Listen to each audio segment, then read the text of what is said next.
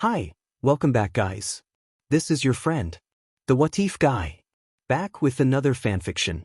This is the first part of What If Issei Had the Hyperion Constitution? Now before starting, please give this video a like and subscribe to the channel if you want more videos like this. Now let's get into the fanfic. 17 years ago, at a hidden shrine inside a mountain at night, a couple dressed in white emerged from the dense forest. The man held a lantern in one hand and supported his wife with the other as she clung to him with joy. The woman asked with concern whether the gods would bless them with a baby. The man answered that, after all, it was their greatest dream and that the god of dreams would help if they were strong. The woman added that she had also prayed to the god of infinity for even the smallest chance, and she snuggled into his shoulder while resting a hand on her belly. The present snapped back to a fierce scene. Rias Gremory's cry echoed through the clearing. Issei, thinking of Rias as the one to whom he owed his life and whom he treasured most, tried to see her again through blurred vision. Razor Phoenix, a high-class demon, held Issei by the hair and raised a great flame in his other hand as if ready to kill him. Issei glanced toward Asia, the former nun he had saved, and remembered only that he had entered a church and later woken in Asia's care while she smiled and thanked him. Asia had stayed at his home for a while, and his parents had been told she would be the future mother of their grandchildren. It had been good while it lasted.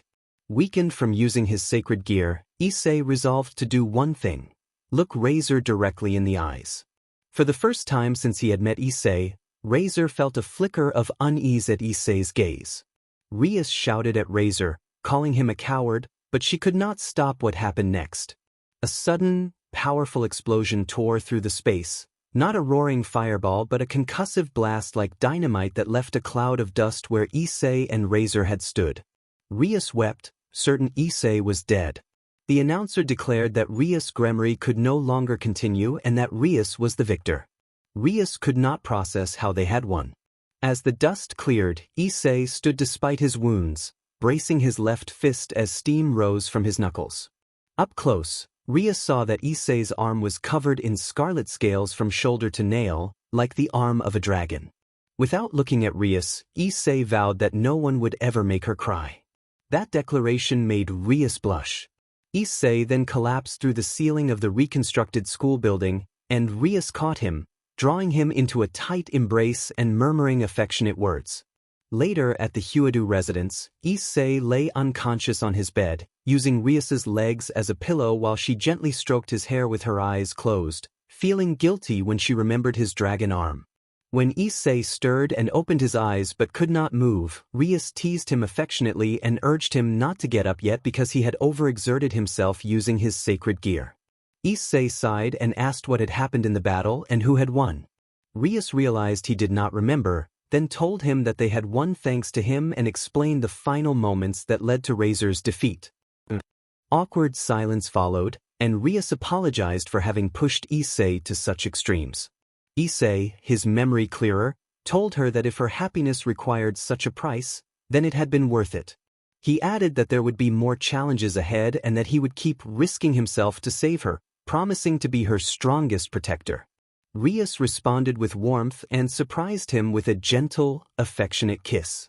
They held each other closely, comforted by the closeness of the moment. In the underworld at Gremory Castle, outside a room where Lord Gremory and Lord Phoenix discussed the broken engagement, Cersei's Lucifer, the Crimson Satan, stood with his queen. Cersei commented that it was a pity the marriage between the Gremorys and the Phoenix family had been cancelled. The queen noted that she did not see any real displeasure from Cersei, and he laughed lightly, remarking on the unexpected alliance of the Red Dragon with their faction. They agreed that celestial dragons were anomalous beings whose power shaped the balance of the world, and that the Red Dragon of this generation was particularly unusual. The Crimson Demon King doubted that Issei's power level surpassed that of a low-class demon, and yet he could not dismiss what he had just seen. The final move was something only the most experienced would recognize, and the king wanted to know more. When Razor had been about to finish Issei, the killing blow froze a few centimeters from its target and, for an instant, time seemed to stall. Issei rose and freed himself, seizing Razor. With an arrogant smile, he moved his left arm behind him and delivered a rapid flurry of precise strikes to Razor's chest. In a flash, his arm took on the form of a dragon after he made a pact with Drake to gain more power. Issei then formed a red sphere of energy near Razor and struck it with such speed that the force overwhelmed the opponent and left him incapacitated and unconscious. The entire sequence unfolded in a single second, and it was not the only surprising thing the Sekiryuutei could do. Outside, Kuo, Issei, Kiva, and Sanji ran through the woods together. The three had decided to train as a group to grow stronger, and after a while they paused to rest so their supernatural speed would not attract attention. Sanji panted that training since morning had been a problem, and he mentioned that classes would start in a few hours. Issei reminded them that it had been his idea to train together. Sanji, still catching his breath, expressed surprise that Issei had not yet lost his wind and speculated that this was why Issei had defeated Razor Phoenix, a high-class demon. Kiva casually asked whether Issei remembered anything more from the finals. The narrator noted that Issei and Sanji could easily exceed the speed of a normal car at its top pace, while Kiva was even faster. Sanji suggested a sparring match since they were away from town and adopted a guarded stance. Kiva followed suit and activated his sacred gear, and Sanji asked whether Issei would activate his booster gear as well. Issei declined this time and said he wanted to practice without it. He added that his left arm had become that of a dragon through his pact with Drake, so he did not need his booster gear. He removed the bandages from his arm, revealing the dragon-formed limb whose resilience made it impervious to ordinary weapons and blunt impacts, though it could still be harmed by firearms or magical demon swords like Kiva's. Issei told them not to hold back, explaining that he needed to stand on his own without relying on Drake. He took a fighting stance and encouraged them to give their best. Sanji and Kiva obliged, focusing their attacks on Issei. Sanji's sacred gear produced a rope-like energy that wrapped around Issei's legs and limited his movement. Kiva lunged with the intent to slash at Issei's chest, but Issei caught Kiva's sword with his left hand. Using Kiva's grip against him, Issei forced Kiva forward, disrupting his balance. Issei's hair bristled slightly as he smiled with excitement and launched a kick that sent Kiva crashing against a tree. The rope from Sanji's gear snapped easily under the force of the exchange. Sanji, struck to the side by Issei's kick, fell and struggled to get up as the breath had been knocked out of him. Kiva reappeared quickly with a descending strike aimed at Issei, but the blow only grazed the fabric of Issei's clothing and failed to land any real damage. Sanji praised Kiva for the attempt, while Kiva expressed frustration at not having hit Issei even once since the incident with Rias's wedding, feeling both pride for his companion's growth and envy at how quickly Issei had become stronger after rebirth as a demon. Issei apologized to Sanji and asked him to assist Kiva, admitting it was less interesting to face them one at a time. Kiva and Sanji could not resist the provocation and, shouting that Issei would not get away with it, they launched themselves together. Issei welcomed the challenge and encouraged them to give everything. Issei leapt exceptionally high, reaching a height of about 5 meters. He used a tree to propel himself toward Kiva and Sanji, who braced themselves for the continuation of the spar. The training session continued from there. They attacked. Kiva was the first, wielding 2 swords, one of fire and one of ice aimed at Issei, while Sanji took position behind him. As Issei and Kiva closed in, Sanji unleashed his sacred gear to bind Issei. Issei had apparently anticipated this. With his left arm he caught the rope and, with great force, hurled Sanji toward Kiva. Kiva used his swords as a springboard to launch Sanji, which Sanji used to propel himself at Issei and strike with his right arm where his sacred gear was housed. Issei blocked the blow with ease. Kiva's speed paid off, however, and he reappeared behind Issei to unleash a barrage of fire. Issei grabbed Sanji's clothing and flung him into the path of the flames, but the attack was cancelled before it connected. Kiva then remarked that even he could learn new tricks as he drove his ice sword into the ground. Issei remained airborne. Everything had moved too quickly for him to dodge what came next. A strong energy surged from Kiva's sword toward Issei. Several ice blades rose from beneath, aiming to impale him. When Issei tried to move his arm, he found it held fast by Sanji's sacred gear, and he could not evade the incoming assault. The sound of ice cracking filled the area as Issei kicked downward with all his force, driving himself to the ground and generating a shockwave that shattered Kiva's earlier attack in a burst of anime-style energy. Issei then spoke with an arrogant tone that he had been holding back, but they needed to try harder if they wanted to defeat him. Sanji cursed under his breath at Issei's arrogance. Kiva, breathing heavily and trying to joke, pointed out that if they could not beat Issei they could not grow stronger, though at least they had lasted longer than last time. Issei announced that training was over for the day and that they would continue tomorrow, then began walking straight toward his home. Once Issei was already some distance away, Sanji, exhausted and lying on the ground, asked Kiva if he had seen what had just happened. Kiva, leaning against a tree to catch his breath, asked if Sanji meant that. Sanji admitted it had been terrifying, sweating at the memory. Both of them then said Issei's name at the same time, using both his familiar nickname and his surname. In Issei's room, everyone had gathered because the club building was under repair and the meeting had been moved there. Rias had moved into Issei's house to spend more time with him, which had predictably made Asia a little jealous. Kaneko held one of Issei's old photo albums and brought up his embarrassing past. Rias and Asia flipped through the childhood pictures with amusement, reminiscing about his younger days. Akino teased him about how carefree he had been as a child. Their laughter continued as Issei, blushing with embarrassment, apologized for his unusual childhood and asked them to stop looking at his baby photos. Issei's mother pointed out a photo of him standing next to a tall, red-haired man who looked almost 2 meters tall and very strong. She explained that the man was Issei's grandfather on her side, and her tone made it clear she did not speak of him fondly. Asia remarked on how imposing he looked. Issei's mother recalled that when she was young her father told grandiose stories about being the strongest in the world, claiming feats like turning coal into diamond or fighting enormous beasts. She admitted she had never seen those things happen and called him an old fool who liked to boast. She added that she had not seen him in a long time and doubted he was still alive. Rias wondered if that might explain why Issei had become strong so quickly, but she dismissed it as probably nothing. More than a human exaggerating for effect. Issei's mother then remembered that his grandfather had taken him away for months of training because Issei had been obsessed with trying to turn coal into diamond. Issei groaned and said he had barely forgotten that ordeal. They went back to looking at the photos. At one point Issei noticed that Kiva's expression had turned serious when he saw a particular picture. Kiva explained that the photo was of a boy he had once known who had lived next door before moving away, and he muttered that the world was small.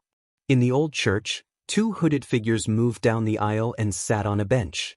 Iriana held a rosary and mentioned quietly that she had once lived in this city and had childhood memories tied to it. Back in the Occult Research Club room, the Gremory team had convened. 2 additional figures in white hoods stood with them as the topic turned to a crisis. Several sacred swords had been stolen. Zenobia reported that the Grigori faction was the main suspect and that the church believed demons might be involved. Rias bristled at the suggestion of cooperating with fallen angels, and Issei sensed a pulse of tension from her. Zenobia argued that demons would benefit if the sacred swords disappeared. Rias reacted angrily, offended at the implication that she would sully the Mao's name. Zenobia, maintaining a firm stance, said their orders were clear: demons were not to intervene in this conflict. She added that if the sacred swords fell into angelic hands, the order was to destroy them to prevent their misuse. Rias protested that standing down on her own territory would be tantamount to suicide, but Zenobia reiterated the command and left. Before they departed, Zenobia paused in front of Asia and confronted her.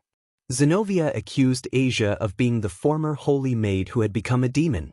Asia grew nervous and struggled to respond. Zenobia spoke of repentance and forgiveness in a cold, disapproving tone, then drew her sword in a deliberate, threatening motion and suggested purification for those who sought absolution. A tense silence followed as everyone processed the confrontation. Asia was frightened, more because of the sword's aura than anything else, but what terrified her most was the thought of losing her family. Issei stepped in front of her and told Rias that her threats had gone far enough and that Asia did not owe anyone anything. If anyone had a debt, it was the church for what they had put her through. He had tolerated a lot, but pointing a sword at Asia had been the last straw. Rias responded that Issei could not seriously expect to fight the church for a heretic while he was only a low-ranking servant, and she suggested Rias should train her servants better. At that moment Issei seized the blade with his left hand and a sharp cracking sound split the air. Zenobia was stunned when a small portion of Excalibur destruction broke under the force of Issei's hand. She saw the anger on his face and felt afraid. Issei spat an insult and moved as if to strike. Rias shouted for Issei to stop, and that cry prevented a blow that might have caused a tragedy. No one had noticed when Issei's right fist had already come within inches of Zenovia's face. A sudden gust of air blew towards Zenobia, tearing through the wall behind her and scattering debris across the room.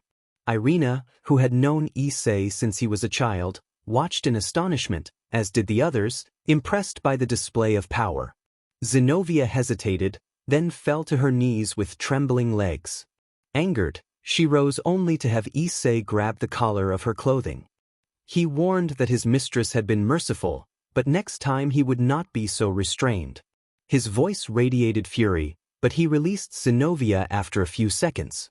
Rias apologized for her pawn and said she would not allow threats against her family. Then Kiva drew a sword and, pointing it at the exorcists, issued a challenge to fight. His tone was serious and his presence dangerous, and the exorcists, proud and determined, could not ignore the challenge.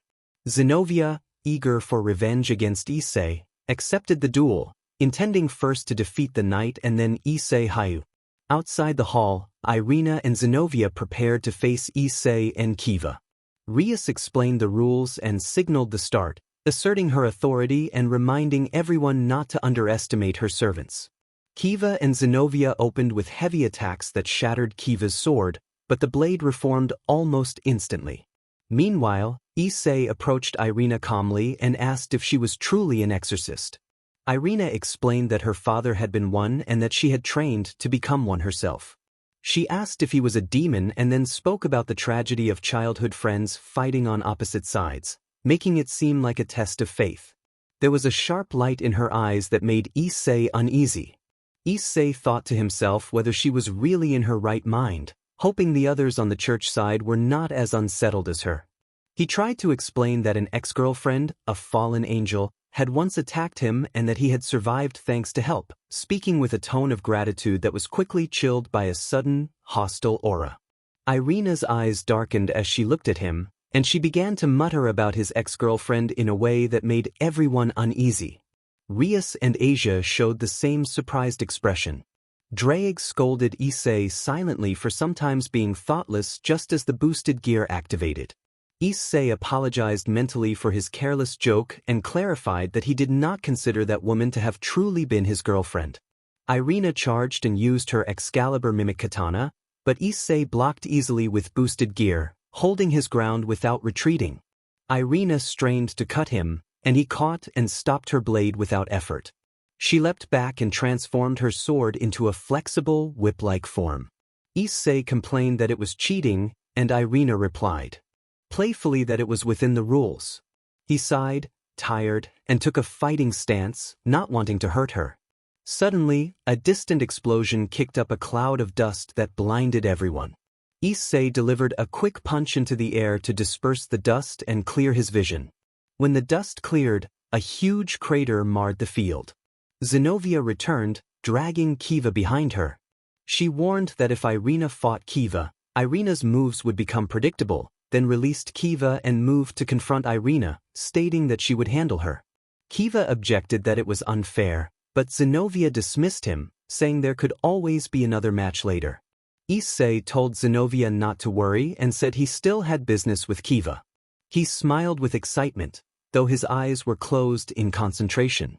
Zenobia called him arrogant for being a low-class servant, preparing a strike and warning him that he could be badly hurt if he blocked it. Rias shouted a warning that sacred swords were dangerous to demons and begged him not to do anything reckless, but Issei ignored the plea. Issei then shouted a promise to Kiva that he would become his strongest pawn, stronger than anyone else, and he braced himself for the fight. Zenobia shouted that Issei's arrogance would be his end and struck with all her strength while Issei countered with the boosted gear activated. A massive explosion filled the air, followed by the sound of a blade cutting through the wind before it became lodged in the ground.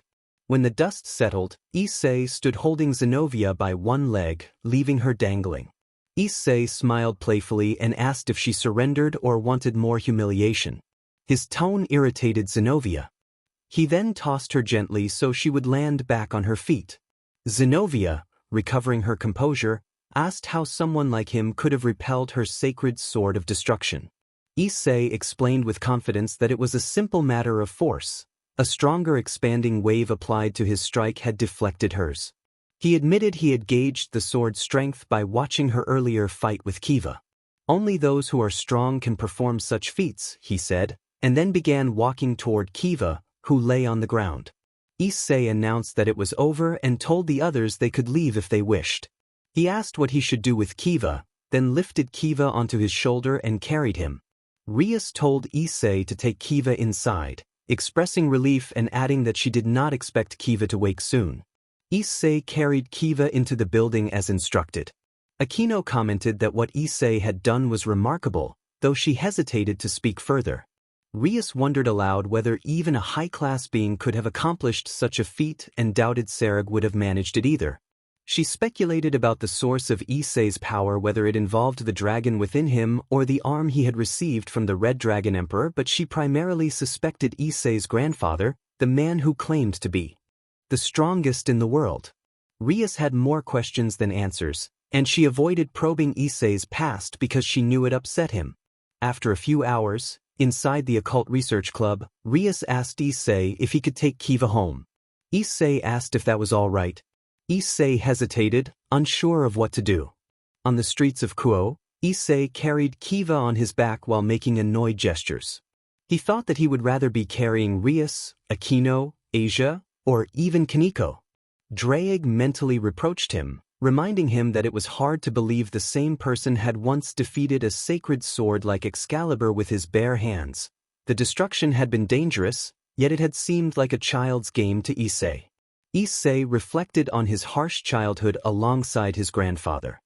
He told himself that, given what he had endured, doing dangerous things was not so difficult. Now he was a devil, and his body was stronger than when he had been human. Still, he felt he had lost some of the strength he once had as a child. He had become complacent after returning to live with his parents, but he preferred being with family rather than joining his grandfather's wars across the West and the Middle East. If not for his Hyperion constitution, he thought he might not have survived.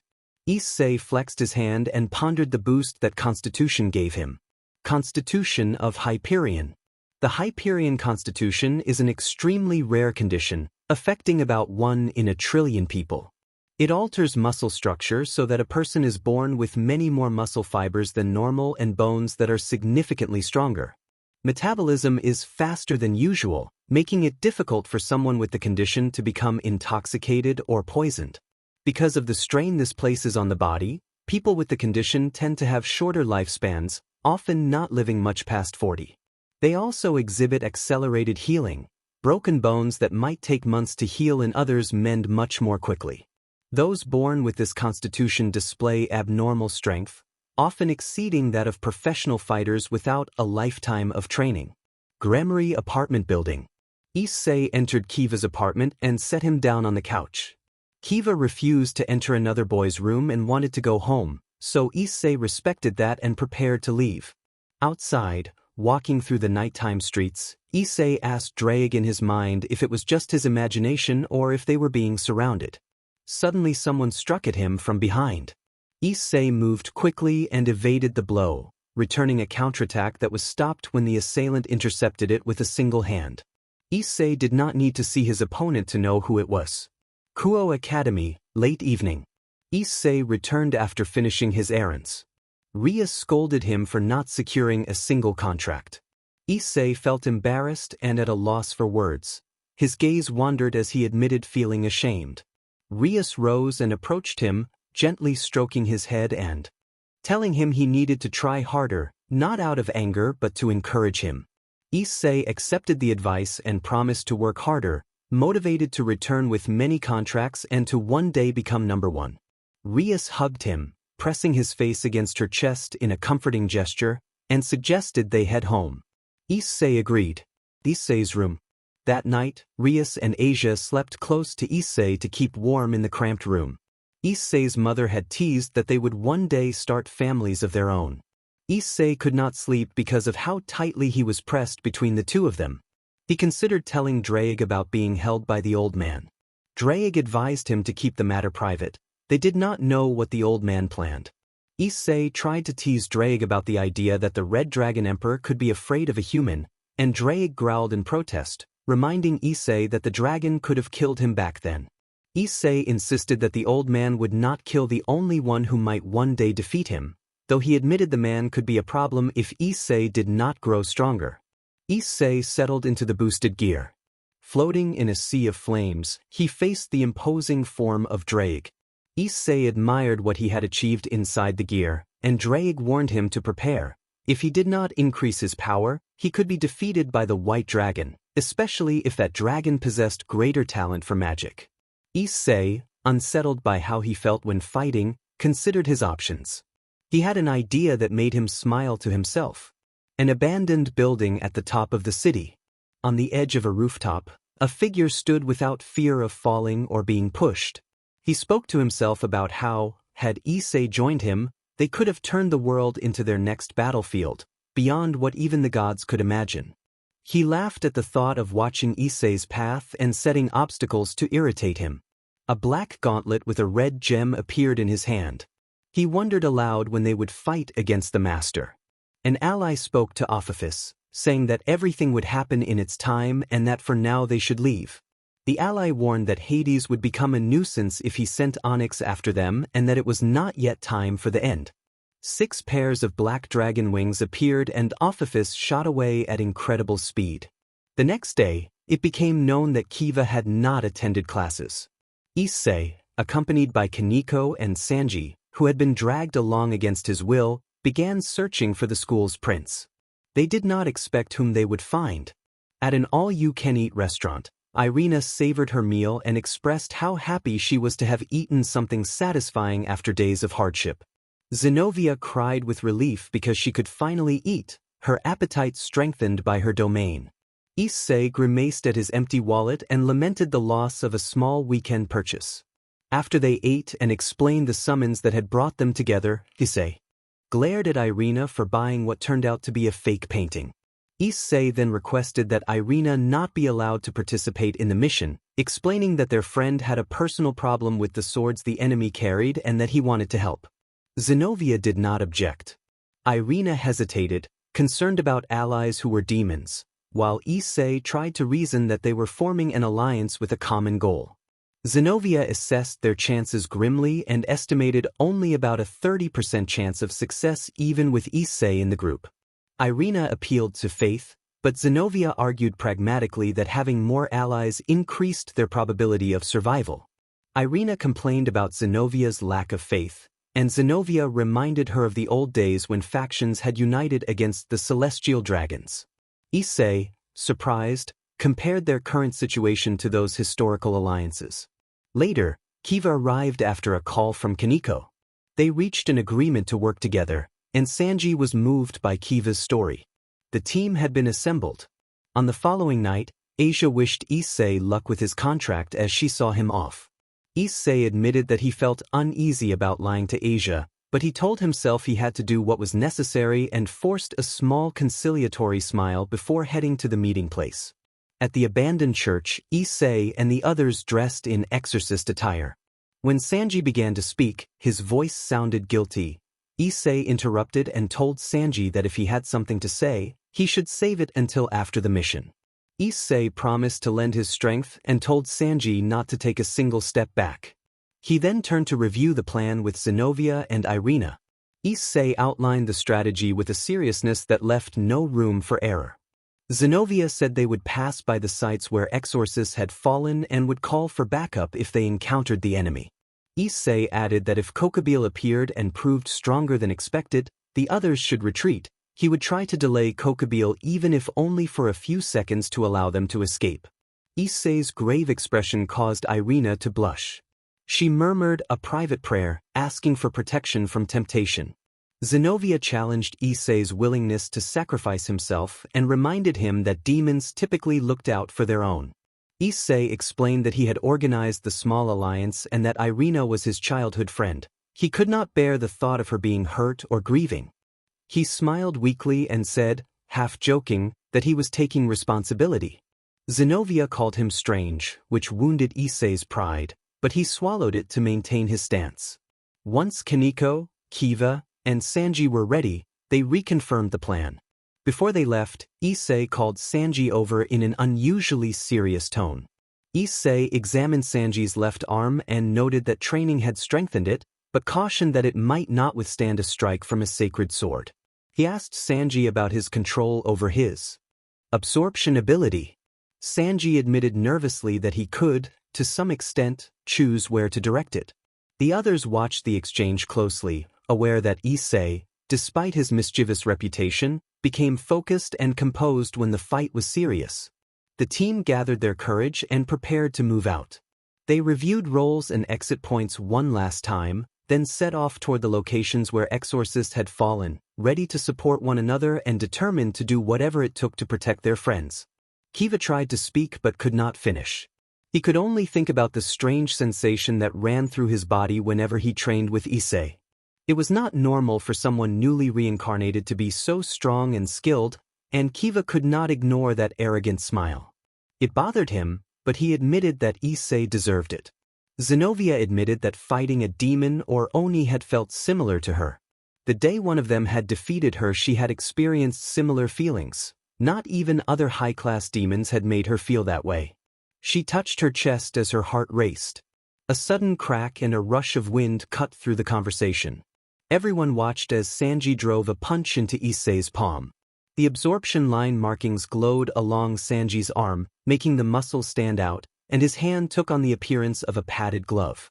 Issei said he was glad Sanji had managed to activate it, with that he would stand a better chance against a holy sword in battle. He suggested they move on. Sanji complained that he still did not feel any difference, but he stopped mid-complaint when Issei raised a hand to quiet him. Behind Issei, where he had been standing, a single blow had left a massive hole in the wall big enough for a large truck to fit through. Issei laughed and told Sanji not to dismiss the gift or his own strength, adding that with more practice one day Sanji might even surprise him. Everyone remained stunned at what Issei had done in a few moments. They moved to the old star-viewing platform.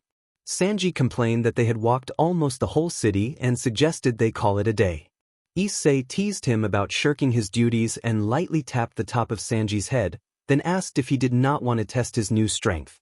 Sanji said he did, but not if it meant risking his life. Issei asked Kaneko if she felt anything. Kaneko replied that she had felt nothing so far. Issei joked about asking Kaneko out, and she responded by striking him lightly in the stomach, admonishing him to focus on the mission and stop being lewd. Issei apologized and then turned his attention to Kiva, asking what she planned to do once the matter with the holy swords was resolved. Kiva answered monotonously that she would continue serving their boss. She had already grown accustomed to Issei's world. Issei raised a finger as if an idea had just occurred to him. Everyone else asked what he had in mind, though Sanji had not heard. Then a sharp impact sounded from the wall. They turned to find Issei standing with steam rising from him, his arms still raised as if he had not moved. Far off, the mad priest Fried had been slammed into the observatory wall. Fried snarled that Issei was a demon and a monster, claiming the fallen angels had thought they had killed him. He was clearly hurt but managed to stand. Kaneko was about to question what had happened when Issei explained that Fried had tried to use some kind of null summoning trick to hide his intentions, but he could not conceal his murderous intent. Fried roared that Issei's very gaze was maddening. Kiva stepped forward, smiling at the thought of finally getting her revenge with Issei's help. Issei patted her shoulder and wished her luck, then granted her a 10-fold boost in power. Kiva launched herself at Fried. The two engaged in a sword duel reminiscent of high-energy anime battle choreography, but Fried suffered a clear disadvantage from the earlier strike. Sanji readied himself, prepared to respond to anything, While Issei instructed Kaneko to call for reinforcements from Irina and Zenovia, he did not know when their leader might arrive to help a subordinate. Kaneko sent the call and Sanji braced mentally for combat. Issei picked up a rock from the ground and said he was conducting a social experiment, trying to recreate a simple contest called dog-duck in real life. Sanji was left baffled for a moment. Before anyone could react, Issei moved with such speed that he seemed to vanish and reappear, launching stones at such high velocity that Fried could not follow their trajectory.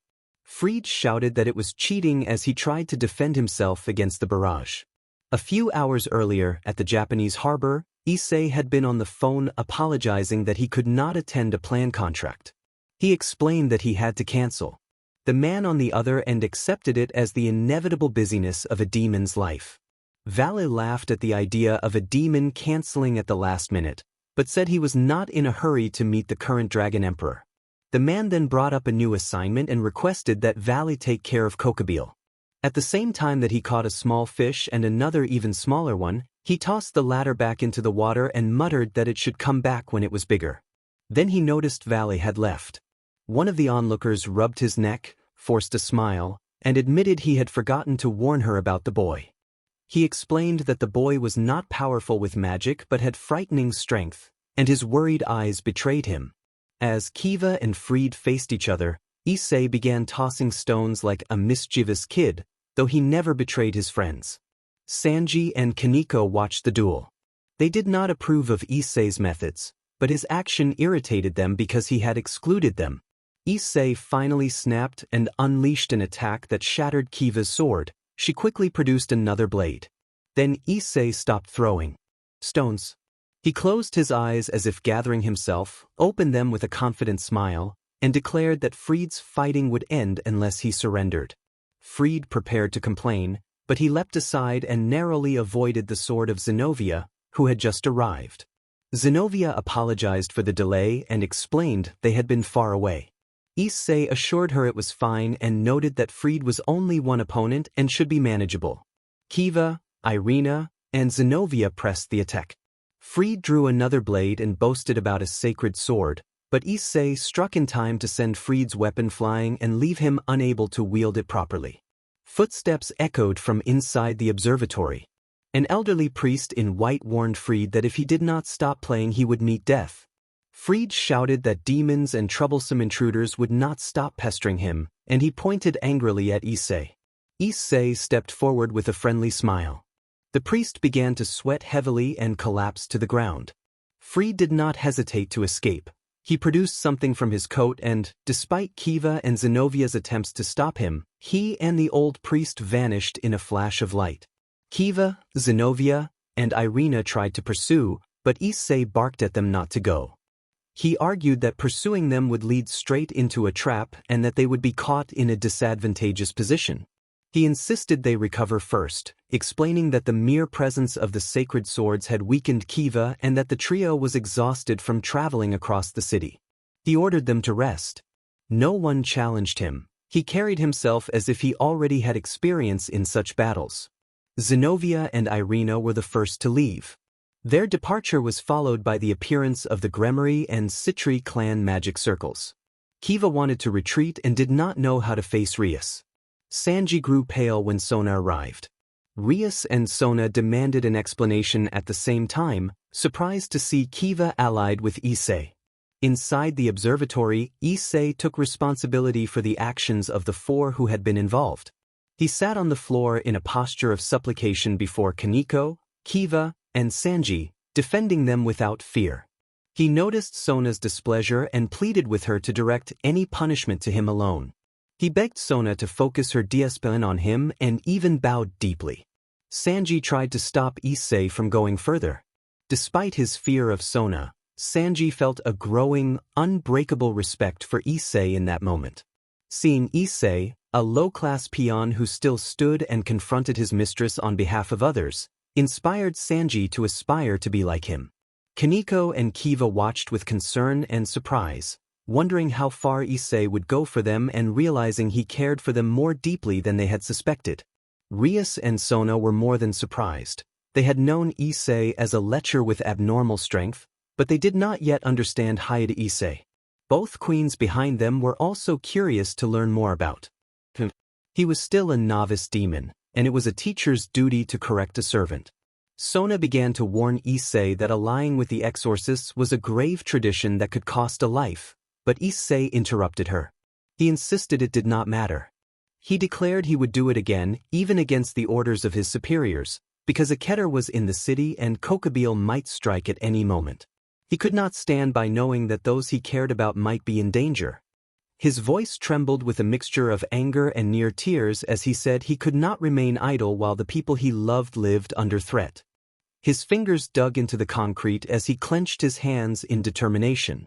Sanji, Kiva, and Kaneko were moved by how deeply Issei had thought about them. Rias and Sona found themselves re-evaluating the boy they thought they knew. They wondered who Issei Hyoudou truly was. Sona proposed a severe disciplinary punishment for Sanji and asked Hyoudou if he wished to continue with that course of action. Rias hesitated but accepted her duty as queen. She worried that Issei's inexperience might spark a conflict between the factions, so she prepared to act despite her reluctance. She counted the participants mentally and, still uneasy, decided to proceed. Issei stood and complied with the necessary disciplinary procedure. The details of what followed are omitted. A sharp sound echoed and everyone flinched. Issei told them to continue without hesitation, and though they were doubtful, they obeyed. When it was over, Issei remained bowed for a moment before Rias ordered him to straighten. He rose slowly. His back was covered in countless healed scars, clear signs of a painful past of abuse and battles. Rias moved closer and hugged him from behind, pressing her forehead against his back as she asked how he had gotten them. Issei answered that it had happened long ago and that he barely remembered. Rias asked again, softly, if that was true. Issei confirmed. Rias tightened her embrace, worried and asking if he was in pain. Issei said he did not feel the pain anymore and that the scars had ceased to trouble him. Kaneko and Kiva stood nearby and, seeing the scars, began to cry quietly. They realized Issei's childhood had been worse than they had imagined. The scars themselves told a story that needed no words. Rias asked who had done it. Issei said he doubted any of them had survived. He had witnessed their ends. He let his hair fall to partly hide his eyes as he spoke. Rias began to apologize, but Issei told her not to pity him. He said he would tell her everything when she was ready, because he did not want her to look at him differently. He turned, embraced Rias, and placed a tender kiss on her forehead, holding her close. In that moment Issei seemed somehow taller, and Rias felt the steadiness of him beside her. A few streets from the hyoudou house, Rias and Issei walked in silence. Near their home, Rias offered to help with anything he might need, meeting his gaze with concern. Issei smiled wearily and said he would rest now. It had been a hard day for his mind. When Issei opened the door, Asia greeted him warmly from the doorway, dressed appropriately and welcoming him back. After a contest over who wore an apron best and which one Issei preferred, they went to Issei's room to talk about the day's events. Later there was another disagreement about who would sleep in Issei's room. He ended up choosing both. After a heated argument between Rias and the others, Issei went downstairs to get a drink. Downstairs he had a long conversation with Drake about the White Dragon, the dragon's past, and their ties to the great factions. Drake admitted surprise at Issei's true ambition, an unusual desire to be surrounded by many companions rather than simply to gain power.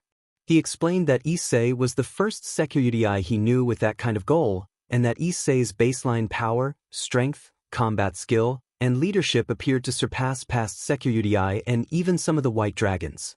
Drake suggested Issei might become the strongest human on Earth and perhaps aim to be among the top fighters in the future. Issei, however, insisted that he preferred to avoid fighting when possible. Drake accused him of lying and complained about being used only as an arm shield, but he also expressed gratitude that Issei treated him as a companion to fight alongside. After their conversation, Issei went up to his room. When he entered, both he and Rias went on alert. Rias looked out the window and saw Fried waiting outside. They dressed quickly and left together. Fried teased that he had interrupted something private. Rias demanded to know why he had brought trouble to their doorstep. Fried said his boss wanted to speak with Rias and gestured skyward toward a man with crow-like wings floating above. The winged man identified himself as Kokabil, a leader among the Grigori, and announced his intention to begin a new era in which a superior race would rule. Kokabil laughed as he spoke. Rias warned that such actions would plunge the three great factions into war and admitted she was afraid. A new level of power threatened everything she cared for. Kokabil pictured how provoking the other leaders would draw them into conflict and declared that he would destroy the city within 2 hours unless the Sekiryuutei joined him. He also made a pointed remark about leaders who prized powerful sacred gear. After issuing his ultimatum, Kokabil departed with Fried. Rias urged Issei to contact their allies and the exorcists immediately, but she fell silent when a different presence revealed itself. A genuine manifestation of wrath rose from within Issei, a lethal instinct so intense it was visible in his posture. That instinct took on the impression of a demon or dragon. His hair bristled and formed a fierce, almost lion-like mane. The resolve in Issei's expression was absolute, a quiet promise that the intruder would be stopped. At the front of Kuo Academy, Sona Citri's team had gathered and stood facing the Gremmeries. Sona questioned whether Rias was sure about calling her brother, reminding her that she had originally wanted to avoid trouble. Rias hesitated, but before she could decide, a powerful explosion shook the school. Fear gripped her as she worried something terrible had happened to Issei. Half an hour earlier, inside the academy, Issei had moved forward with single-minded determination. He closed the distance toward Kokabil without hesitation. Kokabil sat high upon a throne, smiling and offering Issei the chance to become an emperor-like figure with fallen angels at his command. Issei continued to advance in silence. Nearby, Balba announced that the sword had been completed and handed it to Fried. Fried prepared to test the weapon on the Sekiryuutei. Balba warned that Issei was dangerous and urged caution, but Fried was confident that the sword would neutralize the threat. Tension mounted as everyone braced for the confrontation. But before he could finish, Fried dashed forward so fast he split into several copies, though only one was real. The clones circled Issei, and Fried taunted that it would be boring if Issei did not get serious because he would be killed by Excalibur. He leapt and aimed a downward strike in unison with the copies. Nobody could tell which Fried was the real one. Just as one of the copies was about to strike, all the clones vanished. Kokabil opened his eyes in surprise. Standing before him, Issei hyoudou had caught the sword with his left hand while his right hand was pressed into Fried's midsection. Fried immediately lost consciousness and slumped, his eyes going blank. Balba screamed in fear. He had met Issei before and now recognized him as the incarnation of the invincible.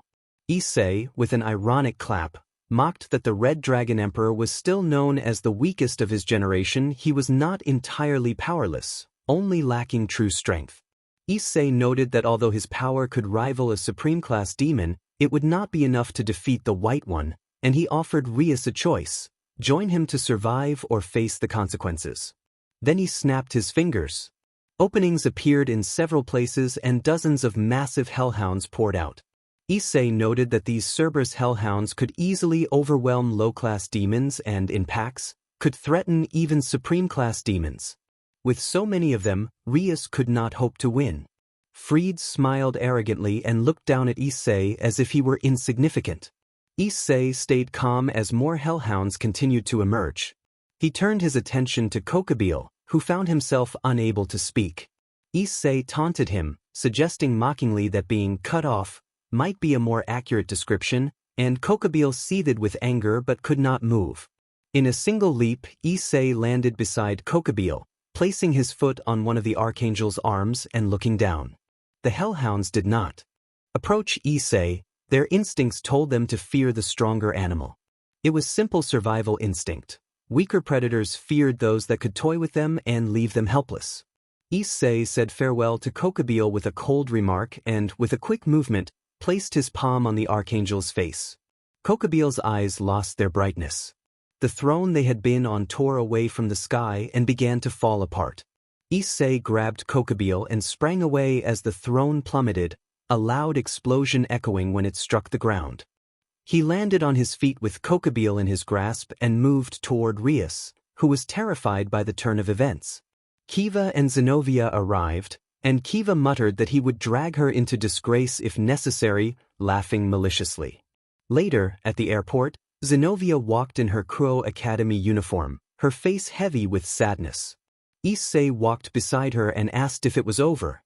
Zenobia replied that it was. It had been the best decision because she did not want to ruin his life out of selfishness. She thanked him for helping her when she needed it and bowed in a knightly gesture, addressing him as the Red Dragon Emperor. Issei remembered the aftermath of defeating Kokubile. He had interrogated Balba, who revealed the secret that God was dead. Rias had arrived with Asia, Aquino, and Kaneko. The revelation bred doubt, but the immobilized Kokubile confirmed it. Kokubile could only speak because Issei had used precise pressure points to restrain him and slow his heart, preventing escape. Shortly after, Cerzes arrived with Seraphal.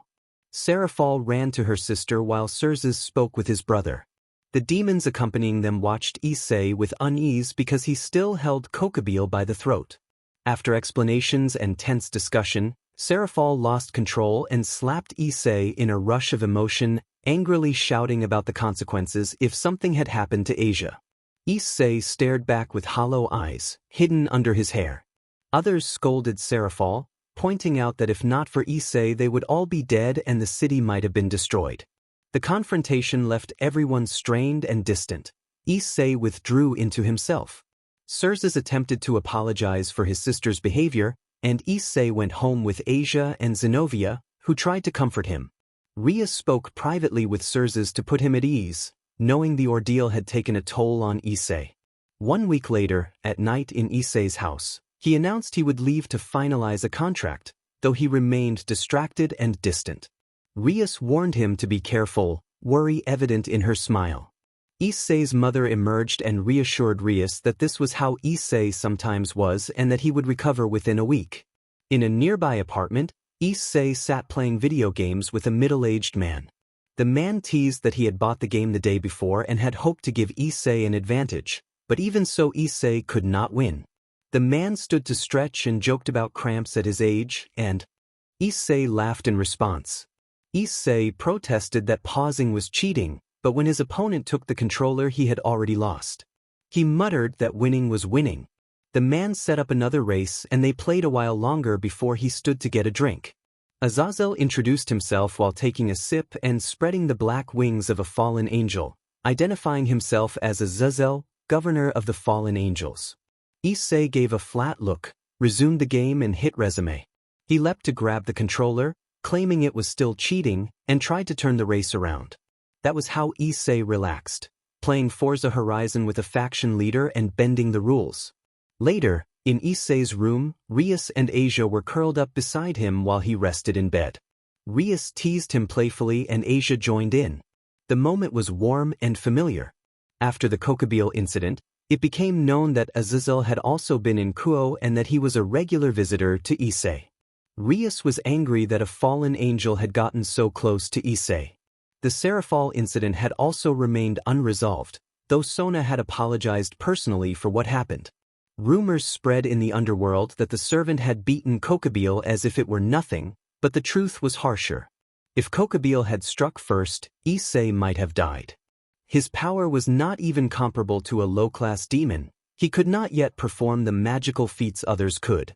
It frustrated him, but he kept pushing himself so he would not be a burden. The next morning Rias rubbed Issei's eyes to wake him, and Asia stood nearby. Rias curled in close and hugged him more tightly. Issei typically slept in long sleeves and, despite the discomfort, could not join them in the bath. Over time he had opened up to them. Asia worried about marks on his skin from previous battles, and Issei reassured her. He chose lighter clothes for comfort and warmth when they hugged. They hurried through their morning routine to get ready for school, since parents would be visiting the next day. Rias explained that her brother would be in the city casually that day and that her father would be coming the next day. She asked Issei to be respectful. Rias had already told him to explain that Issei had been under constant stress and needed rest, but to try to show proper respect. The three of them continued their light-hearted banter and rushed out together. On the walk to Kuo Academy, Issei lingered behind to prepare some things for a school event the following day, so he left later than Rias and Asia. He took a different path and ended up at Kuo Park, sitting on a bench and staring at the fountain. He thought quietly about Rainier and how that encounter had led him to meet Rias and Asia and to the happiness he now felt. A sudden chill told him someone was nearby. Issei scanned his surroundings and noticed a pale-haired boy leaning against a tree, smiling. The newcomer's presence felt sharp and powerful. Issei admitted inwardly that the person had startled him and then rose to face the boy. He offered a friendly handshake and introduced himself as Issei, asking to get along. The pale-haired youth returned the greeting and revealed himself as Valle, the current white dragon, and proposed they be rivals in good spirit. They shook hands. Valle kept a faint smile and then placed his other hand over Issei's in a deliberate gesture. A crackling surge of energy rippled through the area like a lightning strike, and the air filled with an intense electric hum. The flash revealed an unusual aura beneath Issei's surface, something not entirely human, something that made Valle's eyes light with interest. Valle commented that he had expected no less from a rival who did not flinch or complain, and he looked forward to their future confrontation. He acknowledged that even without certain powers, Issei was dangerous, then walked off and disappeared behind a tree. Issei watched him go without much reaction. Inside Issei's mind, the voice of Drake expressed concern, but Issei only smiled inwardly and marveled at how curious the world could be, a rival who possessed what the other lacked. Issei laughed and had hoped everything would be peaceful. He told Valle that he would wait until Valle reached the summit of absolute power. As he walked away, he faltered and coughed, a small trace of blood on the ground. He noted that it had been a long time since the last lightning strike and he felt rusty, then he left. Only minutes passed before the Gremory team arrived. Issei explained his encounter with the White Dragon and warned that it would become a real problem if it ever turned against him. Meanwhile, in the public park restrooms where Issei and Valle had been, a sudden retch broke the quiet. Valle gagged and vomited into the sink, then knelt on the floor, clutching his stomach. He managed to say with effort that a powerful blow had landed on his gut without him seeing who struck. He retched again and sank to his knees. Albion scolded Valle, warning that the bearer of Drake might be weaker than Valle in raw power but that his strikes and endurance proved he was dangerous and should not be underestimated. Valle brushed it off, insisting this was part of the path and that the other would not stand against them in a balance break. He muttered that he needed to clean up before Azazel could tease him, then began toward the exit, gripping his midsection. As he moved, Valle mocked Issei, calling him a terrifying monster and saying he was curious about the secret and history behind Issei's strength, smiling while holding his stomach. Then a vision projected before him, an enormous, insect-like creature he had never seen. It seemed unreal and yet unnervingly vivid. Back at home later, Issei returned with Rias, accompanied by Cersei's Lucifer and the maid Graphia. After some time, Cersei asked if he could sleep in the same room as Issei. Rias hesitated but eventually agreed. Rias hugged Cersei briefly, then left for her room. Asia also retired to her room, wishing everyone a good night. Issei felt terrible about disappointing Rias but felt he could not go against her brother, the Demon King. Minutes later, Issei lay in bed while Cersei slept on the floor. Issei apologized sincerely for the Demon King having to sleep on the ground. Cersei waved it off, saying he was happy to be treated normally. Then Cersei asked an awkward, personal question that made Issei blush and stumble over his words. Issei apologized and explained that he was inexperienced with these matters but that he cared deeply for Rias. He did not want to cause trouble for her. To his knowledge, demons could discriminate against reincarnated humans, and he feared bringing problems to her. Cersei grew serious and asked whether Issei would let another take Rias if he hesitated. He asked permission to call Issei Issei, which Issei accepted as an honor. Cersei urged Issei to be more decisive. He reminded Ai that his feelings were his alone and asked when else he would act if not now. Cersei encouraged him to move forward without fear, noting that not every demon could defeat a phoenix in dire circumstances and that Issei had already proven his strength. He said Issei's achievements would silence those who doubted him, and that life as a demon was full of dangers. Longevity did not guarantee safety, so Issei had to be determined. Surz's words inspired admiration in Issei, and with each sentence Issei's resolve grew. He made up his mind. He, Issei hyoudou, would confess his feelings to Rias, but Issei looked at Surz as he got out of bed and promised he would do it in style so it would be unforgettable. They spent the night talking about many things. Surz and Issei shared a fondness for the Western game Halo and some of the anime and manga Issei kept in his room. Issei did have other hobbies that were not inappropriate. Their gathering ended when Graphia told them to go to sleep. Issei jumped in surprise. Usually his mother was the one to put him to bed. He made a mental note not to anger Graphia. She could easily handle Surz. Issei and Surz spoke like siblings. Later, in Rias's room, Rias glowed with delight as she picked up a shirt that had belonged to Issei and hugged it, having taken the shirt for herself. Issei endured an embarrassing moment as everyone pressed him to create a statue of one of the senior girls. His parents praised him for his skill with his hands, and Asia received praise from everyone as well. They all looked like a family. Zenobia misunderstood the meaning of the event. When class time ended, the parents were led to the school entrance while the students left through another door.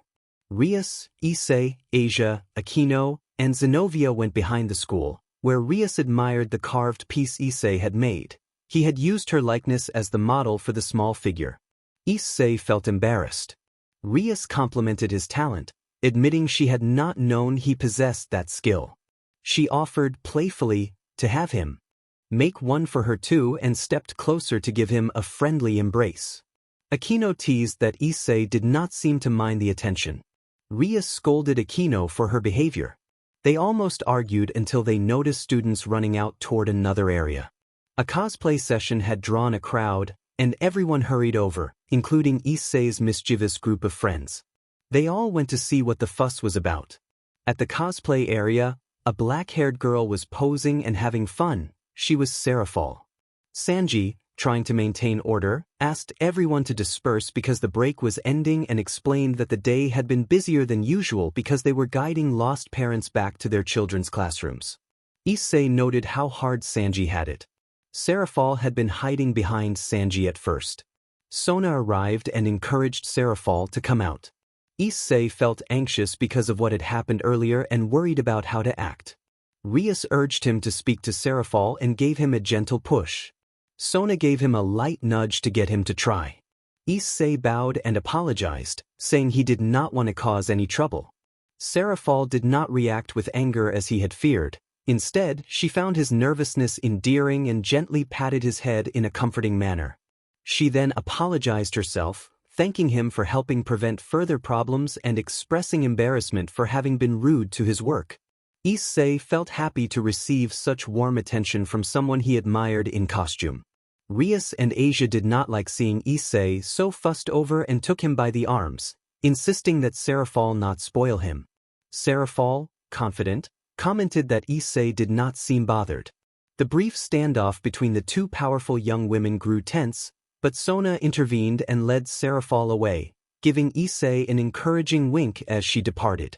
She advised Serafal to be more respectful in the future. After Rias and Asia gave Issei a mild scolding, they went to join their families at the school reception. There they found Rias's father talking with Issei's father. The two looked like old friends catching up. Many of the mothers and students were charmed by Rias's father.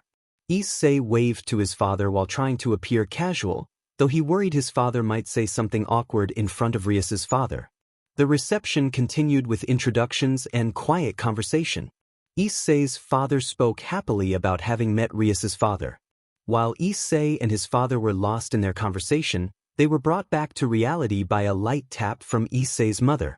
Issei's mother apologized for the behavior of her son and husband, explaining that when they talked they often seemed to be in another world. Rias's father replied that it was normal for a father and son to become absorbed in conversation, and Surz joined in with laughter.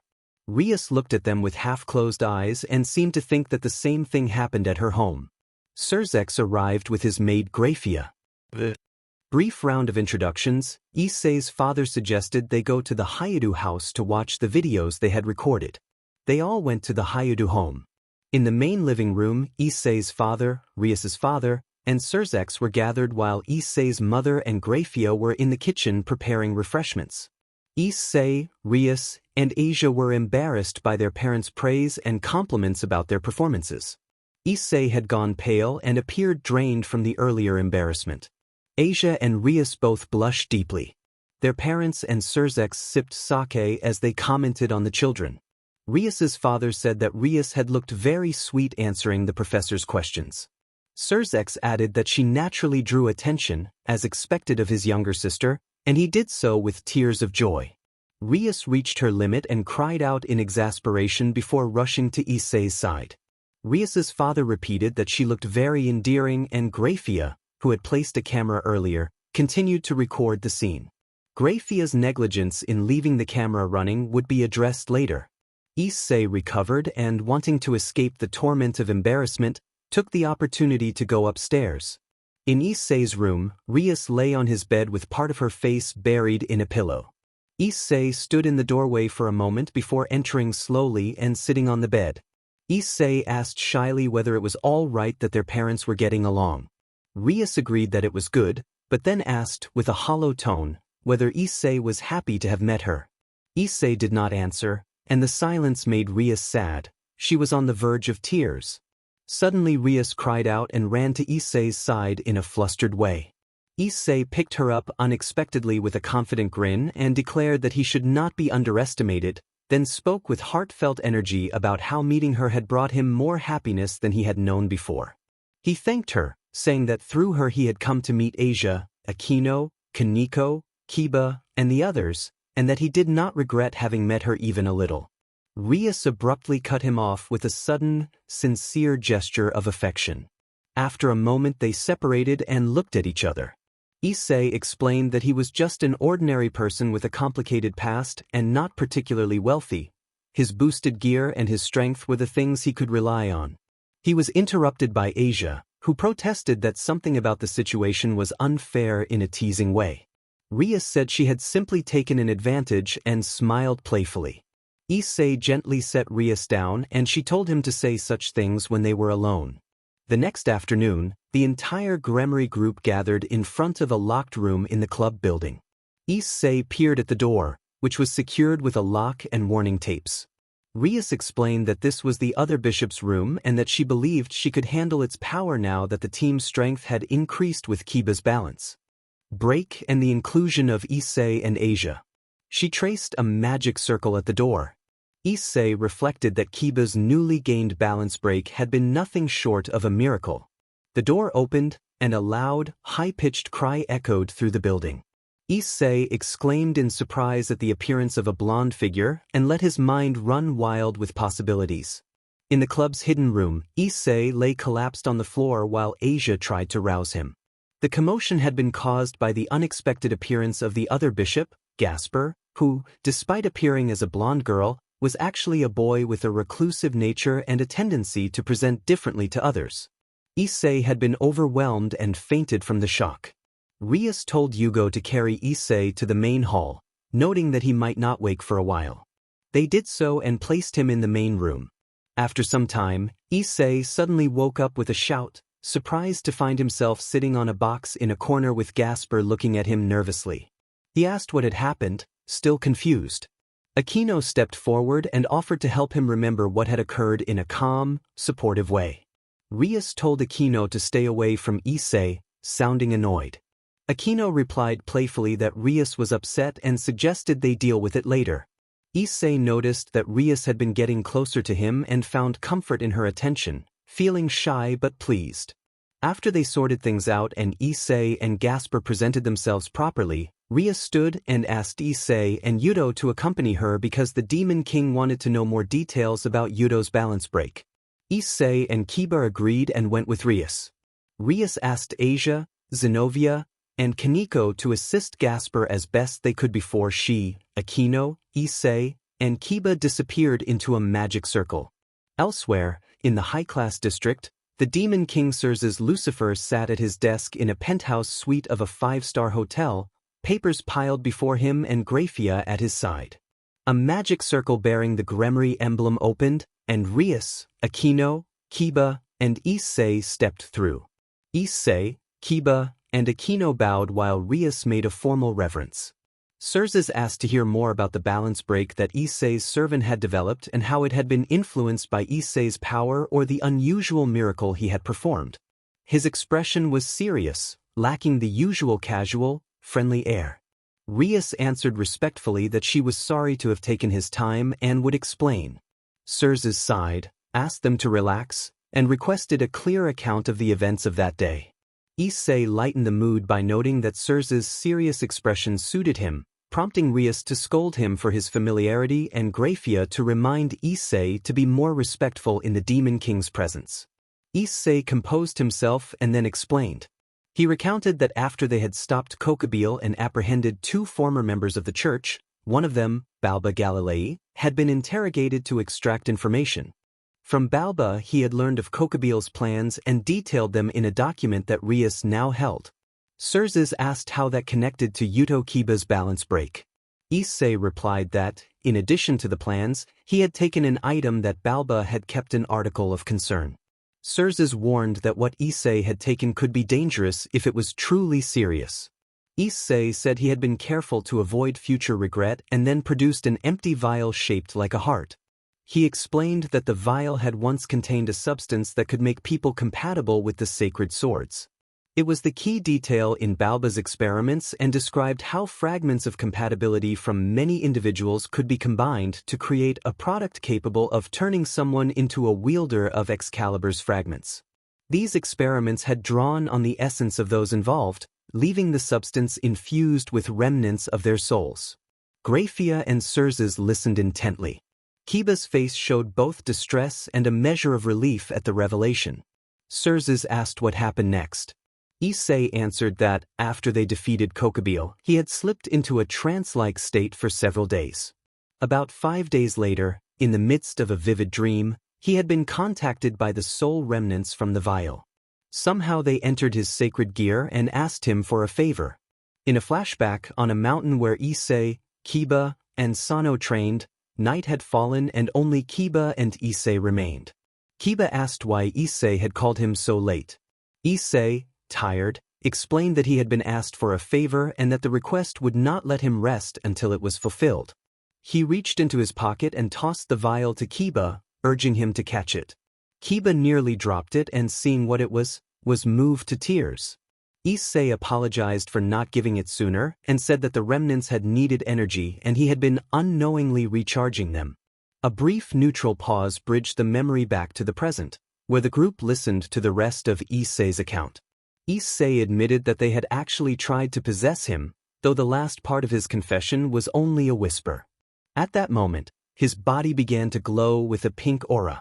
The aura focused on the glass jar, a thin line of pink energy connecting Issei to the container. Issei looked at his hand and then at his body and asked Draig what was happening. Draig explained that something inside him was causing the sacred gear's energy to feed the souls trapped in the jar. Draig added that this energy did not resemble anything he had seen before. It seemed born of Issei's own soul, as if Issei's spirit were sustaining those small lives. Draig then checked more closely and became excited. Issei decided to see what would happen next. Around Kiva, the souls of several boys and girls of various ages began to emerge from the jar. A thin line of energy still linked them to Issei. Kiva, overwhelmed, began to cry. He confessed that he had always wondered whether it was right for him to remain alive. The souls drew nearer. One of the girls encouraged him, telling him to live. She embraced Kiva with the tenderness of a mother or a protective older sister. Each soul came forward and embraced him. Issei shouted to get Kiva's attention. Kiva turned, as did everyone else. Issei promised with a confident smile and a few tears in his eyes that one day he would revive them all. Draig commented on how impressive it was that Issei had such a powerful dragon ally and told Issei to take care of him. The first soul who had hugged Kiva spoke gently to him and then stepped back. All the souls joined hands and formed a circle around Kiva. As they moved together, they declared that alone they could not do much, but together they were strong. They had accepted the sacred sword and the dragon god in their hearts and were no longer afraid. Even if no god watched over them, a crimson dragon would protect them. Under its bright wings, their hearts would always be united. When they chanted together and reached the final cry of unity, a force of red, black, and white flowers rose and lifted Kiva into the air. Issei felt his power drain rapidly and grew weak, but he managed to remain standing. Drake, astonished, explained that the knight had reached his maximum because of Issei and the feelings of those souls. Drake described the sacred gear as one that used its owner's ideas and emotions as the source of its strength, a power that slept inside until the user's feelings burst violently against the world's flow. When that happened, the sacred gear reached its maximum, an awakening Drake named Balance Break. At that moment, enormous swords burst from the ground, black, red, and white surrounding Kiva. A swirling mass of red, white, and black power gathered above him. Kiva descended with his hand shrouded in that power. The brilliance blinded Issei for a moment. When the light faded, Issei stared in surprised delight, his face betraying a childlike smugness. Before Issei stood his best friend Kiva, wielding a gray sword whose center bore red letters that glowed with power reading, "Our hearts will always be one." The sword's hilt resembled a red dragon devouring the blade, its eye a green jewel, and the edges of the blade flickered like flames. Behind Kiva, a pair of wing-like swords matched the one in his hand. Kiva's right eye had changed. The iris had become golden and the pupil had narrowed into a reptilian slit, like a dragon's eye. Drake announced that balance break had occurred and named the weapon Holy Demonic Sword, Imperial Dragon. Kiva's expression was unreadable at first. Issei shouted in mock outrage that Kiva had beaten him to the power-up, though he was genuinely pleased to see his friend grow stronger. Seeing the inscription, Kiva smiled with relief. He made a single vertical cut, and a massive wave of energy surged forth, slicing through everything in its path. The attack split the ground for hundreds of meters, an impossible scar on the earth. Both Issei and Kiva stood stunned by the aftermath. Issei suggested that Kiva should be careful using that power during training, voice trembling with nervous sweat. Kiva asked Issei to help him test the sword's strength, smiling innocently as he walked toward him. Issei, frightened, warned him not to come closer. Kiva playfully chased him. The memory ended there. Back in the present, Issei recounted the story, adding that this was the reason he had ended up dislocating Kiva's jaw. He said it with the playful expression of a child. Rias pinched his cheek firmly, scolding him as she held him in place. Rias then asked Hugo Kiva if he could demonstrate his balance break. Hugo Kiva answered that he would. Hours later, while seated at his desk, Serzes spoke to Graphia about the events, looking out at the night sky as he asked whether it was all a coincidence or if Issei was more than he appeared. Graphia replied that it would be interesting to watch the current Sekiryuutei produce more miracles in the future, laughing softly in an unusual mood. Serzes observed that Rias had obtained an unmatched pawn in the current Sekiryuutei, who loved Rias and was loved by her in return. He said Rias had chosen the best, not only for how he thought but for his power, which easily rivaled that of the first demon king Asmodeus, who once had the strength to strike at the gods. Serzes added that there was already some information gathering on the matter. Serzes asked about the handwriting, but Graphia answered before he could finish. She explained that, unfortunately, they had found nothing. Everything looked normal except for the disappearance when the girl was 6 years old. According to Issei's mother, the child had gone on a trip with her grandfather to the mountains, but there were no records confirming that grandfather. They had searched and found only Issei's paternal grandfather. From the mother's family there were no records, as if she had vanished from official accounts. Graphia apologized for not finding more information. Serzes rose and walked to the window, hand on his chin, lost in thought. He asked Graphia to look for the current true champion KO. Graphia reacted with surprise at the suggestion, but Serzes said that someone had given him a clue and he suspected he was not the only one. He had a feeling Azazel had given someone else a hint as well.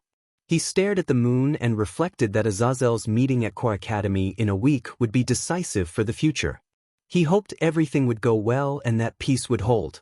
Inwardly, he worried that the two celestial dragons might begin their battle that day and that it could escalate. Graphia came up behind him, offered a reassuring embrace, and urged him to trust the person his little sister favored, insisting that this one was not like those who had come before.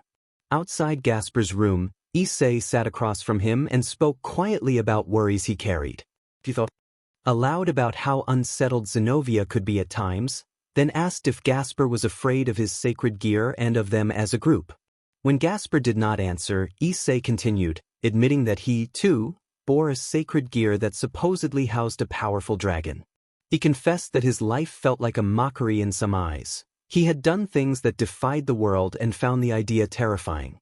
Looking at his hand, he said he did not care about the title of having a powerful sacred gear if he lacked the strength to use it properly. His only reliable asset had been his raw physical strength, and in terms of measured power he felt the weakest in the group. Issei told Gasper that if he could not push himself to his limits, control, and perfect what he had, a painful past might repeat itself. He recalled the engagement ceremony with Bachu. Although intentions had been good, his lack of power and the gulf between him and Razor had been enormous. To avoid being seen as a monster, he had hidden his strength, but that choice had consequences. With his gaze partly hidden by his hair and his fist clenched, he admitted that his weakness had once made Bachu cry. Seeing her cry had hardened his resolve. No matter what, he would give his best for the girl he cared for. He acknowledged his own faults and ignorance, but he promised he did not ever want to make Bachu cry again. Even if others looked at him with fear, he vowed to do his best for the group and for Bachu.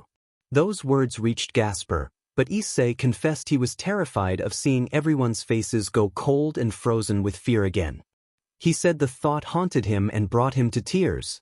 He urged Gasper to grow strong and learn to control his power, promising that if Gasper could not do it alone, this older brother would help him as best he could and would not leave him alone.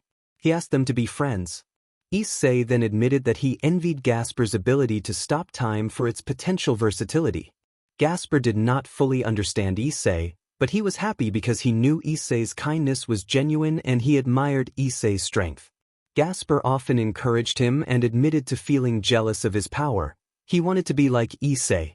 That day Issei and Gasper began a special training routine. Issei taught Gasper control techniques, including how to narrow his visual field with a paper bag and small weights so he could focus more effectively. Over time they developed a bond like older brother and younger brother. Ko's shopping mall. Issei walked alone down a corridor on the top floor of the mall. He thought about how work had kept him from buying his usual hobby items and how, ever since becoming a demon, he had not had the free time to add to his collection. He often had to be accompanied by others or attend to demon duties, and Ko's safety took precedence. He had been unable to tend to his personal hobbies.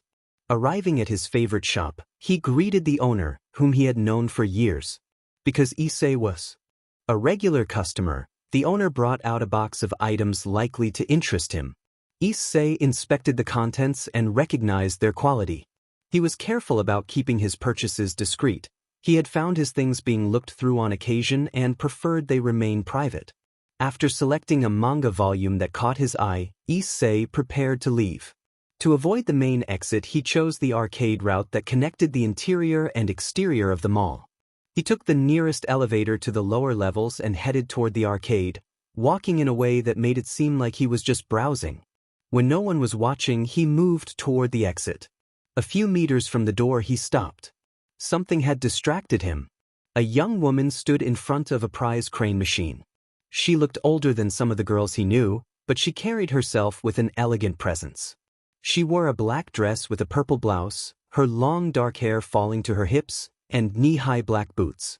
She stood focused on a claw game filled with plush toys, including a black snake with purple eyes perched near the top, difficult to reach. Issei approached to get a better look, more than simple curiosity drawing him. He was captivated by her deep, dark eyes against her porcelain skin and felt his face flood with color.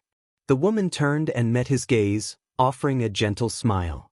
Issei felt nervous but tried to ease the tension by offering to help with the machine. The woman nodded. Issei inserted a coin and began to play, maneuvering the claw with precise, quick movements. He managed to hook the plush and guided it toward the chute, but the toy got stuck at the lip of the prize opening. He tapped the controls with more precision, trying to free it. The woman struck the side of the machine sharply. The plush tumbled free and fell into the prize holder, but the machine was damaged by the impact. Issei went pale at the sight. The shop owner noticed and came after them, shouting for them to run. The woman seemed reluctant to move, so Issei took her and fled. They left the mall in a hurry and were chased through much of the city. Copark. Issei sighed, exhausted from the pursuit. The woman remained close by his side. She murmured something softly that Issei barely registered. When he asked if she had spoken, she was already gone. Issei considered the possibility that she might be a supernatural being. He thought to himself that it was difficult for anyone to go unnoticed by him unless they were stronger. Drake spoke in his mind, suggesting the woman was likely a dragon. He warned that dragons tended to be drawn to power and that, as Issei's current host, Issei would attract attention whether from those curious to meet him or those wishing to fight him. Issei admitted he did not like fighting, but he also knew he could handle himself if necessary. He clenched his fist to steady his resolve and suddenly remembered with a jolt that he had left behind the item he had just bought. He cursed under his breath and hurried back. Night, the rooftop of a construction site. Azazel sat on a beam at the top of the unfinished building, drinking sake. He asked Valley what he thought of the current Sekiryuutei. Valley stood at the edge, looking out, and said that he was eager for their forthcoming battle, even if the present Sekiryuutei was considered the weakest in history. Valley admitted that, despite the other's relative weakness, he was glad the Sekiryuutei had not yet achieved a full balance break. The man's raw strength alone was impressive. Azazel found it ironic that the strongest Hyperion in history would tremble at the mere presence of what many called the weakest Sekiryuutei, but he agreed that it was better the balance break had not been reached. Valley confessed that he had not once been interested in a world without gods, but facing a rival like this made the future of their conflict more intriguing. He rose and said he would go speak to his rival to tell him something, spread his wings, and took to the sky. Azazel warned him not to trouble the man, but Valley was already gone. Azazel produced a sheet of paper from his clothing, covered in reports and an image. He studied the name Draco and wondered whether it was coincidence or something else. Forest. Issei and Kiva were in a training match while Sanji threw strikes at Issei, but Issei dodged or blocked them. Kiva unleashed several slashes with his balance break sword aimed at Issei's chest. Issei used his boosted gear as a shield because Kiva's blade could cut him. Sanji followed with a powerful, line-wreathed kick. Issei jumped and evaded. Kiva attacked again with winged strikes from his balance break. The move was dangerous and could have severed Issei, so Issei struck the air repeatedly to propel himself and evade. Sanji came up from behind and landed a very strong kick that sent Issei crashing into Kiva, who had no footing. The blade connected with Issei. His clothing was torn and a heavy blow struck his chest, but steam rose from him and the wound began sealing itself. Kiva and Sanji froze, surprised that Issei did not fall. Kiva's worry deepened at how Issei would react. Kiva approached worriedly to ask if Issei was all right. Before he reached him, Issei vanished from sight and then appeared with his fist inches from Kiva's face. A powerful gust of wind blew Kiva back several meters. Sanji also lost his balance and was pushed back a few meters. When they rose to their feet in guard, Issei looked at them with an arrogant, teasing expression. From the burned-looking marks on his chest, steam still rose as the wounds continued closing. Issei sighed and, hands on his hips, told them that of course he would be annoyed if someone cut him. Sanji, half joking and half serious, said he had been scared and would not know what to tell Issei's mistress if anything had happened.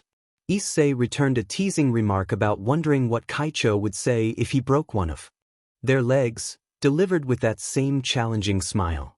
Sanji admitted the comment was unsettling when Issei said it like that. Issei praised their improvement, saying they had gotten better to the point of being able to scratch his chest.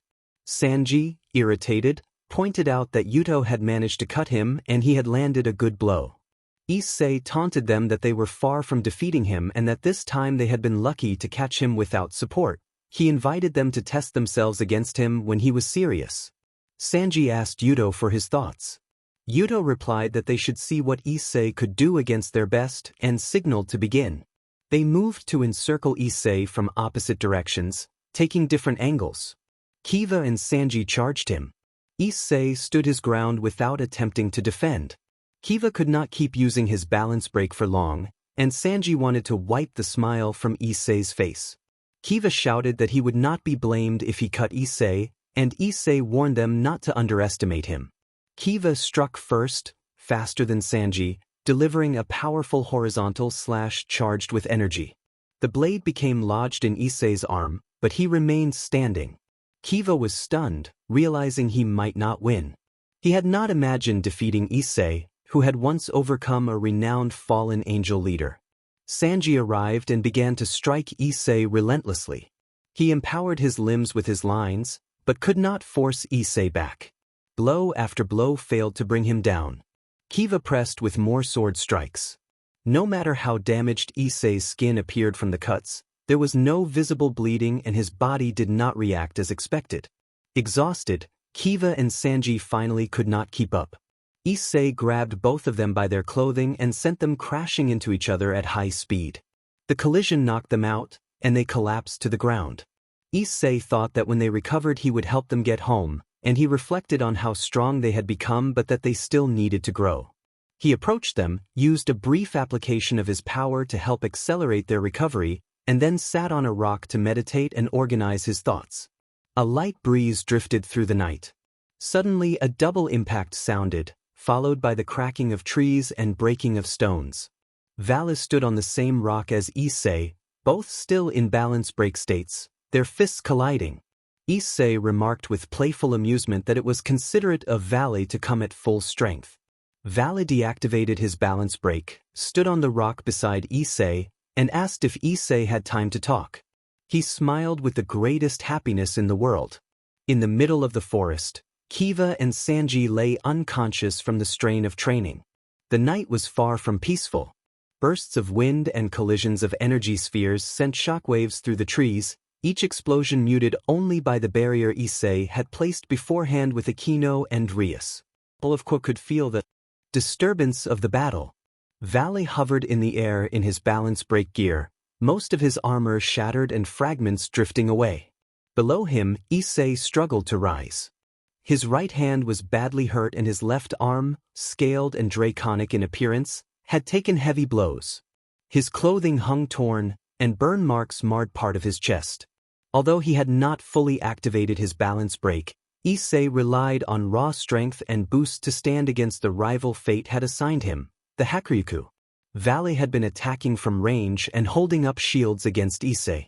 He openly provoked Issei to unleash the incomplete balance break, noting that by sacrificing his arm Issei could access it for a limited time. Frustrated at being looked down upon, he taunted Issei to show his true dragon power. Issei countered with scorn, mocking that if he were to use it, Valley would risk his life. Valley accepted the challenge and surged forward, declaring he would no longer hold back. He moved so fast that Issei briefly lost sight of him. Valley feinted and struck with a precise kick, catching Issei off guard and sending him crashing through a stand of trees. Issei hit the ground hard, stunned and clearly exhausted. Valley landed and closed in, examining the damage on his own armor. Even as his plating cracked, he admitted that Issei had struck many weak points, demonstrating a terrifying level of strength. He compared that power to a Dragon King's physical might, then wondered aloud what else could explain the armor's failure. As Valley reached for Issei, an intense, slicing sensation ran through him, as if a blade had passed through his torso. He stumbled back in alarm, convinced for a moment that he had been cut in two. When he looked up, he found not a ruined body but two images of Issei, one kneeling and wounded, the other standing with a katana in hand, semi-transparent yet unmistakably identical. The projection emitted the same arrogant smile as the real Issei. The kneeling Issei observed that Issei's continued consciousness after such a strike spoke to remarkable resilience. Weak fighters would normally fall into shock. The standing, translucent form was part of what had caused Valley's shock, and Valley realized he was facing an advanced projection. Though naturally resistant to illusion, He had never seen anything like this from someone of Issei's reputation. Issei explained that the phenomenon was not a supernatural skill in the conventional sense but a projection born of imagination, a technique he had honed since childhood during his training. Whatever he imagined, whether a warrior image or a mythical beast, could be made visible to the human eye. Only those of sufficient strength could use it effectively, he said, and he knew only 2 others who could do so besides himself. Valley listened, then relaxed slightly, letting the tension from the perceived wound fade. Valley admitted that they were destined rivals, that the gap in their power felt like the distance between heaven and earth. He stepped forward and said he had come for a purpose. He needed Issei's help regarding Issei's grandfather. Issei, watching the sky, thought that the elder had begun to move and that the family sought wider recognition. He understood the implication and the timing. Days later, with the summit approaching where the 3 factions would gather to react to the Kokubile incident and consider whether it might spark a larger conflict, Issei was summoned to the temple in Kwa. Rias had requested his presence but had not explained why. Issei felt a chill at the thought of a demon entering a holy place and braced himself for the strain of sacred power. As he climbed the temple steps, he encountered Akino dressed in the robes of a priestess. She greeted him with a playful, teasing tone and noted that he was late. Issei recalled that Rias had said she would arrive later because she was occupied with security for the meeting. He steadied himself and prepared to learn what the summit and Vala's request would truly bring. Issei told Akino that he was ready. Akino replied that she had been informed as well and invited him to pass through the temple's large concrete doors. Issei walked quickly, preparing for anything, but felt no danger. After a few steps, a voice announced that he was the current Sekiryuutei. A blinding light descended from the sky, revealing a young blonde man who appeared striking, defended by 12 angelic wings. Issei thought with a touch of envy that he would like to make such a spectacular entrance someday. For a moment he admired the luxury his adversaries seemed to enjoy. Inside the temple, the leader of the angels introduced himself and spoke to Issei about his hopes and their shared purpose. He then presented a sacred blade, Ascalon, which carried a dragon-slaying aura. Michael explained that the sword would be of great help because Issei's magical power made him the weakest Sekiryuutei in history, though that did not diminish his overwhelming strength and speed. As a gift, Michael offered the sword to Issei and asked him to fuse it with his sacred gear. Michael said that he would help and instructed Issei to concentrate his aura into the sword. Issei followed the guidance, and the blade glowed red as it fused with his gauntlet. The sword took on subtle details, a faint ring of fire and emerald jewels set along the blunt side. Michael watched, surprised by the evolution, and then excused himself, explaining he had duties the next day but promising to answer Issei's questions later. After a while, Issei sat on the floor drinking tea served by Akino. He noticed Akino's distracted expression and decided to ask about something that had bothered him. Issei asked about Kokubile's attack and the words Kokubile had said about her parentage. Akino responded by explaining her past, how her mother had met her father and how Akino had been born. She recounted that humans had come after her parents and that her mother had died in that encounter. Akino expressed her hatred for the fallen angels and revealed her wings, one demonic and one of a fallen angel, as evidence of her mixed heritage. She called herself despicable, ashamed of being part fallen angel and part demon. Issei set his cup down and looked at Akino with a serious expression. He admitted that he did not trust fallen angels, and Akino's face darkened at that reminder. Then Issei declared that he liked Akino despite everything. Akino protested that being the daughter of a fallen angel made her unworthy, but Issei reassured her that it did not matter. He told her that for him she was Akino, an unforgettable vice president of the occult club, and that he still liked her after hearing her story. Akino murmured that his words had overwhelmed her. She smiled, grateful and relieved. They shared a quiet, heartfelt moment, both finding comfort in the other's honesty. Their conversation was interrupted by Rias, who approached with an exasperated expression and pinched Issei's cheek. Issei informed Rias that he had obtained Ascalon and that Michael had left. Rias stormed off in mock anger, claiming jealousy at not being the favorite. Issei followed her down the stairs, trying to calm the mood. On the stairs, Rias asked what she was to him. Issei smiled and told her that Rias would always be Rias, bold and unforgettable, the one who had taken his first kiss and had made him fall in love. He meant that she was irreplaceable in her own way, and Rias's angry expression softened just slightly as they continued down together. Issei suddenly lifted Rias into his arms. Rias was flushed. She had felt lonely while Issei had been away training, and hearing that he had confessed something to Akino had left her emotionally sensitive. He often teased her with the nickname boss, but she still wished he would call her by name. Issei carried her princess style and told Rias that no matter what she would be his number one and that he would always care for her, but she must not forget that he intended to become someone who could lead and protect them one day. Rias protested in a playful, childlike way, her complaint soft and endearing as she smiled. Issei grinned and described himself as the genuine Issei Hyoudou, her strongest subordinate. He said that he liked her very much, her kind, maternal manner and the beautiful expressions she showed him, and Rias blushed at his sudden confession. She wanted to answer, but Issei asked her to give him her response when she had fully accepted him in her heart. Rias thought she felt the shape of his muscles under his clothes, and for a moment she saw him with an arrogant, confident look that made her envision a red dragon-like demon with eyes like blazing embers. Her body trembled at the sight. He returned to normal and asked again that she tell him her answer when she was ready. To lighten the moment, Issei did not put Rias down. He kept holding her, teasing and talking until they reached home. Issei Hyoudou wanted to be the leader of a group that included those he cared for, and he would not step back, even if he was inexperienced in love. For now his goal was to become a high-class devil so that his relationship would not be a problem for his beloved crimson-haired princess and to be accepted by the women he cared for. In the main room where all the members of the BGMI household had gathered, they prepared to go to the building where the leaders of the three factions would meet.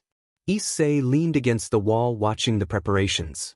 He saw his junior Gasper tucked into the box where he usually stayed.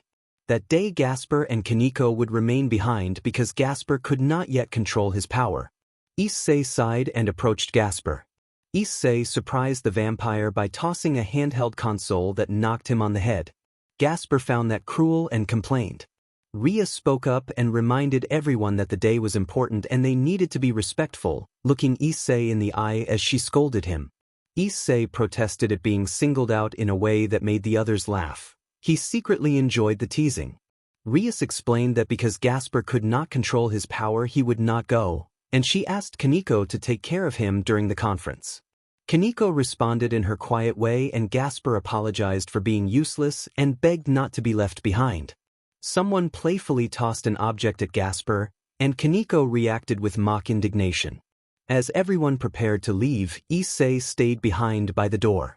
He called to Gasper with an emotional, encouraging tone, and Gasper turned to listen.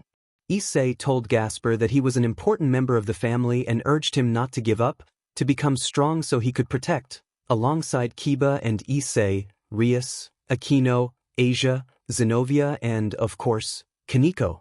He encouraged Gasper to rise and give his all to protect them, then smiled confidently and walked away, leaving Kaneko and Gasper alone. Those words cheered Gasper and deepened his admiration for Issei. Issei had become a role model for him. Kaneko, with a slight smile, began to see Issei in a different light as well. Outside the club building, Issei caught up with the others. When asked why he had been delayed, he explained that he had been encouraging Gasper and had called Rias boss again, which she complained about. Issei apologized and said it would only be for the day. He then noted that a war could break out at any moment. Issei watched armies of demons, angels, and fallen angels flying overhead and standing on the ground. The mix of power made him shudder. His own magical level was below average. Many noticed his presence, and murmurs spread among the factions about the current Sekiryuutei.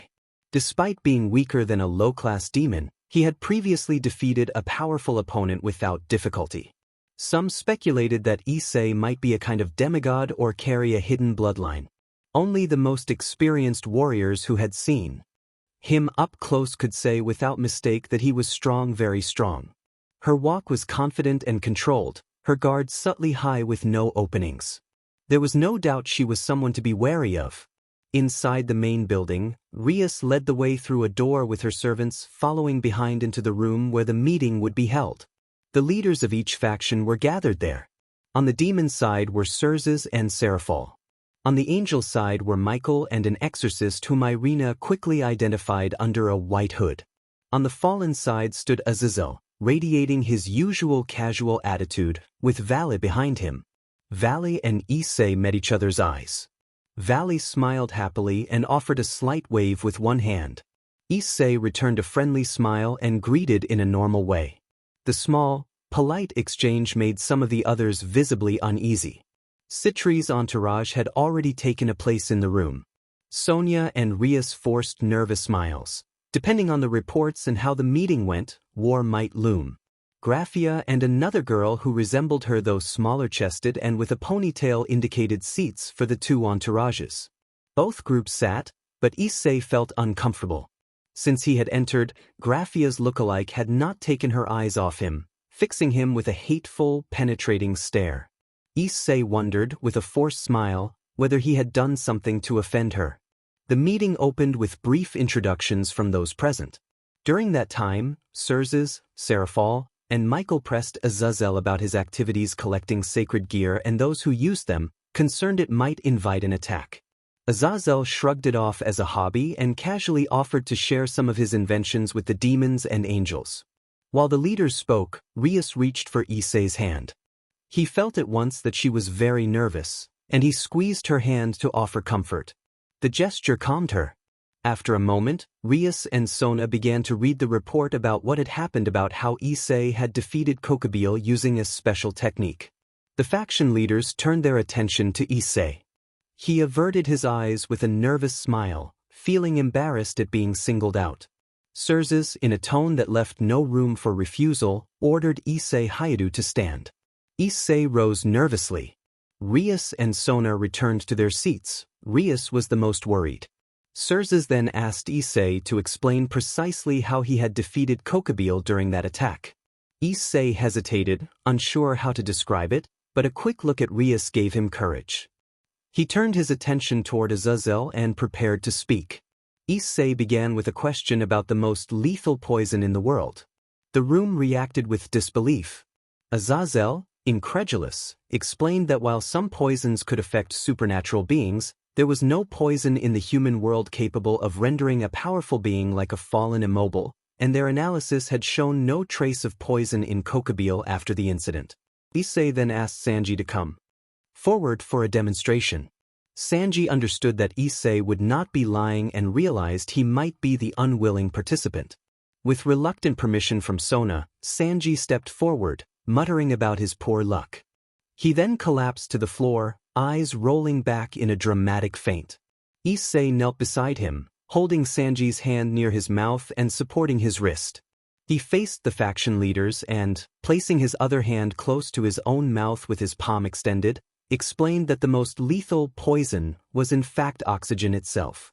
The leaders stared in disbelief as Azazel, Michael, and Surzes struggling to accept what they were hearing while thoughts about the hyoudou family crossed their minds. At the hyoudou house, the lights were still on despite the chaos.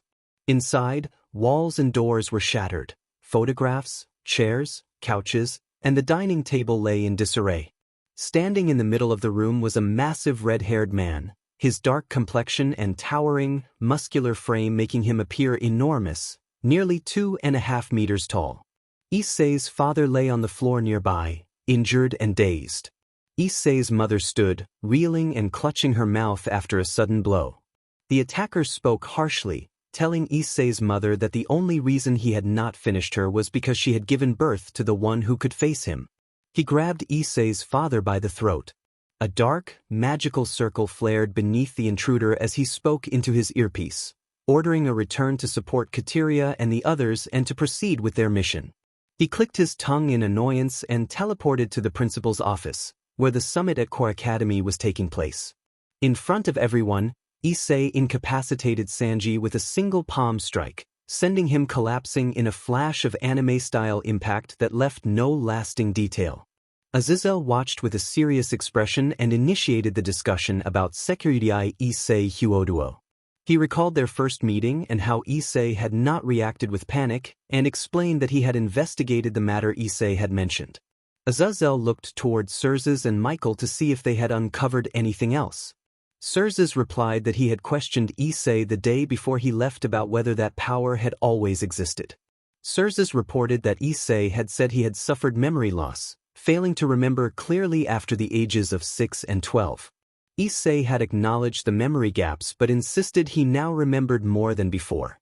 When Surzes asked what he remembered, Issei had kept most details to himself, observing that participating in wars and toppling tyrannical governments came easily to him and that, given the existence of demons in the world, he did not have many complaints. Azazel produced a folder containing photographs and reports and presented the case file. The file recorded the name Issei hyoudou and noted that his childhood had been reported as a kidnapping.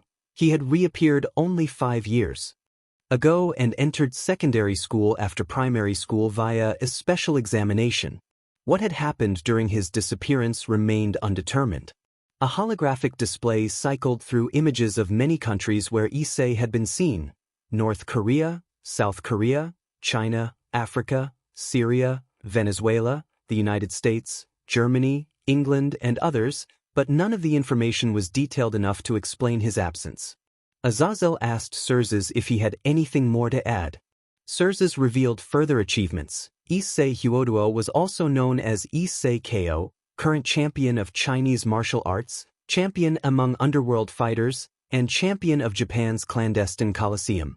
His full name was Hyoudou Hanma Issei. Issei's hair fell over his eyes, which glowed faintly red. Azazel, Michael, Rias, Aquino, Tsubaki, and Sona reacted with alarm. Rias realized what this meant and confronted the truth. Issei was a descendant of the Hanma family. Issei confirmed that through his mother he descended from the Hanma line and was the grandson of Yujiro Hanma, once hailed as the strongest creature in the world. Those who knew the name feared him, because being a Hanma descendant and the current Sekiryuutei at the same time was an especially dangerous combination. Rias had heard the legends that circulated across Japan. The Hanma were ancient humans who had remained hidden, become the subject of myths, and yet had influenced society for generations. Their births had long driven leaders to prepare and upgrade armaments. The Hanma lineage was said to possess a coveted life essence that only 1 in a million could naturally awaken.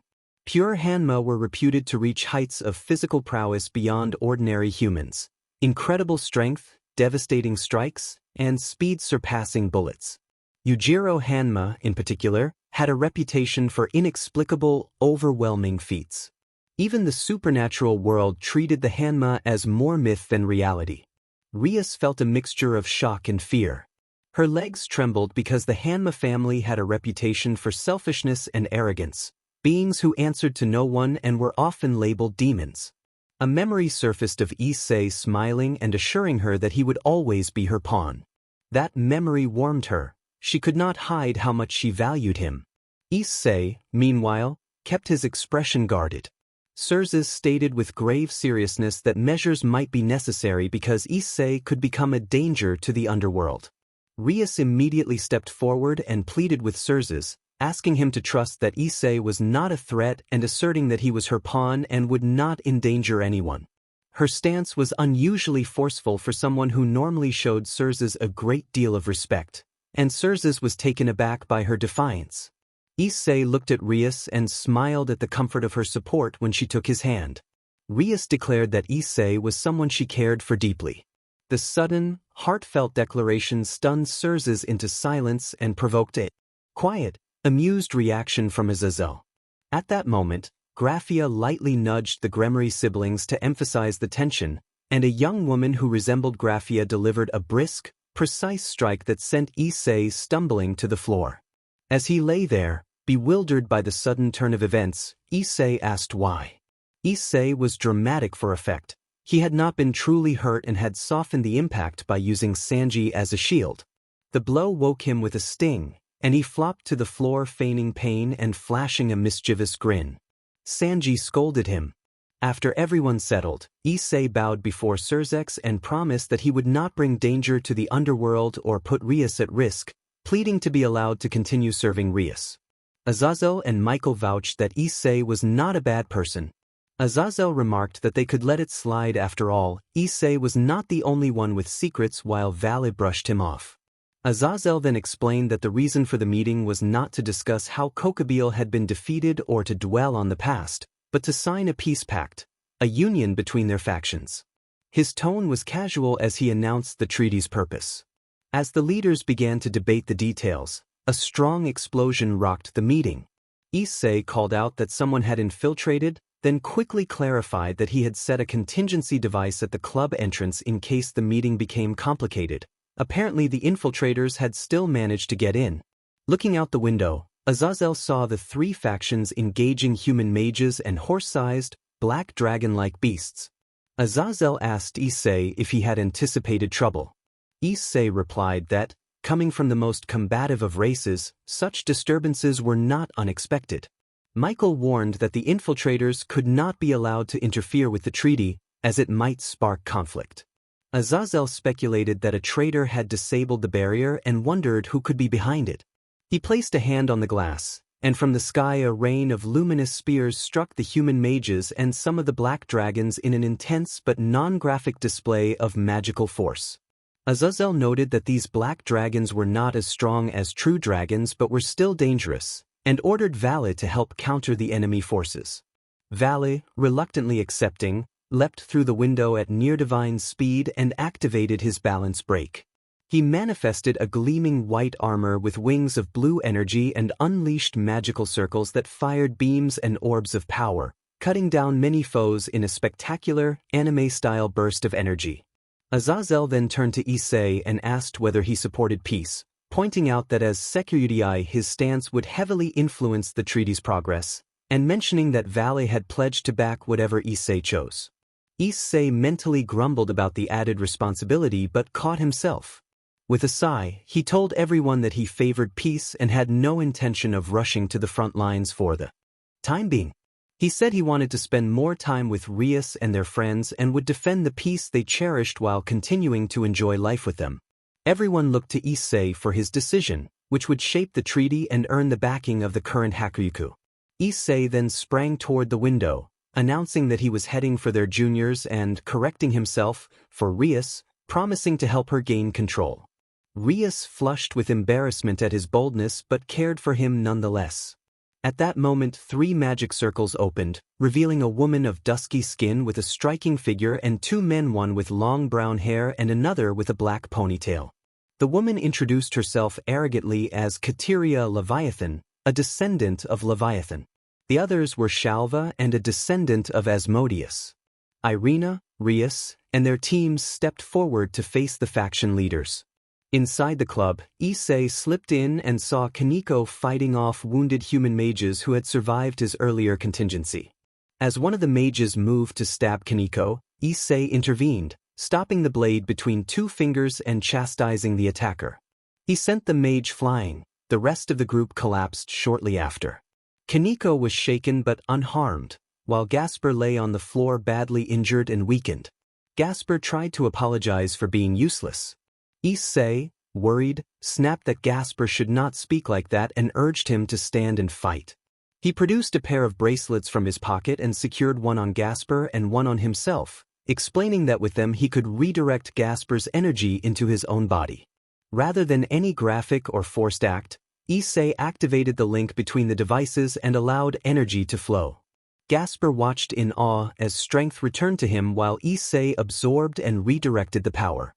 The transfer was intense but portrayed as a surge of energy rather than any physical gore, and Gasper's wounds began to close and his color returned. Once Gasper had recovered, Issei urged Kaneko to leave. It would be more dangerous to stay separated from the other leaders. After a distant explosion, Issei carried Gasper and Kaneko toward the building's exit and hurried them to safety. In the school gym, several portals had opened, spilling forth black dragons, mages, and demons. A larger portal stood nearby, and 10 shadowy figures emerged from it. One onlooker questioned Yujiro about his harsh treatment of his daughter. Yujiro replied coldly that it was his decision and warned that he would not hesitate to take drastic action if he deemed it necessary. The atmosphere crackled with the threat of violence as the confrontation escalated. A rough male voice questioned whether the other truly was a demon. A different, female voice replied that, regardless, the plan must continue. They would leave a very clear impression on those insignificant beings so that Vortex would be known for not playing games. The female voice confirmed that the stage had already been set and demanded revenge against her grandson for failing to kill her before. She ordered Apophis to prepare to make Issei feel what she had felt. A quiet voice answered that she would obey. At that moment Yujiro, once the strongest man, was encased in black organic armor that gave him the appearance of a dark dragon with red eyes. He rushed out of the building carrying Kaneko and Gasper and headed toward the leaders. They were ambushed by a large force of mages and black dragons. There was no other way to go because more black dragons emerged from inside the club. Issei noticed a streak of light and then realized Irina and Zenobia had arrived. They took care of the group in front of him while Kiva's balance break swords blotted out the dragons behind him.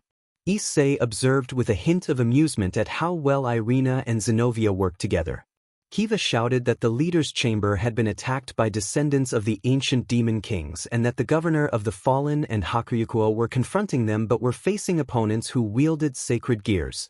He ordered Issei to return and help, then flew off in his balance break form accompanied by Irina and Zenobia. Issei thought they had patched up their differences and that they made a great duo while he ran with Kaneko and Gasper in his arms. He also noticed Sanji and the Citri group fighting to repel some mages and black dragons, and he was genuinely surprised to see Sona manifest water creatures with her power. Kaneko silently apologized in her mind for being weak as Issei carried her. As they ran, Issei leapt, dodged and kicked at the mages while dragons unleashed powerful blows that sent enemies flying from their force. A black dragon lunged for his back. Issei performed an acrobatic turn, kept his balance, and slammed the dragon into the ground with a decisive strike that produced a localized shockwave and raised dust. He sprinted toward the building entrance where the others were sheltering, but another group of mages materialized and unleashed a coordinated assault with the force of a mid-class demon enough to threaten a high-class opponent. Issei felt a slight prickling in his hair. Time seemed to slow for him. The incoming attacks crawled toward him in long, visible arcs. With precise movements, he delivered disabling strikes to the mages, neutralizing their attacks. Using one staggered mage as a springboard, he vaulted through a gap in the broken wall and entered the building, leaving the remaining attackers incapacitated. Time then flowed normally again. Kaneko and Gasper, momentarily disoriented, could only see shadows and could not follow everything clearly. When their senses returned, they were beside the faction leaders, Surzex and Michael, who maintained a barrier, along with Rias and Asia, Graphia the maid, and a girl who resembled Graphia.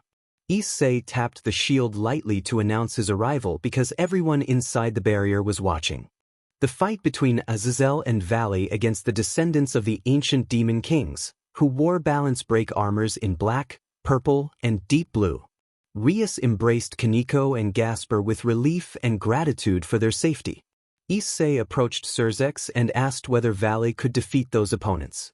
Surzex, watching the battle, admitted he did not believe Valley could succeed. Azazel had said the same, since those were not ordinary balance breaks. Their composition resembled the Dark Dragon's power but was stronger. Surzex then smiled and asked Issei if he believed he could defeat them. Everyone within the shield was surprised to hear Surzex ask that. Surzex had asked whether Issei thought he could overcome them. Issei spoke without hesitation, downplaying the descendants as still weak, poorly trained in close combat, and overly reliant on ranged attacks. He wondered why they had not been defeated yet. Surzex questioned Issei's confidence.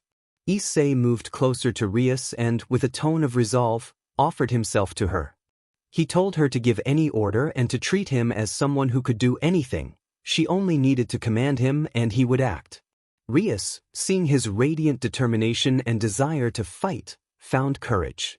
With a serious look, she ordered Issei to finish every enemy who had dared to interfere with their gathering, an order given like a ruler issuing a decree. Issei's aura turned dangerous and focused. He accepted the command and prepared to engage the attackers. His entire body emanated a dangerous aura that made everyone tremble. Not only the fighters felt it, everyone on the battlefield realized that a truly dangerous beast had been unleashed. In the air, Azazel fought Katara. The battle was difficult because Katara's armor made her much stronger than when Azazel had faced her previously. Azazel thought that the power was too strong, that the balance break was not at all normal, and that nothing like it had been recorded. He suspected an artificial creation, but even that seemed surpassed. He concluded that a stronger dragon must be aiding Katara, and he wondered what dragon could be stronger than Fenrir, a dragon king recognized by many. Then Azazel felt a wave of danger course through his body. Katara felt it as well. Azazel turned toward the source of the sensation and forced a smile behind his helmet when he saw what had appeared. Katara planned to attack but trembled in fear when she realized what stood before them. Meanwhile, Vala faced a more even challenge. He had never before felt so surpassed by someone who had once been weaker than him. Vala thought that this was not normal. Shalva had never been this strong.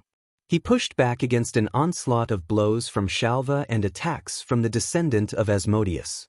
Mirando laughed and taunted Vala, claiming that the Lucifers would no longer be stronger than the Beelzebubs, but Vala replied with a strike that reduced Mirando's power. The hit broke Mirando's arrogant smile. Vala retched and staggered from the backlash, weakened by the effort. Albion warned Vala that the armor they faced was coated with Holy Aura and Dragon Slayer Aura, and that somehow it had found a way to counter them. Repairing his own armor, Albion expressed concern while Vala felt exhilaration. Vala let his aura grow and began to overflow with demonic energy through his wings. He challenged Shalva to go all out, declaring that Shalva had proven himself worthy of his power. Shalva vowed to defeat Vala and not allow himself to be brought down. They launched at each other at tremendous speed, and as their collision neared, a fresh wave of danger flooded the battlefield. When both warriors turned to locate its origin, Shalva froze, chilled to the core. Vala's face curled into a nervous smile, unable to believe what he saw. In front of everyone, a colossal reptilian creature rose up to the roof of the vast barrier that surrounded the school and the area. Its back bore jagged, stone-like spines, and enormous eyes regarded everyone as insignificant. A tremendous roar made the entire place tremble. Nothing in the area remained still. The club building collapsed and much of the school structure was damaged. At the same time, Rhea stood trembling as she watched Issei. She could hardly believe her eyes. Issei presented the towering creature as his recreation of Godzilla in the real world and crossed his arms. The immense Godzilla unleashed an atomic breath that struck a cluster of mages and knocked them to the ground. Because the Godzilla was a product of Issei's fantasy and ability that made whatever he imagined visible to others, the creature appeared translucent yet solid. It continued its onslaught, and those struck by the attack fainted from shock and the intense heat. Issei explained that fantasy was a natural ability he had awakened as he grew stronger. He recalled the first time he had used it, when he had intimidated the President of the United States at the time. He noted that he could not sustain the ability for long, and with a snap of his fingers the imposing creature dissipated. Cersei watched Issei with awe, trembling with excitement. He could not imagine how Rias had managed to reincarnate someone so strong and wondered how powerful Issei must be and how powerful Rias had to be to keep him as an ally. Issei reported that he had eliminated most of the attacking units and that only demons, angels, and the fallen had been unaffected. His image faded and multiple versions of Issei appeared across the battlefield, striking dragons and mages with speed so great that only Cersei, Azazel, and Michael noticed the movements. Cersei could see them clearly while the others only perceived a blur. Azazel, impressed, thought that Issei was truly a monster and then returned to his fight. Inside the gym, preparations continued. The conspirators were eager to leave and watch the reaction of the weak leaders, but the leader insisted on waiting until everyone was present. He reminded Yujiro that it was the duty of a leader to appear first. Yujiro bristled at being ordered, but before he could strike, the elderly man in the wheelchair rose. His right arm transformed into a massive black and red dragon limb, claws extended as he pointed at Yuijiro's neck. The elder reminded Yujiro who had saved him and given him the chance for revenge with his beloved grandson, and he ordered Yujiro to swallow his pride and listen. Yuijiro's parents and others were assembled and ready. Rizavim had brought Vala's mother, eager to see her despair. The black dragon had reduced itself to human size, retaining its humanoid form with draconic features, and informed them that everything was prepared, including the stage. The leader told Yujiro that he could face his grandson now if he wished, but the elder insisted on everyone being present first. The elder's warning left a tense silence in the gym as the conspirators readied themselves for the next move. The old man wearing Chinese clothing, black glasses, and a traditional cap threatened Yujiro. Yujiro glared, then calmed, sighed, and told the old man to do as he wished. All attention turned to Issei. He moved with monstrous speed, each stride shattering the ground and triggering localized tremors. A group of newly arrived mages rushed at him, but without warning their bodies were hurled away, battered and incapacitated by the force of his movements. Issei pressed on, unstoppable. A massive dragon, larger than the others and as big as a truck, charged at him. Issei planted his feet, drew his arm back, and struck, halting the beast's charge and sending it reeling without lingering on the aftermath. From the distance, other dragons launched powerful fire attacks toward him. Amused, Issei lifted both arms and extended his palms. As the flames neared, a sharp clap produced a shockwave that deflected the fire. The dragons faltered. Kiva flew in and cut through several dragons, scattering them. Pursuing dragons closed in, but Kiva halted and sent a volley of energy roses at them. The dragons dodged, and on the head of the nearest beast Issei stood, his clothing shredded and stained with traces of enemy blood. Smiling, he stomped, toppling the dragon. Using that momentum, he sprang toward another group of dragons, his boosted gear reappearing. He unleashed concentrated energy effects that detonated on impact. In the explosion, he was briefly consumed. Kiva feared for him, but Issei landed intact and, with a playful air, reassured Kiva not to worry and to focus on the fight. A stone shot past a few centimeters from Kiva's head. The same stone had struck and incapacitated a dark dragon that had tried to ambush them. Issei urged Kiva to keep fighting and promised to regroup afterward. Issei blinked out of sight and reappeared farther away near another contingent of dragons, stronger looking than the last. With a rapid flurry of strikes, he cut through them.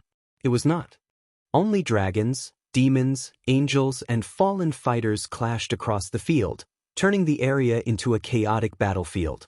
Dragons filled the sky, launching fire and energy attacks while combatants exchanged strikes and evasive maneuvers below. Hours passed, and enemy reinforcements showed no sign of stopping. Each new wave seemed to grow stronger.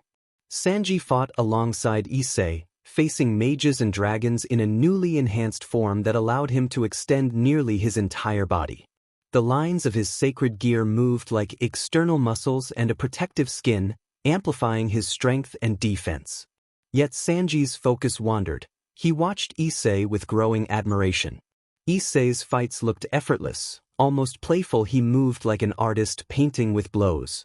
Sanji observed the scene and saw Issei's multiple afterimages rippling through the battlefield, appearing and vanishing as they delivered punishing strikes.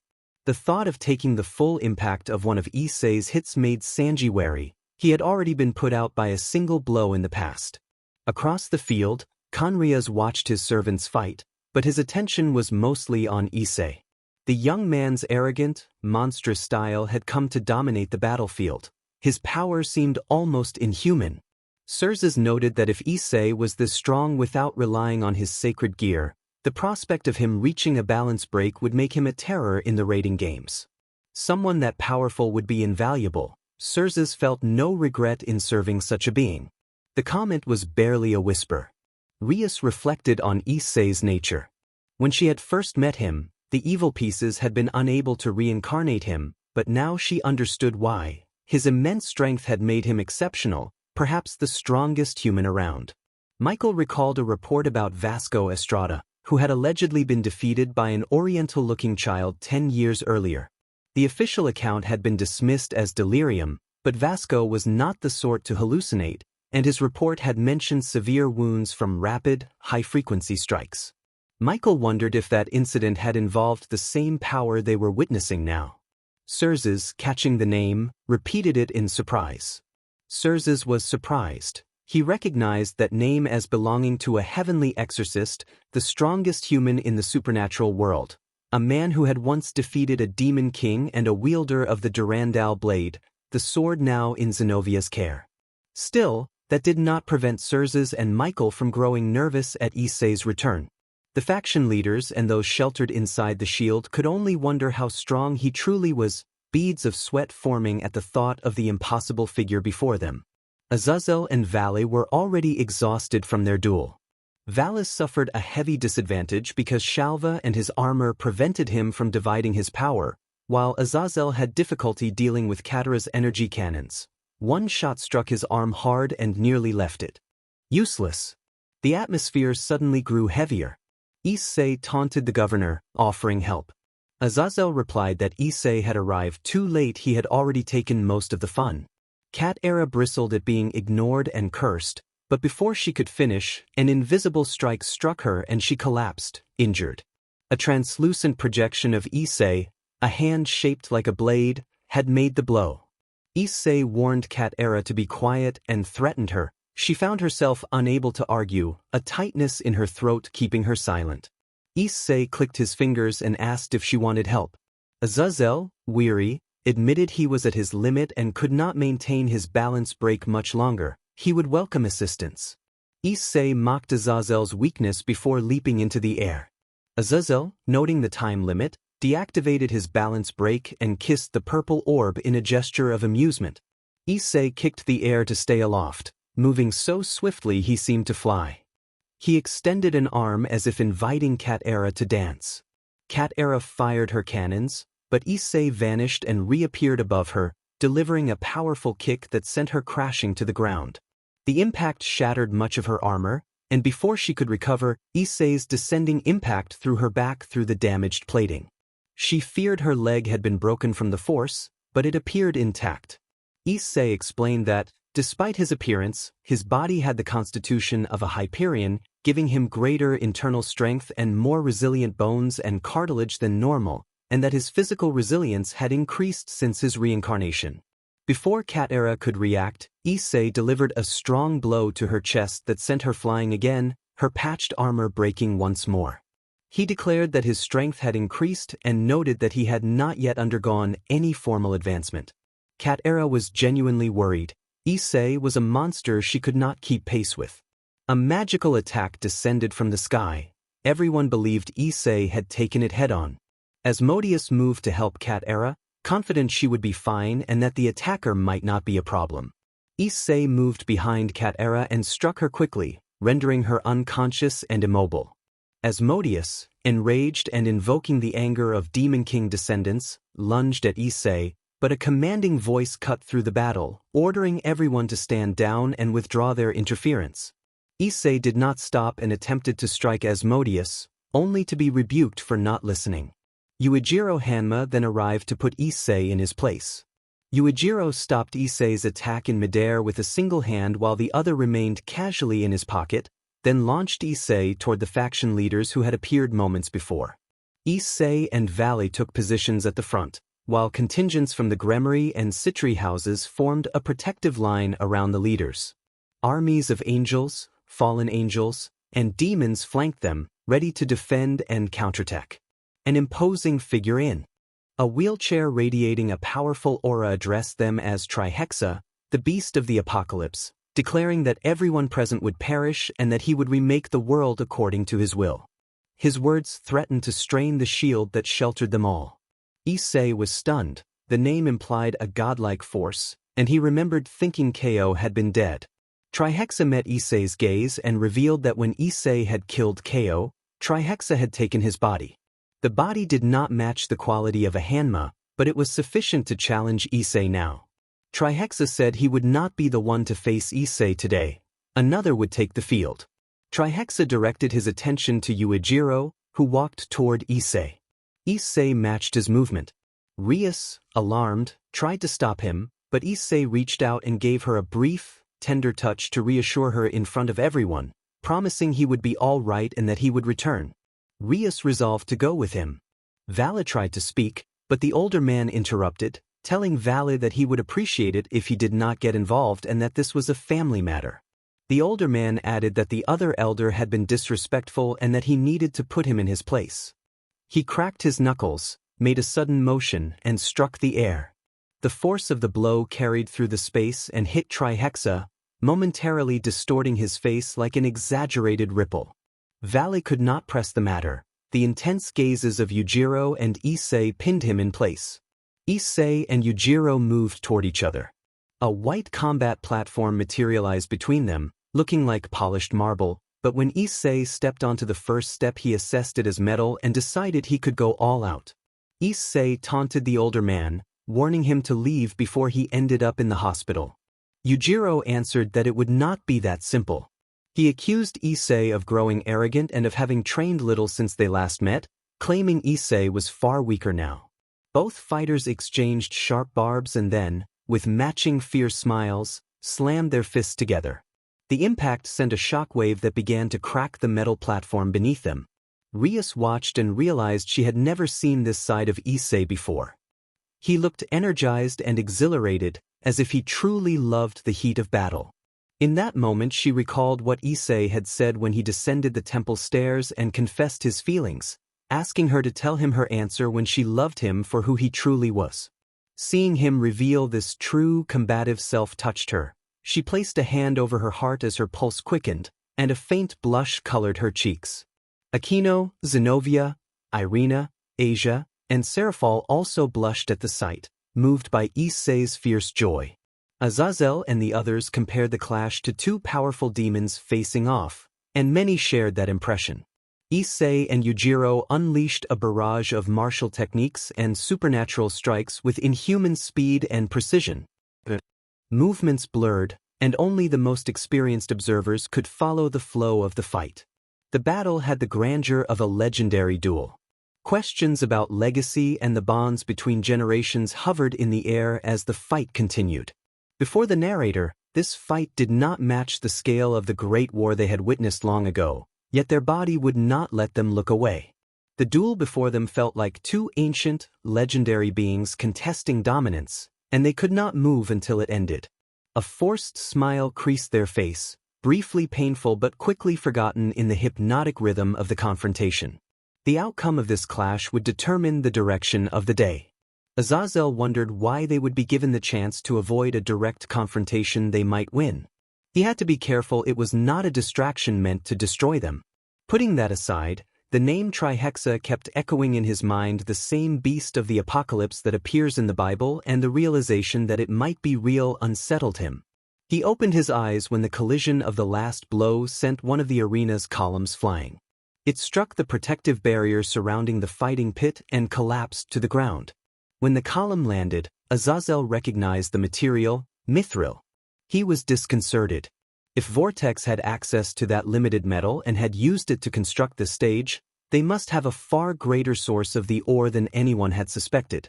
That meant they had more resources than he had imagined. Each impact from Issei and Yujiro shattered the mithril floor in waves. Issei's shoes had been destroyed. He continued barefoot and undeterred. Their movements were so fast that only a few of the onlookers could track the fight with effort. Two observers could follow more clearly, but even they could only catch glimpses. The fighters moved with such speed that afterimages lingered and their torsos, arms, and heads blurred into near invisibility. Their legs became dark streaks that left explosive shockwaves, ripping short trenches through the mithril surface. Mithril was a legendary metal, used by a lost dwarven kingdom. Its hardness made it nearly unbreakable by ordinary force or mid-tier divine power, and it held anti-magic properties. Forged into a blade, it could sever a god's divinity. In this world there was virtually none of it left. Only a small amount remained, mostly lost, with the remainder jealously guarded by faction leaders. Possession of mithril was said to make a faction supremely powerful, capable of slaying gods or king-level dragons. Rumors even claimed that the true Longinus might have been forged from it, though nothing had been confirmed. Explosive impacts echoed through the arena as the exchange continued. Issei laughed and teased his grandfather that he seemed rusty, launching a flurry of kicks while Yujiro parried with his hands and tried to land a counterpunch to the face. Yujiro managed to strike. Issei took the hit without yielding. The force transmitted through Yujiro by Issei's kicks was strong enough to shatter the floor behind him. Yujiro felt pleased. He recognized that Issei's attack had not been a single blow but a rapid sequence of strikes aimed at vital points. He drew his fist back to create distance, and when he struck it carried an immense presence, a dark aura coiling around his hand.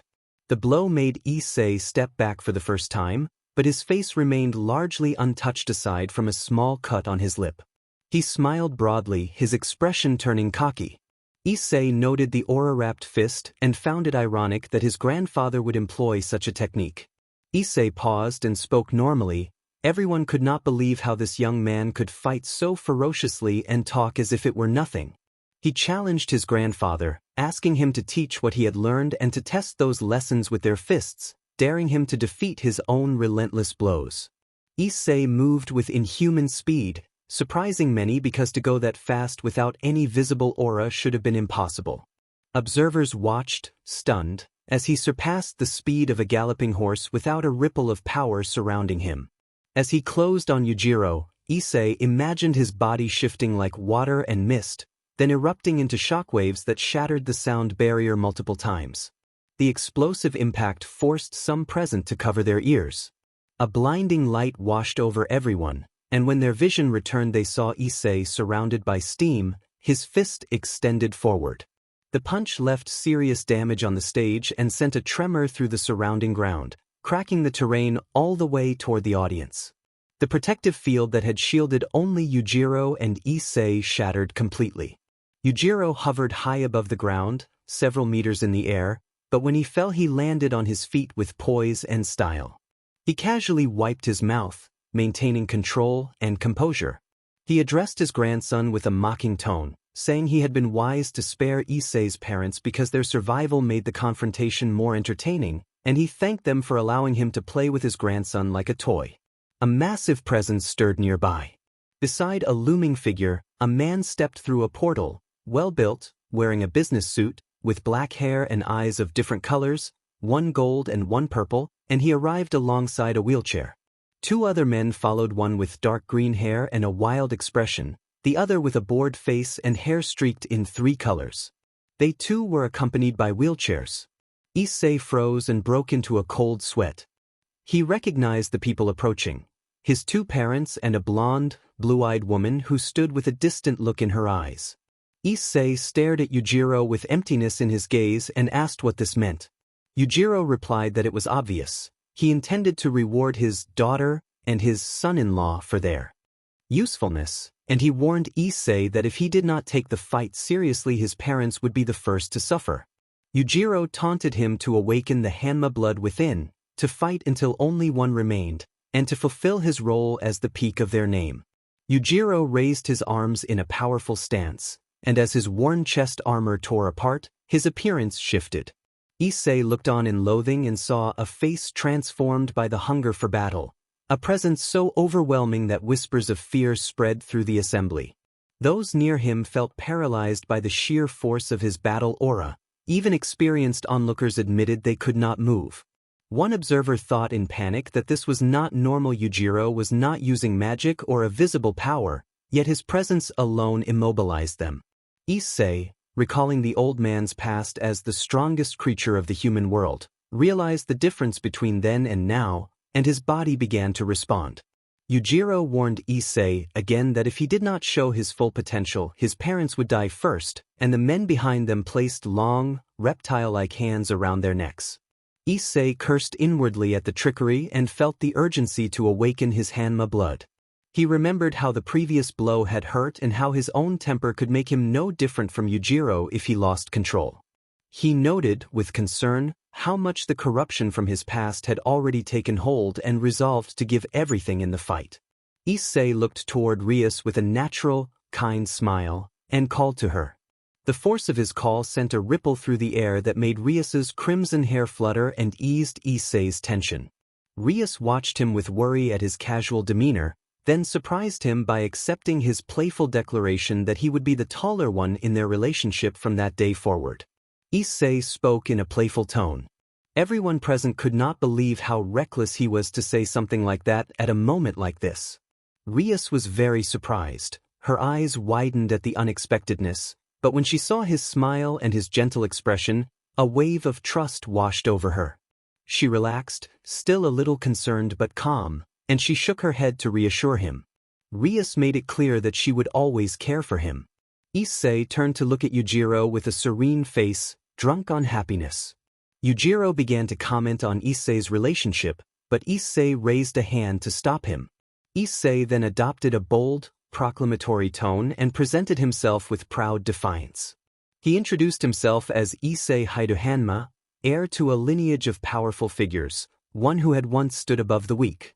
Now he declared that his aim had changed. He would become the most dangerous Sekiryuutei in the supernatural world, the most formidable hyoudou and Hanma, a titanic presence unlike any other.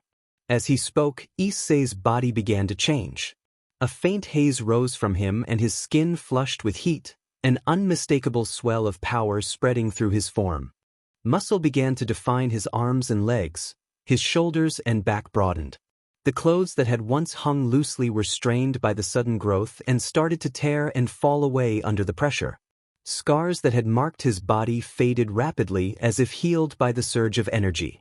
His hair lengthened, falling just below the nape of his neck, and his neck thickened as his skull adjusted to the transformation. In moments he towered over everyone at roughly 2 meters 11 centimeters, his limbs thick and powerful like columns, his hands large and commanding. The change made him look almost like a different person, sculpted, imposing, and alive with raw strength. Issei moved his right hand slowly to the front, his fingers tightening as wind stirred his hair. He mirrored the motion with his other arm, then launched both arms upwards so swiftly that it seemed to happen in a blur. With a final dramatic motion, he dropped his arms to the ground and swung them behind him as if to halt a massive freight train. His expression was fierce and confident in a way that sent a shiver through the onlookers, not from fear alone, but from the thrill of witnessing such power. Yujiro's hair bristled at the sight, not from terror but from exhilaration, and his eyes shone with an intense, almost otherworldly light. From behind Issei, the crowd perceived a figure that resembled a formidable, arrogant warrior, someone forged in fire and pride, hungry for a true contest. The presence made many uneasy. They felt surrounded by a force capable of overwhelming them. Trihexa stepped forward and praised Issei's appearance, calling it a masterpiece of power and arrogance. Trihexa's aura shifted into a battle-ready posture, excited by the display of absolute strength and eager for the confrontation that might come. The difference between Yujiro and Issei was suddenly obvious and immense, a disparity that suggested countless possibilities no one had fully anticipated. Issei raised his right arm, his hand not even formed into a fist, simply presenting his challenge with unshakable confidence. Yujiro shared the same sentiment, recognizing the change and the danger it implied. They were ready to begin. Aphithis observed a red gem appear in his right hand. The gem transformed into a gauntlet that enveloped his entire arm, resembling a dark dragon limb made of thousands of tiny scales the size of half a grain of rice, each one shimmering with dark energy. The gauntlet activated Balance Break, the dark malevolent dragon armor of supreme violence, and a fierce aura wrapped around Yujiro. A massive torrent of violet dark energy engulfed Yujiro and formed a sigil beneath him. Issei challenged Yujiro, asserting that it would be interesting to see whether Yujiro's power could match his own and claiming the title of the most dangerous creature of all time as a pale, whitish aura covered his body and his eyes glowed a pale green-white. Two arrogant beings, each proclaiming themselves the strongest, prepared to clash in a collision of inhuman power. To be continued. Valley Lucifer observed his rival hide Issei's new appearance. Issei's build had become more defined and he had seemingly grown until he was almost as tall as his grandfather Yujiro Hanma. Yujiro had taken the people Valley considered his parents, and worst of all, had taken Valley's mother as well. Valley burned with hatred toward Rizavim for what had been done to his mother and swore vengeance. Rizavim was Vala's grandfather, son of the original Lucifer, a lunatic who would not hesitate to trade his own child to a demon. He had apparently made pacts with an old man in a wheelchair who looked frail but radiated a terrible aura comparable to Apophis. The men behind Issei's parents and Vala's mother carried dragon auras, one particularly strong, stronger than that of a dragon king. Vala knew he had to be cautious, and he suspected Issei felt the same. Neither could act hastily, they needed time to devise a way to save their loved ones. Vala also remembered that this was not the first time they had met. 10 years earlier, in a jungle somewhere in the world, he had learned the true meaning of strength. 10 years earlier, a white-haired boy in dark navy shorts with a folded hem, a white shirt, a small black jacket, a red scarf, and black fingerless leather gloves stood in the jungle. This was young Vala Lucifer. Azazel had left a faulty teleportation device on a table, and Vala had muttered that Azazel would pay when he returned. Albion scolded Vala for taking things without permission and warned that a rune of restraint had been placed on him to prevent him from using his power or the sacred gear in training. Albion urged Vala to stay put where he could be found, since without his power even an insect could be dangerous. Vala replied arrogantly that as a descendant of Lucifer and the White Emperor Dragon, no earthly creature could oppose him. Albion continued to reproach him. A moment later, a sudden explosion, a blinding flash, and a thunderous roar filled the air. Vala was hurled and landed clinging to a tree about 15 meters up, fear and tears on his face as dust still rose from below. Heavy footsteps sounded and intense red eyes fixed on him. Albion reminded Vala that this was no place for a child to be outdoors. Vala insisted that mortals could never stand against a descendant of Lucifer and the celestial white dragon, though his legs trembled. Another roar came from the dust. A large ape-like creature emerged, its dark gray skin and white hair contrasting with fierce red eyes. It stood roughly 2.5 meters tall on its hind legs, musculature pronounced and black claws visible, and it glared at Vala with furious intent. Albion tiredly explained that Vala had provoked it by throwing a stone. Vala told Albion to be quiet and insisted the creature deserved it for showing disrespect. The confrontation was about to begin. A roar split the air as the enraged ape sprinted toward Vala, who had gone pale. Despite the distance, the ape closed in almost no time. A black bear suddenly stepped into the ape's path between the ape and Vala. Vala briefly hoped they would fight, but that hope died almost immediately. The ape met the bear head-on.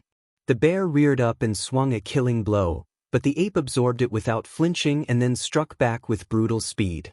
The bear was quickly incapacitated and thrown against the tree where Vala was standing. The impact brought the tree crashing down, burying them in a cloud of dust. When the dust settled, Vala pushed himself free from beneath the trunk and turned toward the ape, but the view was obscured. He heard something fall nearby and spun around in fear. His face went even whiter.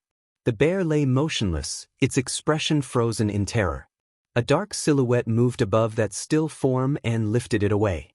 Vala, forcing a smile through trembling features and feeling certain he would die, watched the ape hold the bear's head and finish the fight with swift, savage efficiency. It took only a few devastating motions for the ape to end the bear. Vala could only watch in stunned silence. He could not move. His legs would not respond. He sat on the ground, crying silently. Albion, despite his best efforts, could do nothing. The rune they carried suppressed the sacred gear and all its power. Albion was just an ordinary boy in the face of this creature. The enormous ape brought Vala up to face level and held him there. Vala trembled, feeling the cold press of death over his body. He closed his eyes and whispered his mother's name. The ape opened its mouth as if to deliver the final blow, but a calm voice interrupted. Vala felt the ape's grip loosen and begin to tremble. He opened his eyes and, despite the shock, saw a brown-haired boy standing barefoot on the ape's arm. The boy was only in torn black jeans, his body thin but marked with several scars.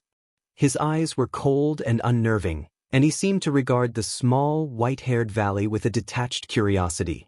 With an innocent smile, the brown-haired boy asked that Vala be released because he seemed uncomfortable in the ape's hand. For a moment the ape reacted, preparing to crush the intruder, But then a brutal sound of impact filled the air and the ape collapsed. The boy stood on the fallen creature, his arms stained and his body bearing a few cuts that were already beginning to seal themselves as if by some resilience beyond the ordinary. Valley watched the boy with fear and awe. For an instant a demon-like intensity seemed to radiate from his muscular back, though his frame remained thin. The dangerous aura faded as quickly as it had come, and the boy turned with a friendly smile and a wave. The brown-haired boy asked Valley how he was and whether he could understand him. Valley tried to stand and run, but his legs would not obey. The boy reached out and helped him to his feet, reassuring him that the threat was no longer a problem and that he had dealt with it. Then the boy spoke of far-off wars and assassins, claiming he had been followed by killers from various nations as he came here. He assured Valley that he would protect him, boasting in a childlike, proud tone that he would keep Valley safe from those weak humans. Valley, sweating and unnerved, asked what the boy was. The brown-haired boy, proud as a child showing off a toy, declared that Valley should remember who stood before him. He proclaimed himself to be the strongest creature in the world. The brown-haired boy announced Tada with pride. Valley thought he was a mad child, someone who only spoke nonsense, but when he looked at the ape he could not question him. The ape was formidable, perhaps not as strong as the boy himself with his powers, but far beyond anything Valley could face empty-handed. The ape began to raise a hand. Valley tried to warn the brown-haired boy, but it was too late. The ape seized the brown-haired boy by the ankle in a single swift motion, spun violently, and slammed him into the ground. The impact sent up dust and created a shockwave that scattered the dust and shook leaves from the trees. Valley finally panicked. He wondered if the ape had already been defeated. The ape released the boy, burying him in the earth. It turned and saw Valley, who was frozen with the decision to run. The brown-haired boy, still beside the ape's left leg, had not been incapacitated. The ape did not need to react to strike, but before it could move a fist, the brown-haired boy vanished and reappeared, delivering a sharp kick to the ape's knee. The ape staggered in pain and halted. The boy stepped in front of the ape, placed both fists against its abdomen, and then nothing visible happened at first. The ape tried to bite, then coughed and faltered. Valley watched as the brown-haired boy's expression hardened into a fierce, almost unhinged stare. For a moment it seemed the boy's hand had passed through the ape's body. Then Valley noticed duplicate afterimages and the scene shifted like an illusion. An afterimage of the ape slammed into a tree while another version remained locked with the brown-haired boy. The version against the tree trembled and went pale as it deteriorated under an unseen force. An invisible impact seemed to strike the ape's midsection and continued beyond, sending a series of invisible projectiles through trees until a large rock bore a deep, fist-shaped crater. The ape remained pinned to the tree, staring at the brown-haired boy like an animal confronted by something inhuman, and its vision blurred. Eventually it collapsed and stopped moving. There were no graphic details, only the surreal finality of defeat. Valley was terrified of the brown-haired boy. He doubted his own ability to confront him. The boy's speed was impossible to track with the eye, leaving only residual images. Valley looked back at the fallen ape and wondered if this was the true power he had been searching for. What he had witnessed was only a small demonstration of raw violence, but it chilled him. No human with special abilities he had known even approached this level. Not even those who trained their whole lives could match the brown-haired boy. The brown-haired boy disappeared from his spot and reappeared in front of Valley, holding out his hand. Valley stepped back by reflex, then saw what the boy held. A large sniper-style round. The boy acknowledged their allies' arrival and said that they must leave immediately. He lifted Valley onto his shoulder and carried him away.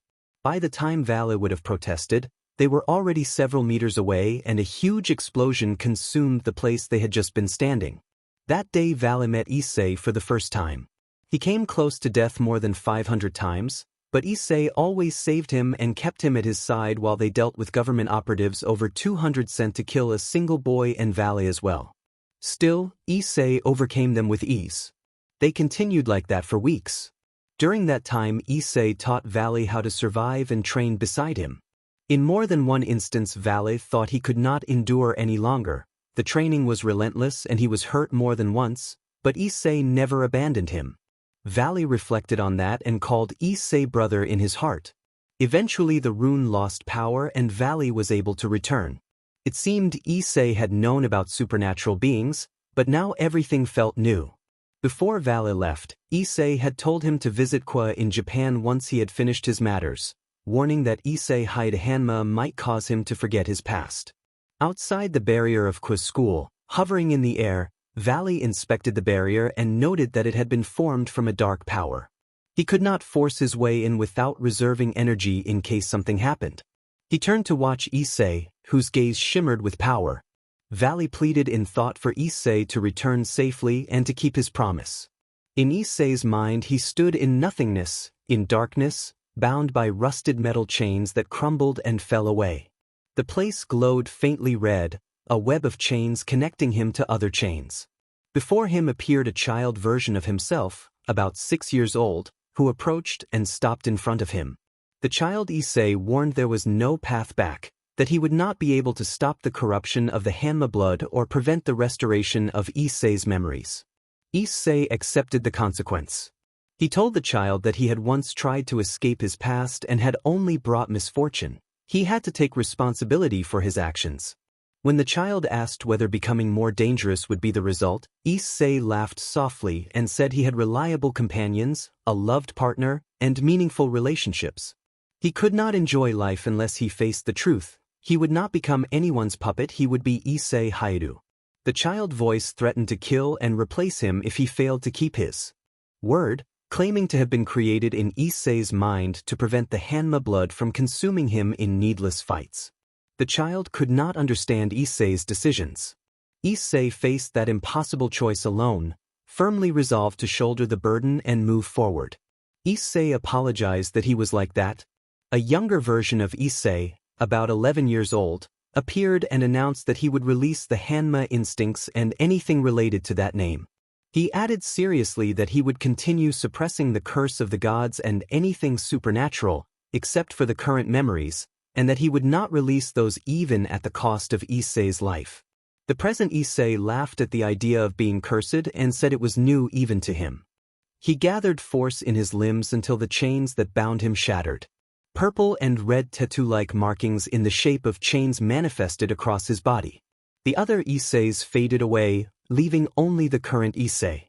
One of the departing Isseis informed him that he was now unchained, that all his techniques, combat styles, talents and even the proud Hanma blood had been fully restored, and that they hoped he could fulfill Jinchan's dream.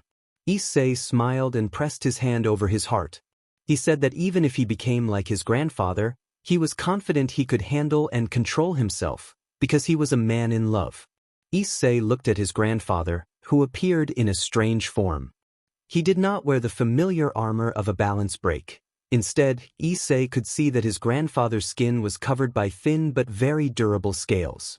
Yujiro admitted to himself that it was difficult to stay sane and controlled without letting the thrill of combat and pride consume him. He had to do whatever was necessary to buy time and protect his family.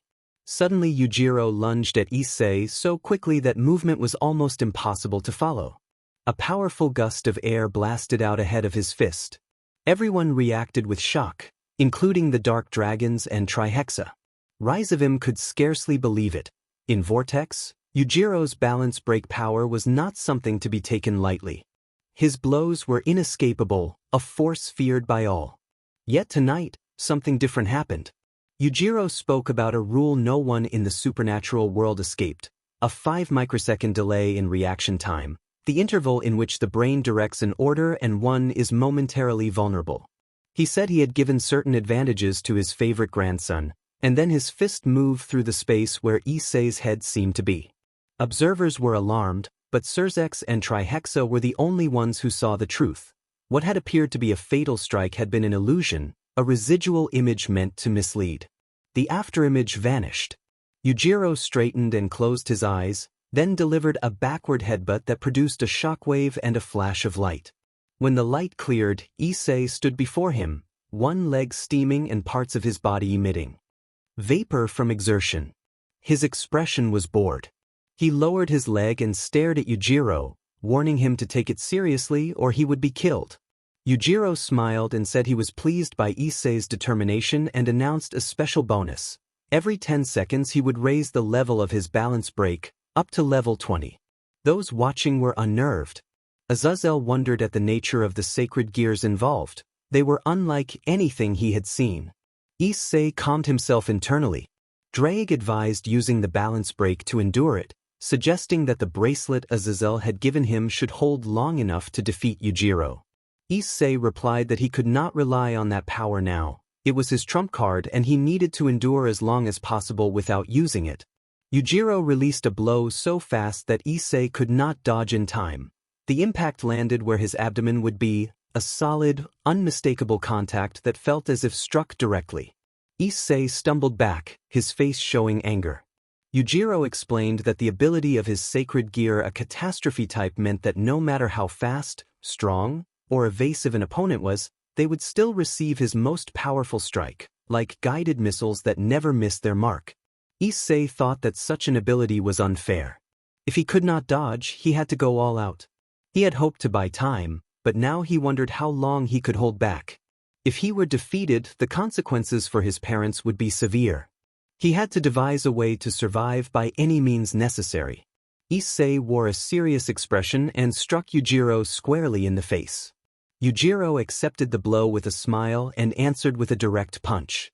Issei absorbed it, but one of his teeth came loose. Yujiro parried to Issei's side, and Issei leapt to unleash a flurry of supersonic strikes. The earlier parry from Yujiro finally took effect and sent Issei flying, but he landed lightly, like a feather. Issei felt a surge of something fierce within him, a bloodline-driven hunger to dominate the fight. He fought against it, but the urge pushed him harder, urging him to overwhelm his grandfather. He redoubled his attacks, forcing Yujiro's movements and using his grandfather's own strength to redirect him. With a sudden move, Issei used Yujiro's momentum to hurl him at supersonic speed into the ground. Yujiro hit hard and staggered, coughing, but remained standing. Issei followed with a heavy stomp that slammed Yujiro into the mithril floor, shattering the surface. Issei announced the name of his technique, Freestyle Issei, 9 deadly blows of the Lord of Wrath, and seized Yujiro by the nape. He began to spin them through the air, building incredible G-forces and speed. When they crashed down, Issei used their combined weight to slam Yujiro's face into the floor until the mithril fractured beneath them. Issei counted the first strike. Yujiro tried to react, but Issei showed no mercy. The Hanma bloodline surged in Issei, filling him with arrogance, excitement for the fight, and a heated intensity that made the air around him seem to scorch. Issei moved without hesitation, blending speed and power. He grabbed Yujiro by the wrist and swung him like nunchaku, building intolerable G-forces. Yujiro staggered, disoriented and injured, his vision reddened, but he still held his composure. Yujiro watched with a proud expression, thinking of their lineage and the harsh creed they lived by. They were not meant for ordinary lives, but to challenge and surpass previous generations. Their duty, in Yujiro's view, was to force the arrogant to know their place. He laughed inwardly at the idea of being the strongest. As Issei let that darker part of him take hold, those watching fell silent. A crimson mantle of energy spread around him like the cloak of a king, and a scarlet carpet of power formed beneath his feet, a regal image of dominance. Issei shaped this royal aura with his movements, drawing on the remnants of the clash with his grandfather to fashion a kingly presence. He declared that Yujiro would feel the impact of an entire planet. Yujiro froze in place, his expression cold, and for a moment the world went dark to Issei's eyes. Rocks seemed to shatter with the sound of a terrible collision. Issei split the ground beneath them, opening a deep chasm that showed no visible bottom. Yujiro's smile did not fade. With a swift motion, Issei executed a powerful German suplex, then followed with a crushing blow to Yujiro's back. A heavy, resonant crack echoed through the area, and Yujiro's body went rigid. Without pausing, Issei grabbed Yujiro's face and drove it into his knee at high speed, then stepped back and placed both hands to Yujiro's chest before launching himself away. Yujiro's body hung suspended as a series of violent impacts reverberated through him. Issei vanished and reappeared above, delivering a descending kick to Yujiro's chest. Standing over Yujiro, Issei's arms hummed with combat aura as he unleashed a rapid barrage of strikes like a machine gun.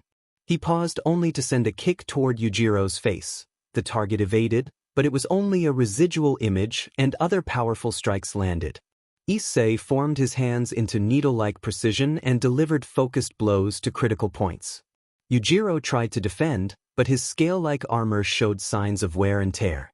Issei leapt away and reappeared in front of Yujiro, placing a hand near his chest. He declared that this was the end and prepared his final strike. Yet time had already played against him. The 10 seconds Yujiro had mentioned earlier had passed. Yujiro breathed out that he would reach level 2, and with that whisper the situation shifted drastically. Issei's strike was halted in midair by only 2 fingers from Yujiro, holding him suspended. Yujiro showed a satisfied smile. Issei, surprised and chastened by his own haste, realized he had been carried away by the heat of the moment. Yujiro, still composed, regarded his grandson with a complex pride and prepared for the next phase of the battle.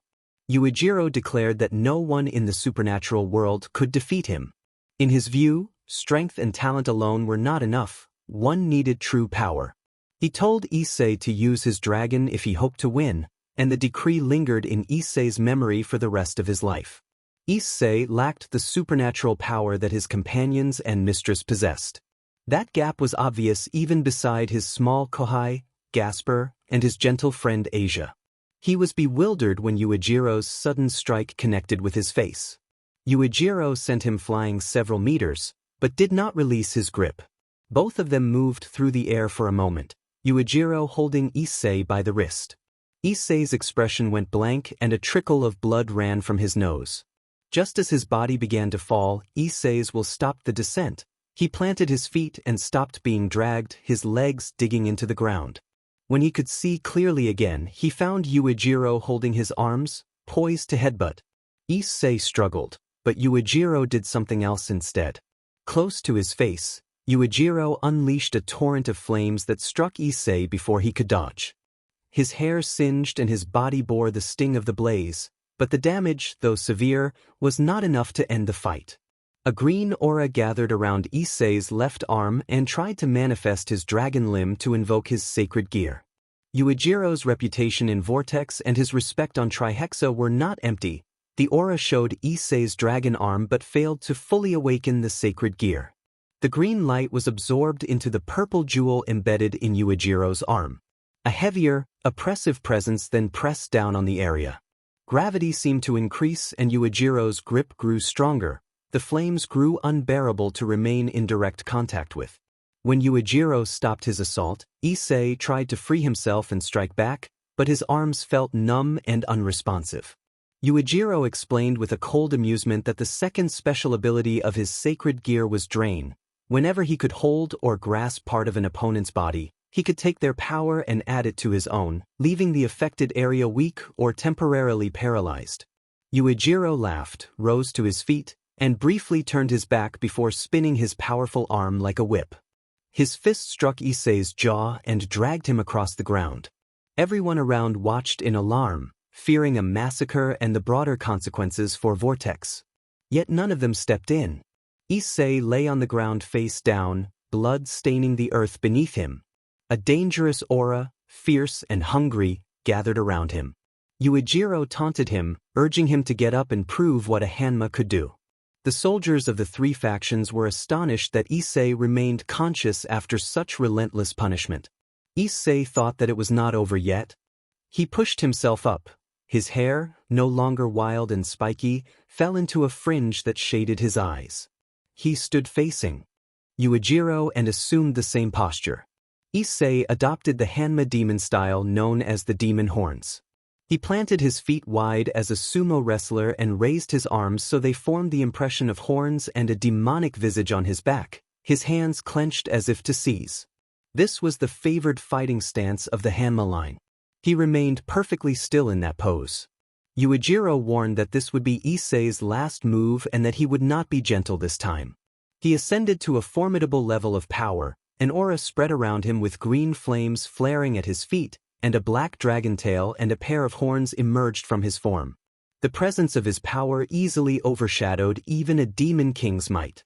Azazel watched tensely, thinking that this level of power could not be matched and that Issei had no chance. He prepared to take drastic measures by reaching for a purple orb tucked in his coat. Rias watched with fear and concern, and Asia prayed silently with tears, hoping Issei would return to them. Others' friends and allies called his name in their hearts, each voice full of worry. Yujiro approached Issei and asked if he had any last words. Issei, his eyes shaded by his hair, smiled faintly and mocked that Jin-chan was cooler than Yujiro. With that, Yujiro struck him with a heavy, decisive blow. A roar split the air. In an instant, Yujiro lunged at Issei and unleashed a storm of punches and kicks so fast and powerful that each movement battered the surroundings. Spectators were forced to erect magical barriers as gusts of air swept through the area. Issei absorbed the blows from his grandfather. He had no time to dodge or block and could only endure them. A sudden strike forced Issei to react, and his grandfather seized him in a crushing bear hug. Yujiro pressed an incredible force against Issei, intent on ending him. Issei panicked at being trapped. In a desperate move, Issei jammed his fingers into Yuijiro's ears and used that grip to drive a powerful headbutt, freeing himself. A thin trickle of blood appeared on Issei's forehead where his head had struck Yuijiro's scaled armor. Yujiro cursed that the blow had hurt, but he was amused. He touched his ear, noticed the cut, inspected his fingers, and laughed, saying he had not bled in a long time and that Issei was the best gift he had received. He warned Issei not to become overconfident, claiming he did not know what technique Issei had used but that the strikes he had delivered were powerful enough to break the bones of a demon king and he did not like being deceived. He fixed an intimidating gaze on Issei and then straightened his posture. Yujiro recalled that he had prepared several techniques to defeat Issei before, but because Issei had never lasted more than a few minutes in their past encounters, he had never had the chance to use them. Now it was different. He sighed, said they had talked long enough, and prepared to finish the fight, bouncing lightly in a boxing stance. Accused Issei of stealing his words and, with a shout of Issei's name, launched himself forward to end it.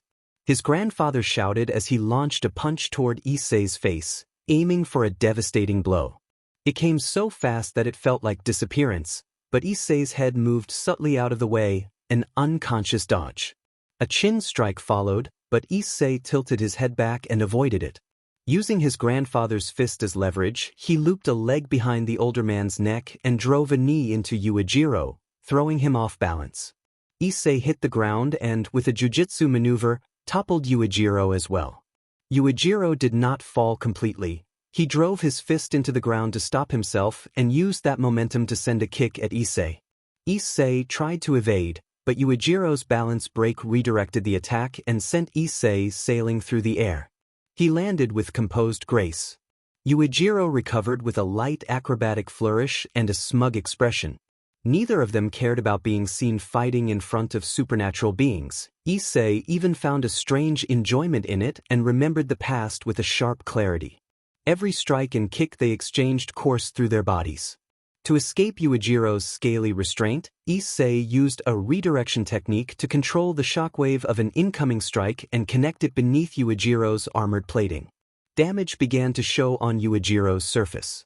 When Yujiro tried to grab Issei, Issei dislocated his hand to an almost impossible degree and then reset it as if nothing had happened. Issei's natural regeneration could no longer keep up, only masking immediate bleeding and preventing fatigue for a time through adrenaline and endorphins. In the midst of the exchange, Yujiro unleashed a flame so intense it steamed Issei's sweat and caught him full on. Issei took the attack directly. In response, Issei invoked his balance break. The sea of flames around him condensed into a roaring tornado of fire. Yuijiro's expression hardened as he faced his grandson. Through the blaze, two emerald eyes glinted with fierce intent. Issei snapped his fingers and the fire tornado dispersed, revealing him clad in a few pieces of armor with metallic golden horns. Parts of his chest, above the elbows, and around the knees remained exposed. A dragon tail unfurled from the center of his back. Yujiro applauded. Their auras manifested as two dragons, one black and one red, glaring at each other. Above those dragons hovered two demonic shapes. Yuijiro's was a hulking berserker figure, and Issei's was a lean, skeletal-limbed demon with a dragon-like skull. The red auras collided and then enveloped their users. As a single tree leaf drifted to the ground between them, they launched simultaneously. The shockwaves from their clash sent lightning-like flashes through the air. They attacked across ground and sky, their styles contrasting Yuijiro's raw power versus Issei's speed and precision. Yujiro battered the battlefield with earth magic and hurled massive stones at Issei, but Issei flowed through them like a current around obstacles. A surge of energy akin to a promotion to queen increased Yuijiro's speed, letting his flight match his ground mobility. Their unleashed power and violent airwaves strained the protective shield around the school, a barrier originally crafted by Trihexa. It began to crack under the onslaught. They traded kicks and punches relentlessly until Yujiro aimed to tear off Issei's arm with a sudden, savage grab. Issei countered by summoning Ascalon for a moment, damaging Yuijiro's armor and striking the older man as well. He sheathed Ascalon and poured its power into his gauntlet fists with the aid of Draig and the boosted gear, transferring additional force into each blow. Gradually, Issei forced Yujiro back. He finished a descending kick that rattled Yuijiro's consciousness and sent him toward the ground. As Yujiro began to fall, he snapped awake and arrested his descent with a single finger, striking the mithril and shattering portions of it with the impact. Before Yujiro could gather himself, Issei moved into position. Issei announced the 9th deadly move, Death Punisher, then drew both fists back and unleashed a furious barrage of strikes so rapid they seemed to tear at the very air. Yujiro could do nothing but take the succession of blows. He was pummeled relentlessly. His body was battered, his movements slowed and his resistance waning beneath the unrelenting assault. Issei's muscles swelled with exertion, his skin darkening under the strain, and his eyes burned with a white-hot fury. Yujiro saw only the hard, powerful fist of his grandson coming for him, as if it could end the fight. A single tear welled in his wounded eye, a complex mix of pain and something like pride. Issei followed up by channeling a single overwhelming strike mega fist, Mountain Destroyer Hai, bringing all his gathered force to bear. The battlefield trembled as the technique landed, and the combatants' auras flared one final time. The clash left Yujiro reeling and the outcome teetering on the edge, while Issei stood strained but resolute, their long struggle marking another turning point in both of their paths. With one last strike, charged with every ounce of his feeling and strength and spurred on by Draig's impulse, the punch radiated a menacing aura that left many spectators breaking out in cold sweat. The blow hit Yujiro squarely. The resulting shockwave rattled Issei's ears. Yujiro left a trail of residual images of himself and finally landed at Trihexa's feet, unconscious but with a satisfied expression. The horror on many Vortex members' faces said it all. That kid was dangerously powerful. The evil dragons present and the descendants of the former demon kings wore complicated expressions, some worried, some intrigued, some already calculating how to handle him. Trihexa rose from his seat and let a dark aura wash over Yujiro until the figure was hidden. When the aura faded, Yujiro was healed and opened his eyes, wearing a look of displeasure. Trihexa taunted that he had slept well. In an instant Yujiro sprang to his feet and delivered a kick aimed at Trihexa's face, but Trihexa stopped it easily with a single finger. Yujiro clicked his tongue and walked back to Trihexa's side. Trihexa then announced to the leaders of the biblical factions that they would withdraw for the day and that they should consider themselves fortunate the beast was under their control, otherwise the three great factions might have vanished that very day. He laughed and urged them not to look so grave, and Ryzavim laughed as well. A dark-haired man asked Trihexa what they should do with the humans. Trihexa replied with cold mockery that killing them would be acceptable, leaving the rest alive as an act of mercy. He directed the remark at Issei, who watched him with a penetrating gaze. As the men behind Issei's parents and Vala's mother moved in to carry out the order, everything changed. It was as if the attention of the crowd had been snuffed out. Many fell unconscious at once. Only a few remained aware. Issei shouted for Vale, clenching bloodied fists as pressure built behind his eyes. Valet activated his balance break and, like a streak of lightning, flew straight to his mother, rescuing her and using his dragon tail to secure Issei's parents. Yujiro stirred much sooner, however, and lunged at Valet. His strike was about to land when Issei intercepted him and delivered a crushing kick that forced Yujiro to stop from the intense pain. Valet was able to retreat to stand beside the faction leaders while Issei raised a curtain of dust and moved away. The gathered forces slowly recovered from the shock caused by Issei's intervention, but he himself was more exhausted than before. Issei walked to Rias's side. Rias asked whether he was all right. He appeared to be walking normally. Issei answered that apart from a headache and a few injuries and broken bones, he was fine, speaking in a teasing tone as if it were nothing. Rias huffed in annoyance, then sighed and pinched his cheek, and Issei offered a faint laugh. He turned to look at his parents, whose stares remained vacant, and silently hoped the demon faction could do something to help them. Trihexa, now fully recovered, fixed his gaze on Issei and began to laugh.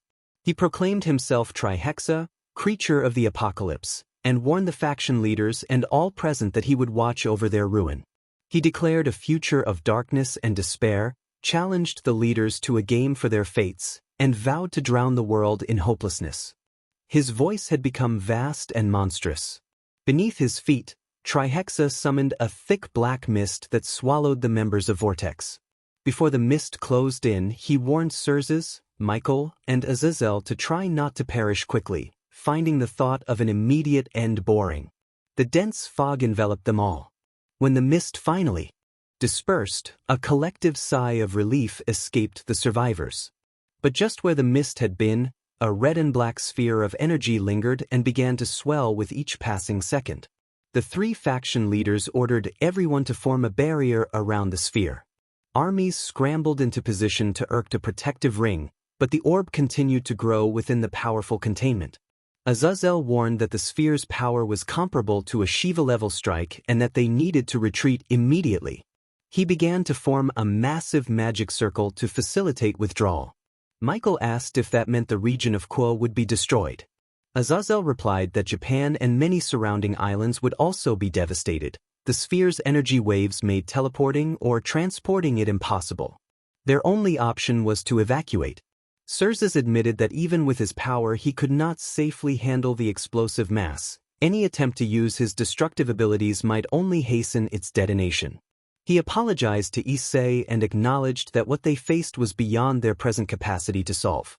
Issei, who had been watching in silence, stepped forward with a calm expression that betrayed no resentment and conveyed understanding. He asked Demon King Lucifer to please take his parents with him, acknowledging that the situation exceeded their ability to prevent the catastrophe and expressing no blame.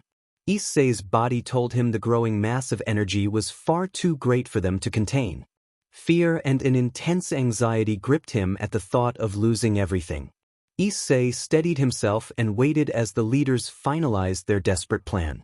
Rias understood as well that nothing could be done right then. She wanted to speak but no words came. Gradually, the supernatural forces began to withdraw, starting with the armies and faction leaders, all stepping back inside a magic circle. Issei stood among them, alongside Rias and her parents. Just as the exit circle was about to be cast, the massive compacted energy released a magical wave that shattered the circles. Many present felt fear when that happened. The small mass of energy then reshaped itself into a spear aimed at them. Issei could not believe what he was seeing as panic spread across the leaders' faces. They combined their powers to form a protective barrier, bolstering the shield's strength. The spear shot toward them at unnatural speed. Issei no longer had use of his balance breaker, and the bracelet Azazel had given him to maintain it lay broken. Valet could not split the attack in time and lacked the power to divide such a concentrated blast. Options had run out. In a flash of red, Issei reappeared before everyone, placing himself between them and the attack, once again wearing his balance breaker. When the spear reached him, something happened. He confronted the destructive mass with his bare hands. He could not stop it completely, only slow its momentum. With Draig's aid he managed to touch and reshape the aura of the destructive energy, but the force behind it remained overwhelming. Issei was desperate and terrified. Despite the premonition of death his body warned him about, Issei poured everything into holding the power. He did not care about what he had already lost. He refused to let them take those he loved. To power the balance breaker, he allowed Drake to draw on the remaining strength of his body. Drake warned that such effort would not change the inevitable, but Drake fell silent as Issei shouted his refusal to give up, a fierce determination visible despite exhaustion. The faction leaders and other supernatural beings formed a support barrier, not only to protect but to give Issei a place to brace and to buy more time. Azazel, frustrated and helpless, thought angrily that Issei's recklessness was infuriating and yet had given them time to prepare a new teleportation circle. He ordered escape plans to proceed while other leaders did the same. Rias and the club members watched Issei with growing worry. If not for his actions, many of them would already be gone. They focused on his face, strained as though he carried the heaviest burden in the world because he did. The destructive sphere began to grow again. Vala stepped forward and offered to help, pressing against Issei's back to share the burden. Issei, smiling through the pain, rebuked Vala for being arrogant and urged him not to be dead weight. A warrior instinct in Issei flared, increasing his strength, but more power was still needed. They pushed in a desperate contest of strength. The sphere continued to expand, becoming harder to restrain. Black chain-like markings appeared across Issei's skin, his muscles swelling with renewed power in a non-graphic, supernatural transformation. When the energy compacted again, it became clear to everyone that it was about to erupt. As Issei prepared to release the stored power, a voice he recognized interrupted his focus. The girl he had met earlier at the arcade, the one who had disappeared, stood before him with a faint smile. She directed her hand toward the point of potential explosion. A dark, purple-black serpent-like form wound itself around the destructive mass, then the girl drew it into her palm. With a gentle touch from her other hand, the mass dissolved as simply as a soap bubble popping, accompanied by a soft gust of wind. A stunned silence fell over everyone. No one could believe what they had witnessed. The four faction leaders Surzex, Serfal, Dazzle, and Michael expressed their shock openly. The gathered crowd reacted in a comic, exaggerated way befitting a dramatic moment. Issei stared at the girl in disbelief and muttered an insult under his breath, then found himself caught as he faltered. The girl who had saved them caught him like a princess. She teased him with a sisterly smile, remarking on his tired, smudged appearance and saying he was still the same mischievous boy as always. Ophis smiled at him like an older sister to a younger brother. Rias and Asia watched Ophis with a touch of jealousy. Meanwhile, the teacher noticed his own trembling hands and body and grew alarmed. He announced his condition and excused himself, saying he needed to go to the infirmary. A female student stood and showed signs of shaking as well, and then another followed. When the teacher asked who else was trembling, more students rose as the trembling spread through the classroom. Everyone raised their hand except three who remained seated: Asia Argento, a blonde with green eyes, the blue-haired foreign girl with a green streak, and a brown-haired boy who was taller and broader than the others. His build did not fit the desk, and even seated he loomed over his classmates. His size was apparent even with his clothes on, and he was asleep when everything happened. Asia worried that Issei had fallen asleep again and hoped he was all right. Since the summit, Issei Hidehanma had awakened and his presence had become unmistakable. Even in sleep, lesser beings felt unsettled by him. Issei was now the strongest human on Earth, a reincarnated demon, half-dragon. After the summit, the leaders had signed the Pact to secure peace, but the vortex movements began soon after. Reports came in of attacks outside the three major factions. Mass-produced dark dragons became the focus of concern. These black dragons differed from those in the first wave. They were outfitted with a mithril-like metal. Studies showed it was not the legendary original mithril but a similar compound. Both the metal and the dark dragons had evolved, showing marked improvements over the earlier attacks. The mithril used previously had been inferior in resistance and other properties, only able to withstand the strikes of high-class demons, whereas the new alloy could endure impacts from ultimate-class entities. The dark dragons themselves had diversified. The basic peons that once could be handled by mid-class demons now required power beyond that level. Tank-type dark dragons were much larger, with thick scales and partial plating of artificial mithril. Their wings, though not suited for sustained flight, granted them powerful bursts of speed, gigantic leaps, and the ability to cause widespread destruction. Undead-type dark dragons could incorporate parts of other fallen dark dragons into their bodies and command small undead servants, including low-power demons, angels, or humans. A storm-type dark dragon had been seen once. Its combat power was terrifying, able to control violent storms similar to a titanic tempest, and it was only defeated after heavy losses among Asgard's forces.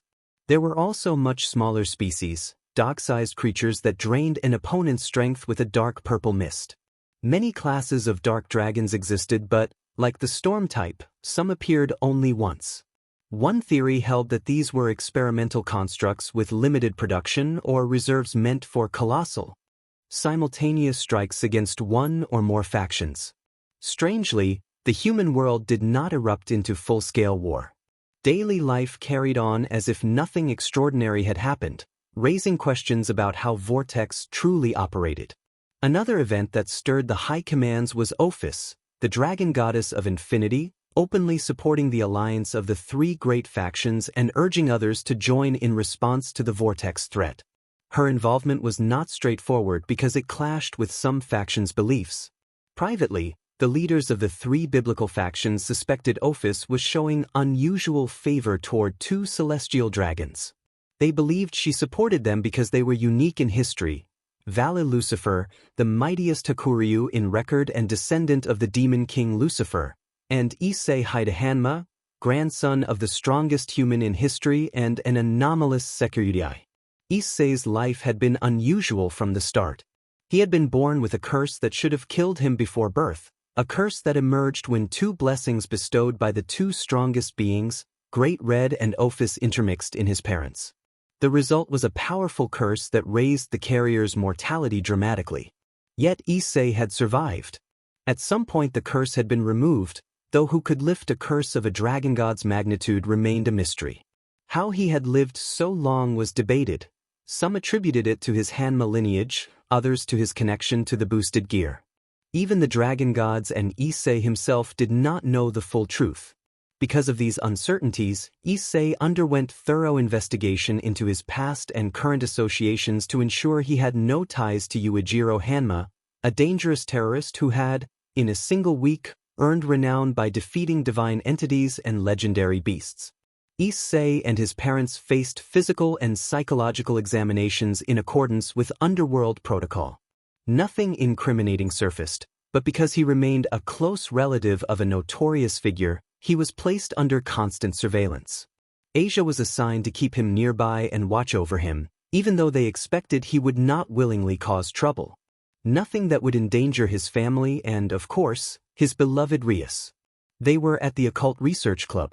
Present in the club were its members, Rias Gremory, president of the Occult Research Club, heir of the Gremory clan and girlfriend of the current Sekiryuutei, Akino Himejima, Rias's queen and vice president of the club who served as the Lightning Priestess, Kiba Yuto, Rias's knight, prince of Kuo Academy and Issei's best friend, Kaneko Taju, the quiet, compact student from Kuo Academy and a dependable member of Rias's circle, Gaspar Vladi, a reclusive club member appointed by Issei, and an attendant to Rias, Zenobia Quarta, whom Issei found stubborn and who sought a future connected to him for her own reasons, Asia Argento, a gentle member and close companion who was seen as a younger sister figure by many, and Issei, known for his troublesome antics, leader of a notorious trio, and regarded as one of the strongest humans of recent times.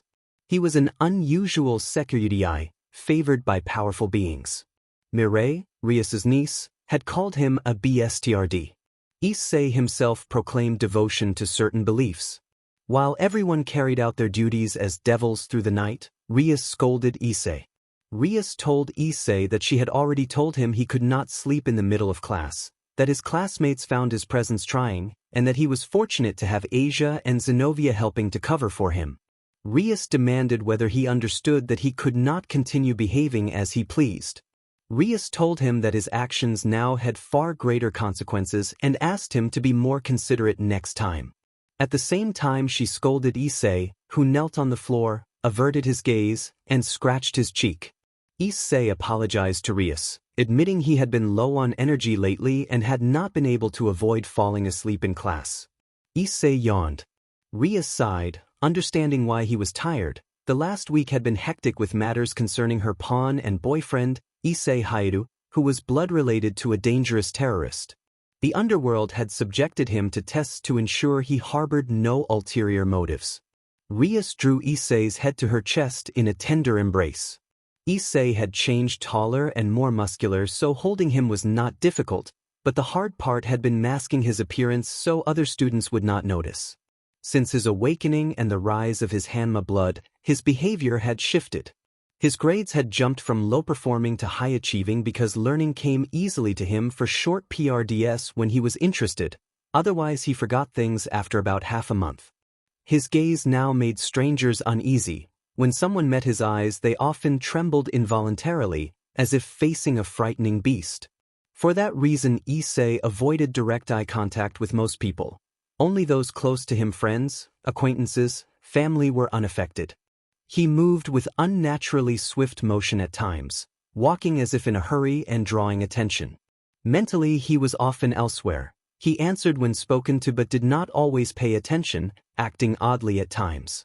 Rumors spread around town and school about a boy in the uniform who had routed several delinquent gangs. Each morning people found gang members tied to light poles or slumped on bridges, beaten and incapacitated but alive. The reality was that when Issei grew bored at night, he patrolled the town by leaping across rooftops. He had encountered a surge of delinquents and decided to give the neighborhood a little maintenance.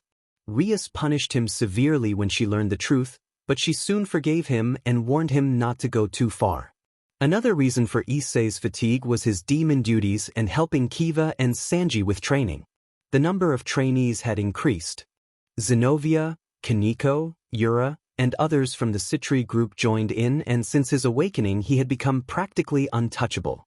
When others tried to attack him no one could land a blow. When strikes missed, Issei would fling his assailants away by grabbing their wrists and hurling them through the air or into obstacles. Still, he had not yet learned to control his full power. After the pact day, Issei had given the remainder of his limbs to Drake to gain more power and use balance break to stop a sphere of energy left by Vortex. Ophis intervened and destroyed the mass of power, but Issei exceeded his limits and fell unconscious. Because his arms and legs had taken draconic form, a special ritual was required. With Akino, Rias, and Asia's help they drew out some of his dragon power, returning him to his original appearance. The three of them were necessary. One person could not absorb all that power alone.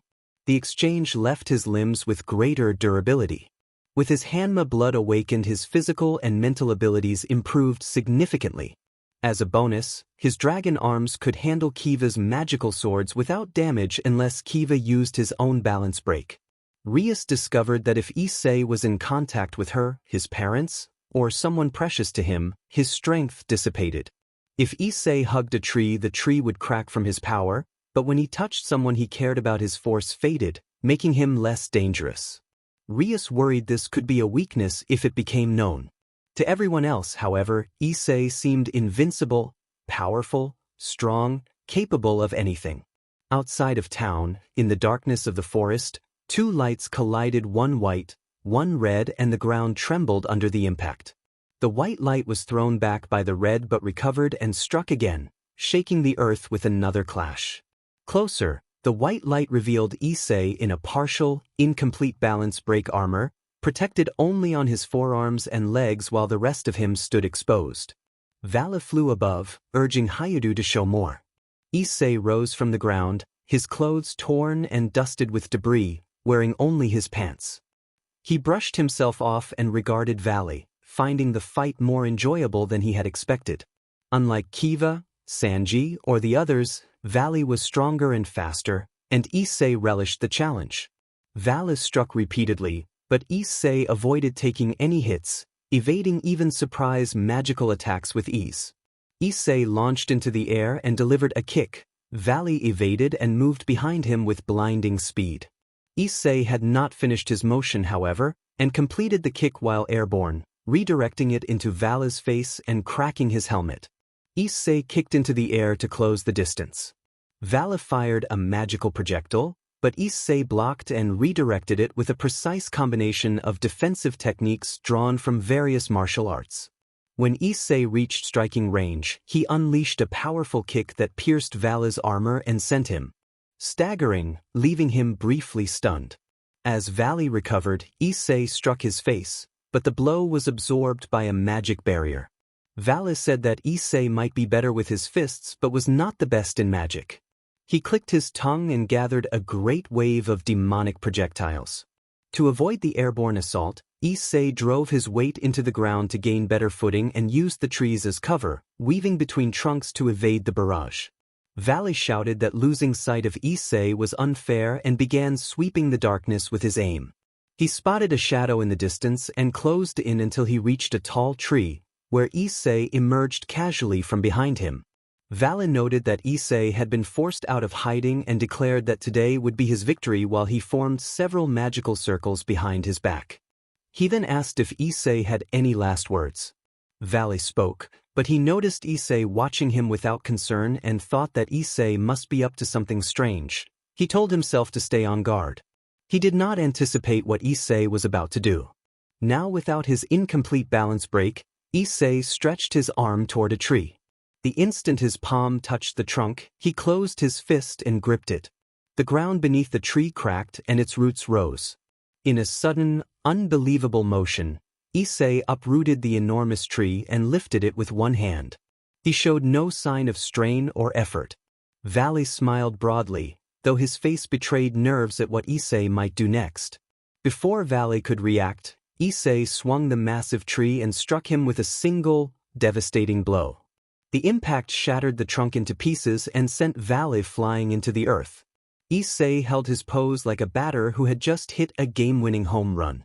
When Valley recovered, he realized he had landed in the same hole where Issei had been earlier. He thought it almost looked deliberate. Valley did not want to admit it, but he recognized that Issei was now stronger than him. If the gap had been large before, it had become a chasm. He watched Issei approach calmly.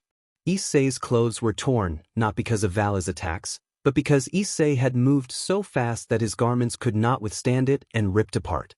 Valley swore to himself that he might not be strong enough to defeat Issei yet, but as his rival he would rise to meet him. He felt the imposing presence of Issei, someone who could not be bested by those who only claimed to be strong. The irony was clear. In raw power Valley still held an advantage, but in combat skill Issei was like facing an entire military continent equipped with the world's most destructive weapons. Mexico City, Zocalo, Office of the President.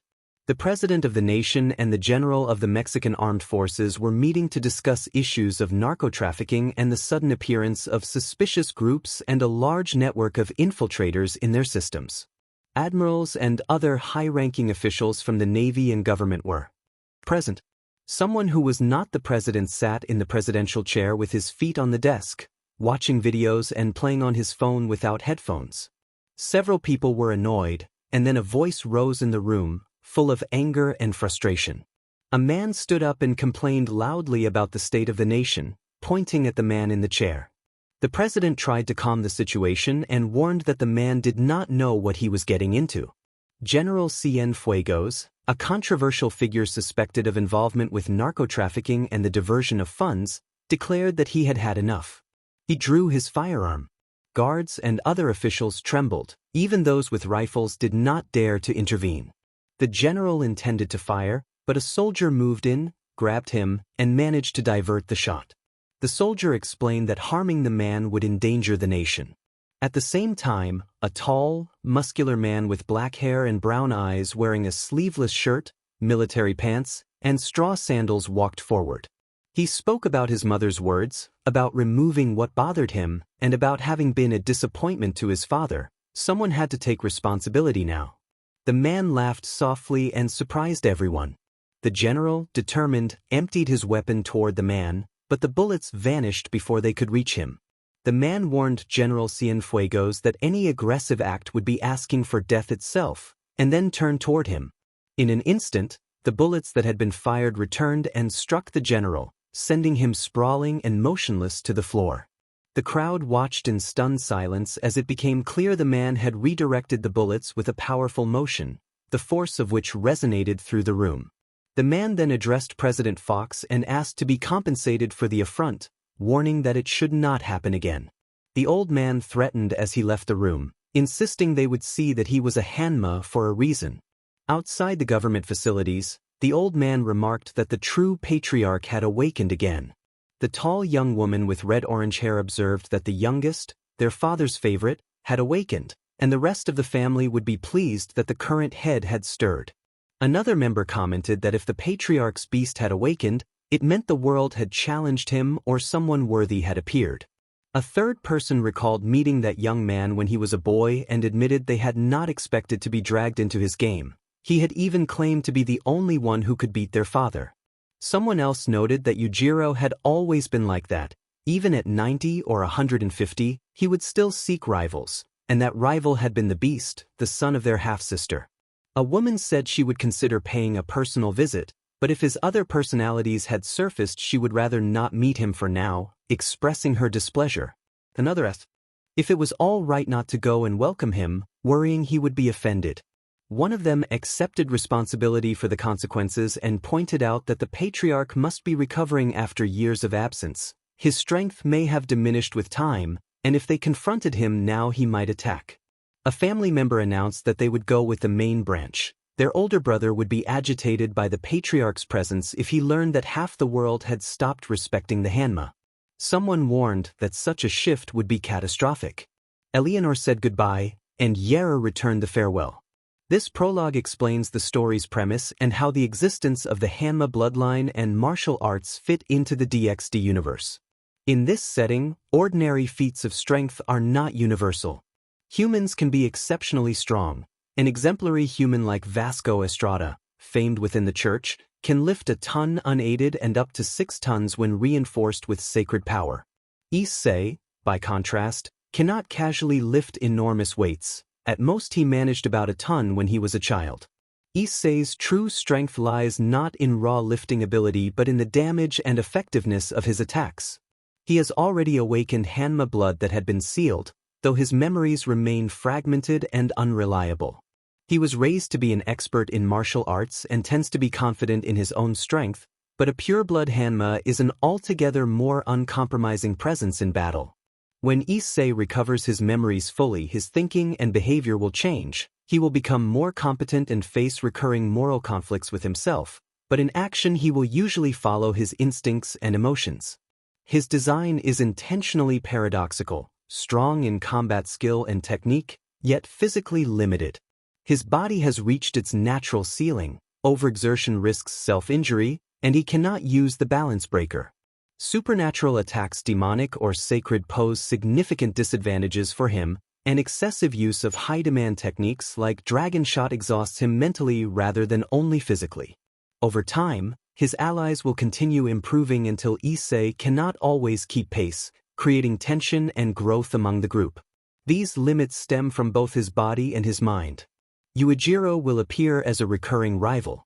His presence will be prominent at times but not always central, as the narrative will reveal the potential of united forces and larger tactics rather than resting on any single confrontation.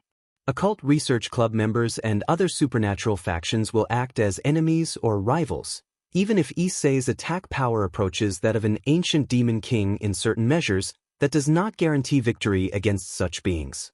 His combat strength is primarily close range and focused on street fighting versatility, so formidable in human terms that he has been labeled a beast among people, yet not invulnerable to supernatural versatility and ranged threats. Trihexa will be portrayed as an entity as potent and ancient as Shiva, with power tailored to counter dragon gods. Trihexa cannot recover lost energies quickly. The explosive used at the summit consumed roughly 30% of its power and will not regenerate for a year, so it is cautious about using its full strength. Issei's senses and reflexes exceed typical human levels, allowing near-instant responses to subtle changes in his environment within a radius of several dozen meters. Through refined martial technique and timing, he can deflect or neutralize small arms fire and redirect incoming impacts, making many conventional weapons ineffective against him. Romantic elements and any harem dynamics will develop slowly and tastefully, with emotional, PG-13 moments rather than XPLCT scenes. The story will focus primarily on battles and character growth, with the pacing preserving the major events, motivations, and conflicts already outlined.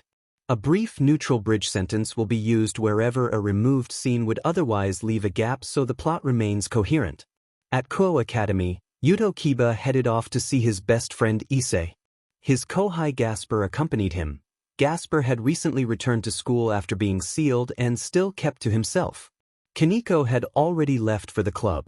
Yuto guessed Issei had either fallen asleep in class or was with his human friends, engaged in their usual noisy conversation. In the classroom, a lively group of boys was joking and teasing as always.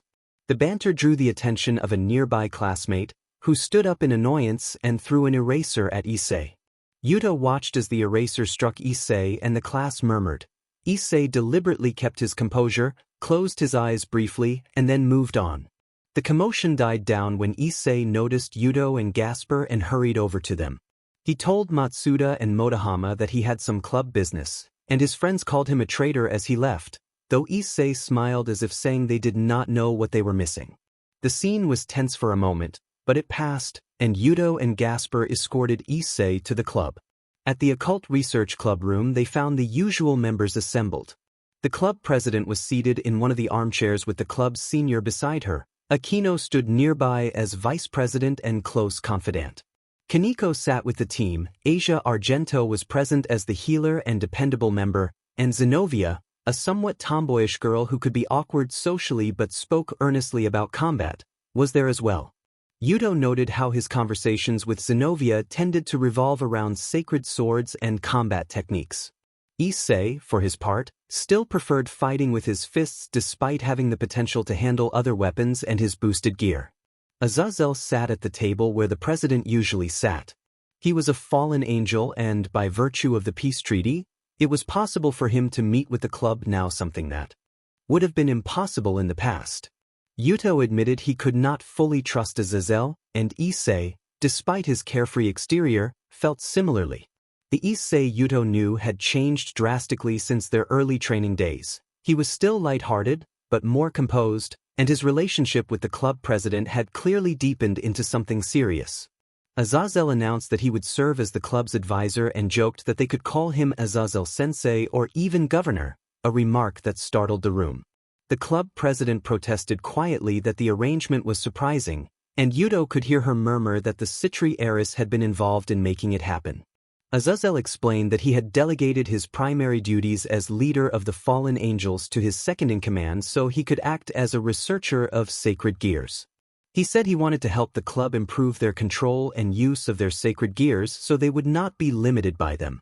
He added that, as part of a condition requested by the Citri heiress, he would assist them in becoming stronger ahead of the upcoming raiding games, and that they should make the most of the time they had before the Young Devils gathering.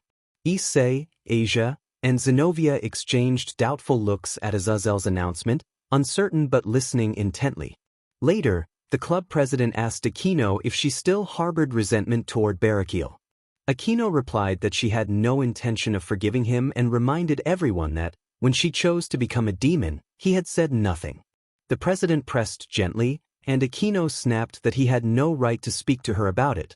The president responded that she had not meant it that way, and the conversation shifted as the members prepared for the matters Azazel had raised. The governor warned that it would be imprudent to interfere in a father and daughter matter. Akino shouted that he was not her father. Issei reflected that joining the Gremory family had probably been the right decision and wondered how things might have been different. After that awkward moment, the governor struck his fist against his palm as if remembering something and announced that, by order of the great demon king Lucifer, all the girls from the occult club were to move into the Sekiryuutei Hidehanma Issei household. Everyone reacted with surprise. Bocho looked especially upset. Bocho asked why. Azazel explained that the Demon King had noticed the increase in power the club members experienced while staying at the hyoudou residence and wished to study the effect. Azazel offered Issei a thumbs up, and Issei returned the gesture. Akino moved close to Issei in a playful, affectionate manner and noted that the stage was set. Bocho protested, claiming that Issei belonged to her, and tried to pull him away. Kiba watched the exchange and thought about how Issei's arrival in the family had brought one surprise after another. Although not all were good, these moments felt important. He smiled inwardly and decided to keep that thought to himself. The chaotic life continued. Rivalries between the elder sisters, the mischievous Sekiryuutei, the church duo, Kaneko the club mascot, the school prince, and a reclusive vampire crossdresser, each of them played their part in a life where nothing could be predicted. Elsewhere, in a luxury apartment in Quoth, Azazel apologized for calling Shemhaza that way and said he would stay there for a time. Shemhaza understood but warned that not all subordinates approved of Azazel's peaceful intentions. Azazel brushed the concern aside and asked about Shemhaza's imminent child. Shemhaza faltered emotionally. Issei urged Shemhaza to take good care of his demon wife, acknowledging the danger she had faced to come this far, and said the child would become a bond between demons and fallen angels. Shemhaza admitted that resentment had weighed on him, and Issei comforted him, saying he was used to resentment and would shoulder the burden with his 12 black wings. Shemhaza was to remain silent and follow his lead. Shemhaza obeyed. Azazel asked if Shemhaza would stay quiet or had any demon assignments with a human. Issei stood beside Azazel, leaning on the balcony stone railing, and spoke quietly about the many rulers and leaders he had encountered. Some he had killed, others had submitted to preserve their worlds. Few had been left in peace, many had to be subdued. He told Shemhaza that he respected him for being willing to carry resentment, hatred, or a curse for the happiness of those he loved. Issei said that Shemhaza, Serzes, and Michael were among the first leaders to earn his respect. Azazel laughed to ease the mood, and Issei allowed himself a small chuckle. Azazel asked if Issei had told his mistress about the plan from the summit. Issei confirmed that only he, Serzes, Michael, and Azazel knew, and that Yuijiro's revelations had been crucial. Without them he would have lost his parents and more. Issei clenched his fist briefly, the memory weighing on him. They discussed Trihexa and the advantage they had gained from its partial weakness. Azazel imagined the apocalyptic devastation a fully restored Trihexa could cause at peak power. Valley approached and exchanged a fist bump with Issei. Valley reported that the dragon goddess remained unconscious and in a coma since the summit. Issei apologized for not acting better in the situation, but Valley reassured him that without Issei's help they could not have stopped Yujiro, and suspected that Valley's grandfather was behind the incident. They considered how the goddess of infinity might prevent Trihexa from breaking barriers. Valley assured them that he had taken care of certain precautions. The three then turned their attention to the sky, where the goddess of infinity had appeared, dressed in distinctive Gothic-style clothing. Azazel stepped forward and thanked the goddess for her assistance that day. Issei gave a brief formal salute and offered his thanks. Ophis floated closer and stood on the railing. Ophis told them she did not need thanks and that she was simply doing a favor for an old friend. She looked at Issei and explained that her primary body was implementing a system to prevent incidents in which Trihexa could send its own wherever it pleased. Ophis said that, from now on, Trihexa would have to take one of the official routes to reach the underworld, whether the fallen angel's side, the demon's side, or heaven, and that those routes were already being covered. She let the explanation trail off as she focused her gaze. Azazel observed that Ophis's main body would explain why she did not have the older sister form he remembered. Ophis confirmed that this was the appearance she had when she first met Hyperion and Sekiryuutei while they were still young. Azazel then asked Ophis why she had come and whether she had business with the celestial dragons. Ophis responded that she had come to speak with Issei and Valley, looking directly at them. Valley and Issei asked what she needed from them. Issei maintained a serene, calm face outwardly, but inwardly he wanted to know what this divine being would say. He understood that if he fought her, he could die without question, and that made him cautious. Ophis addressed them both by title and name, declaring that the responsibility now fell to them to become not only stronger than previous holders and the celestial dragons, but to surpass the dragons themselves. She stated that they were the current bearers of the most powerful and unique celestial dragons, one a living miracle and the other a forbidden being who had defied death. Ophis warned that they must reach and exceed the dragon's power within 3 years or face the end of all things, an apocalypse for everyone. She insisted that they stop Trihexa and prevent it from regaining its power, because neither Great Red nor she could handle Trihexa at full strength. Therefore, she said, those who had already surpassed the limits of logic must confront Trihexa and defeat it so that not even its soul remained free. Issei's face betrayed the greatest surprise of his life. He felt panic rising as he realized his power could not be increased further and wondered desperately what he could do. Issei thought that this would be the hardest training of his life and could only sigh inwardly at the thought. Night had already fallen, and he was leaving the house of a regular client he knew well. For some reason, most of his clients were odd people. He sometimes wondered if it was his personality. He envied Kiva's clientele, so many graceful women. He reminded himself he had to go home now to present Rias with his first formal contract. At last he could stand tall with this contract. In the past Rias had helped him secure a contract, but now he could do it on his own. A soft, amused voice drifted from the darkness ahead. Elia teased that it was strange to see the creature once feared as the beast moving like that for his beloved. Another voice, sharper and colder, wondered whether his motivations were love or something more superficial. Issei muttered to drive them off, but the voices continued. 2 figures emerged from the shadow that clung to Issei like a cloak. One, Elia, had dark hair, red eyes, horns, a tail, and wings, a demon in appearance.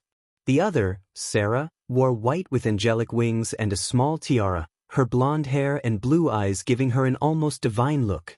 Both had manifested as distinct personalities inside his head, outwardly the symbols of conscience, angel and demon, but in practice both were mischievous, and Sarah was often the harsher of the two. Sarah complained that Issei went out at night instead of staying home with the redhead he cared for and teased him about missing chances.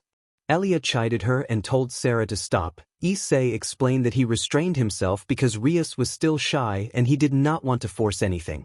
This was his first serious relationship, and he wanted to move carefully. The two slipped down from his shoulders and looped their arms through his as they walked, visible only to him. Issei reflected on how much had changed since his blood awakened. He had discovered these additional personalities, beings that seemed to have taken shape in his mind. They had apparently been with him since he was 6, the years he had spent in captivity under Yujiro during times of brutal training. He had discussed it with Azazel sensei and even visited a psychologist. Suppressing parts of himself had apparently allowed these entities to arise, and he accepted them as a kind of conscience, an angelic and a demonic voice, both flawed. He did not pretend to be a saint. He had learned to act on his own desires recently, yet seeing his past with clearer eyes made him realize how oblivious he had once been.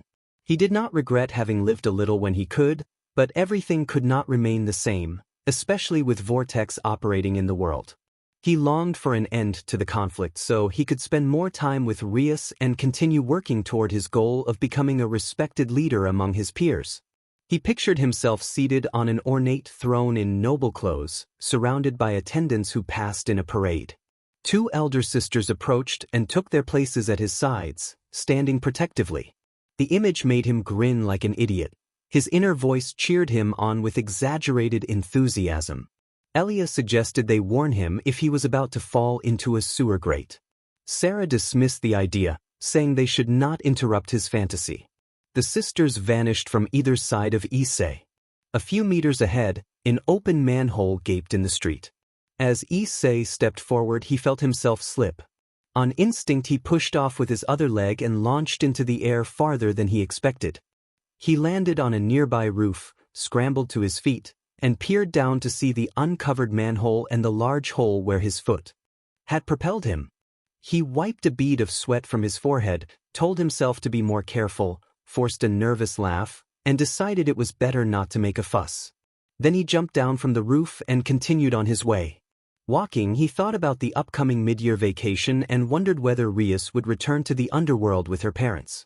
He also reflected on his recovering strength. Having regained much of his power, he worried he might unintentionally hurt someone in a moment of surprise. Since the summit, Issei had been rebuilding his physical strength. Years of inactivity had left their mark, and the regimen he used to accelerate his metabolism had prompted significant growth. Demon magic allowed him to alter his appearance to look like his slimmer, normal high school self for a few hours long enough for classes, but because he had given his limbs to Drake for greater power, the illusion could not be sustained indefinitely. He wore his Kuo Academy uniform, adjusted to fit his larger frame. When working, he tried not to change his appearance beyond his arms and legs so as not to intimidate his clients.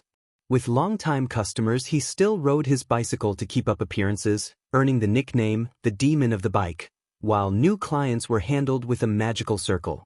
After a long walk, he arrived home. It was the same house he had known since childhood, or at least since his days in Kuo, but the atmosphere inside felt different now. Inside, Ria scolded Akino for trying to sleep in Issei's room, insisting that the room belonged to her and Issei and that no one else could stay there. She noted that only Asia had been allowed in for a specific reason. Akino teased that she preferred to share the room and that Issei would enjoy spending time with her, but Rias refused and turned her face away. Akino urged Rias not to be selfish and reminded her that the Mao had said they were to live together in the house. A short pause passed as they continued to bicker lightheartedly over the household arrangements. Akino looked at Rias with a penetrating gaze. Rias responded that Akino and the older sister always interfered between her and Issei, puffing her cheeks a little. While the two elder sisters argued, in the small lounge of the hyoudou residence, Asia and Zenobia spoke about what Kiryu had told them. Asia blushed and stammered that Issei had expressed himself, and Zenobia remarked confidently that it would be a good way to start a family with Issei. Issei, for his part, found it endearing that Rias and Akino could act like ordinary girls.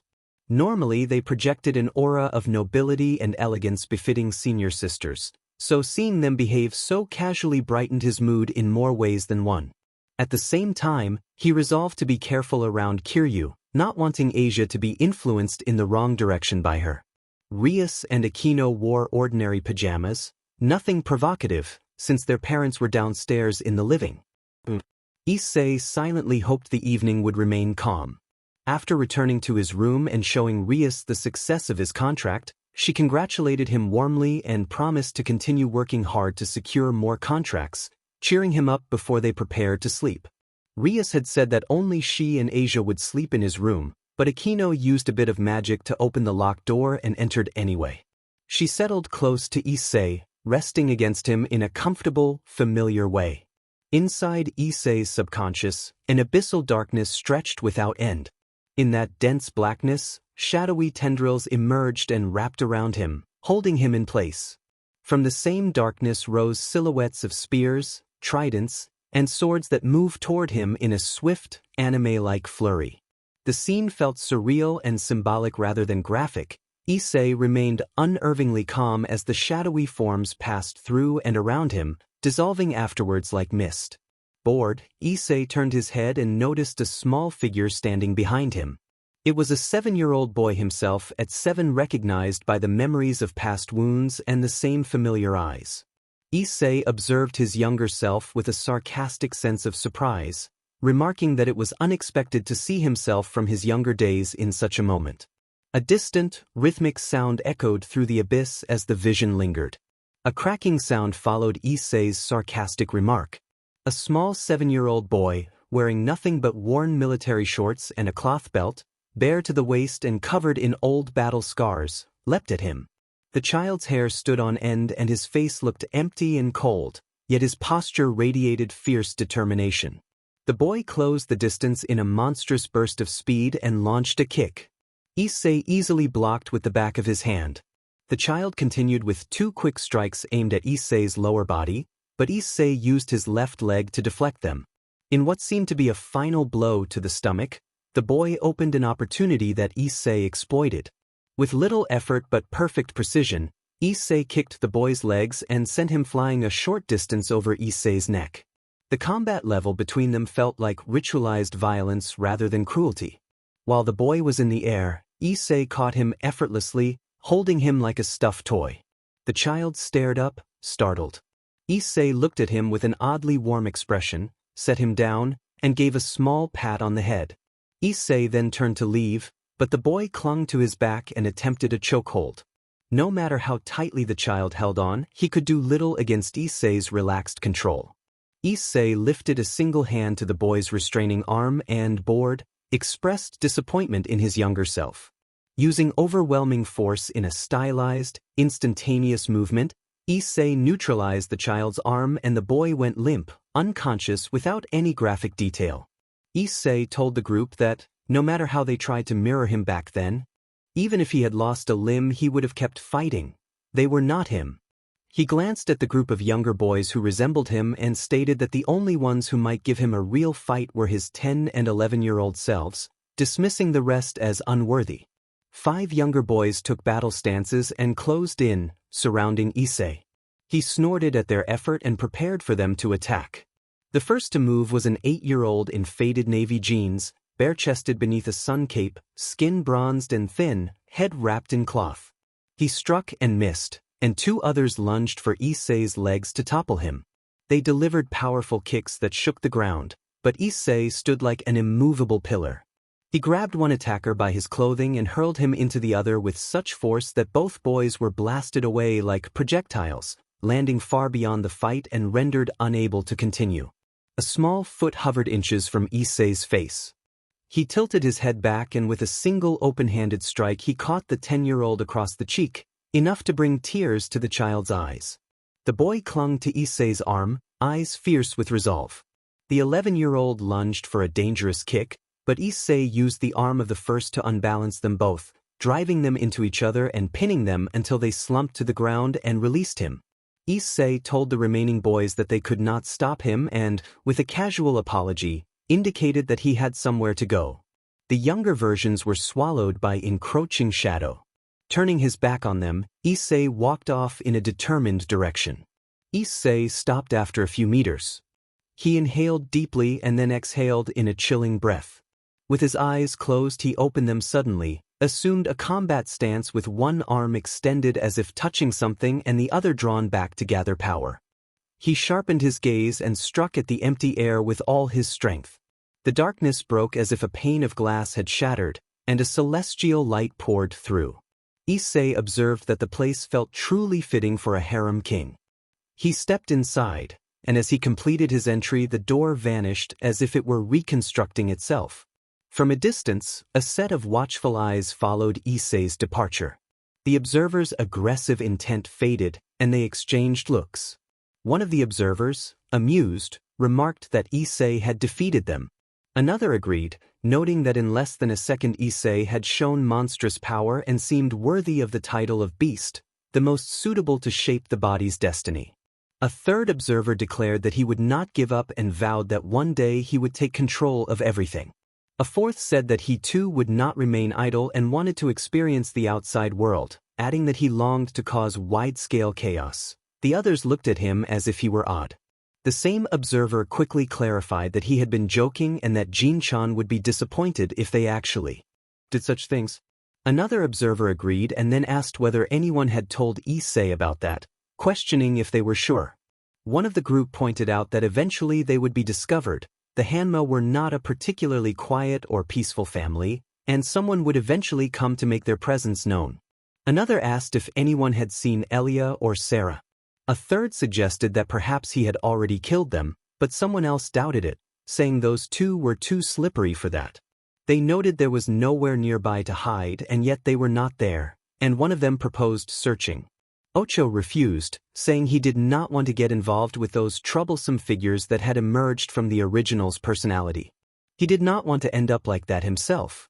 They all agreed and parted ways, each disappearing in a different direction. A few days later, Issei walked in the middle of the night, the hour when he normally strolled alone and when the other residents of his house were asleep. This time he was not alone. He was accompanied by his mistress and beloved, Rias. Issei did not know why she had asked to come out, only that she had said she wanted to spend a little time with him.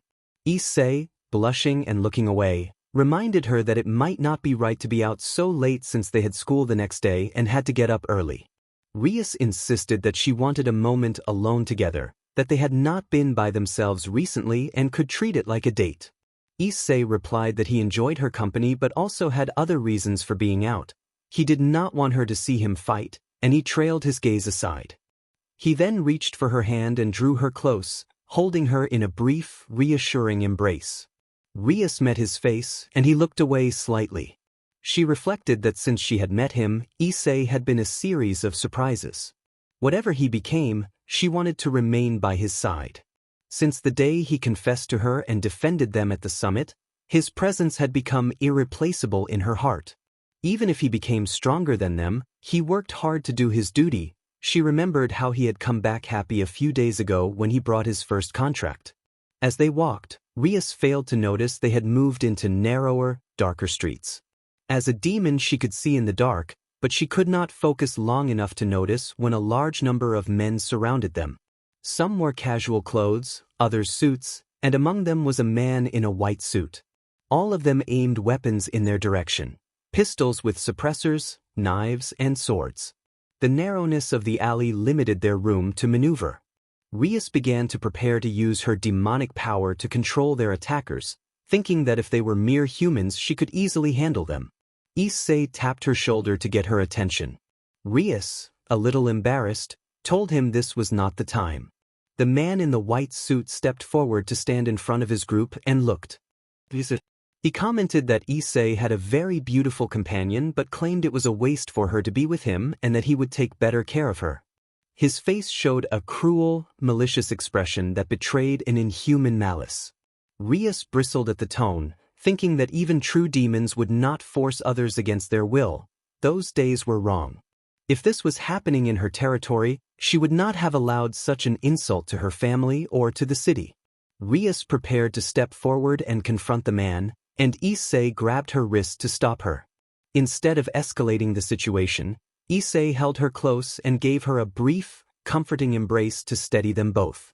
The man in the white suit erupted in anger, shouting obscenities and ordering his men to kill them. The knife and sword-wielding attackers lunged toward Issei and Rias. They closed in quickly, then suddenly came to an abrupt halt a few meters away. But despite their screams, they did not move. In fact, they dropped their weapons and fell to the ground, trembling with fear at Issei. His gaze was so sharp it felt like it could slice a person's soul, and the aura that rose from him was like standing face to face with a dangerous beast. When the man in the white suit tried to order them to shoot, his command dissolved as the gunmen let their pistols fall and began to cry from overwhelming fear. Intimidation was an instinct some beings had more fully developed than others. Humans hid behind weapons because of the common belief that once a gun was fired it was impossible to avoid the bullet. For Issei, bullets were like feathery fluff. They were too slow for him. Intimidating others with his presence was as natural as breathing. His presence served as a shield for others, a clear warning that facing him in a fight would be hopeless. Rias felt flustered by Issei's sudden gesture and could barely steady herself. Their eyes met and both wore the same cocky, confident smile, a look that suggested neither would back down. The man in the white suit attempted to take advantage of the moment and fire, but when the shot came, Issei moved with lightning speed. He intercepted the bullet midair and sent it back with amplified force, striking the shooter and sending him crashing backward as if propelled by a powerful impact. The other men around them could not withstand Issei's overwhelming aura and collapsed unconscious to the ground. After dealing with the immediate threat, Issei used his demonic ability to quickly extract the information they needed, and they were led to the location of the group's base. Rias did not go with Issei to clean out the base. She had reasons to stay behind. Still, she could not easily let the criminals remain, knowing they would become a cancer for Quar Academy and could jeopardize her classmates' future. After some time, Issei returned and explained that he had arranged the scene to look like a gang fight and had planted enough evidence to ensure the criminals would be arrested without hope of parole. It took them only an hour to dismantle an organization that numbered more than 400, and Issei had handled it with ease. As they walked home, Rias expressed her concern for him. She told him she was serious and that if he did not feel well or was hurt he could tell her. Issei responded casually that it had been nothing, almost like the usual routine. Rias said she was still worried, reminding him that his reincarnation had been recent and that he might not be fully recovered yet. Rias was surprised when Issei moved suddenly, pinning her against the wall with one arm while his body blocked the space beside her head. He acted so quickly that she had no time to react. His face was serious, not joking, and his intense gaze forced Rias to look away, her cheeks flushing. With his free hand, Issei gently turned her chin to make her meet his eyes, but she still averted her gaze as if embarrassed. Issei sighed and told Rias not to worry so much about him. He said he knew what he was capable of and that he was different from the version of himself from a few months ago, stronger and faster now.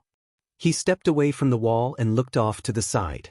Before Rias could reply, Issei launched a rapid series of strikes into the air. A quick punch, a kick, another blow. As seconds passed, his speed increased until afterimages trailed him.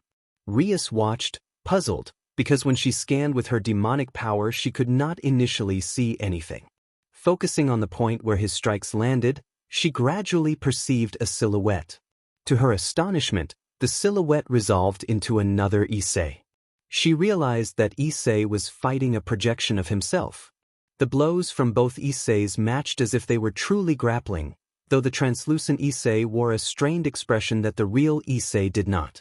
Rias remembered that Issei could materialize in the air anything he imagined and that such manifestations could be seen by others. As their skirmish progressed, the imagined Issei grabbed the real Issei's arm and tried to throw him.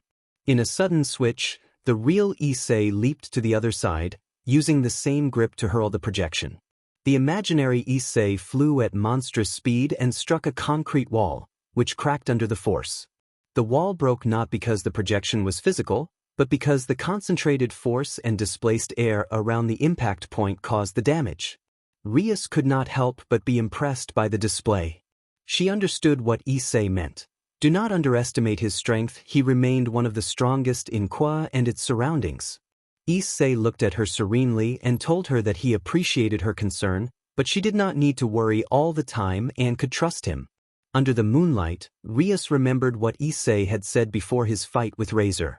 Seeing the current Issei, she also imagined the earlier silhouette and reflected on how appearances could differ. Watching his smile, she saw a young man who gave his all to do his job well and to rise to her expectations, someone who could be troublesome but who cared deeply for his comrades. Understanding this, Rias resolved that no matter how Issei changed, she would remain by his side. He did not see her merely as the heir of the Gremory house but as Rias Gremory, and that sincere regard was what she loved about him. Rias stepped closer and met his eyes. Her gaze was intense enough to catch his attention, and without warning she acted affectionately, leaving them both blushing. They shared a brief, chaste moment of closeness, then parted and looked at each other, faces flushed.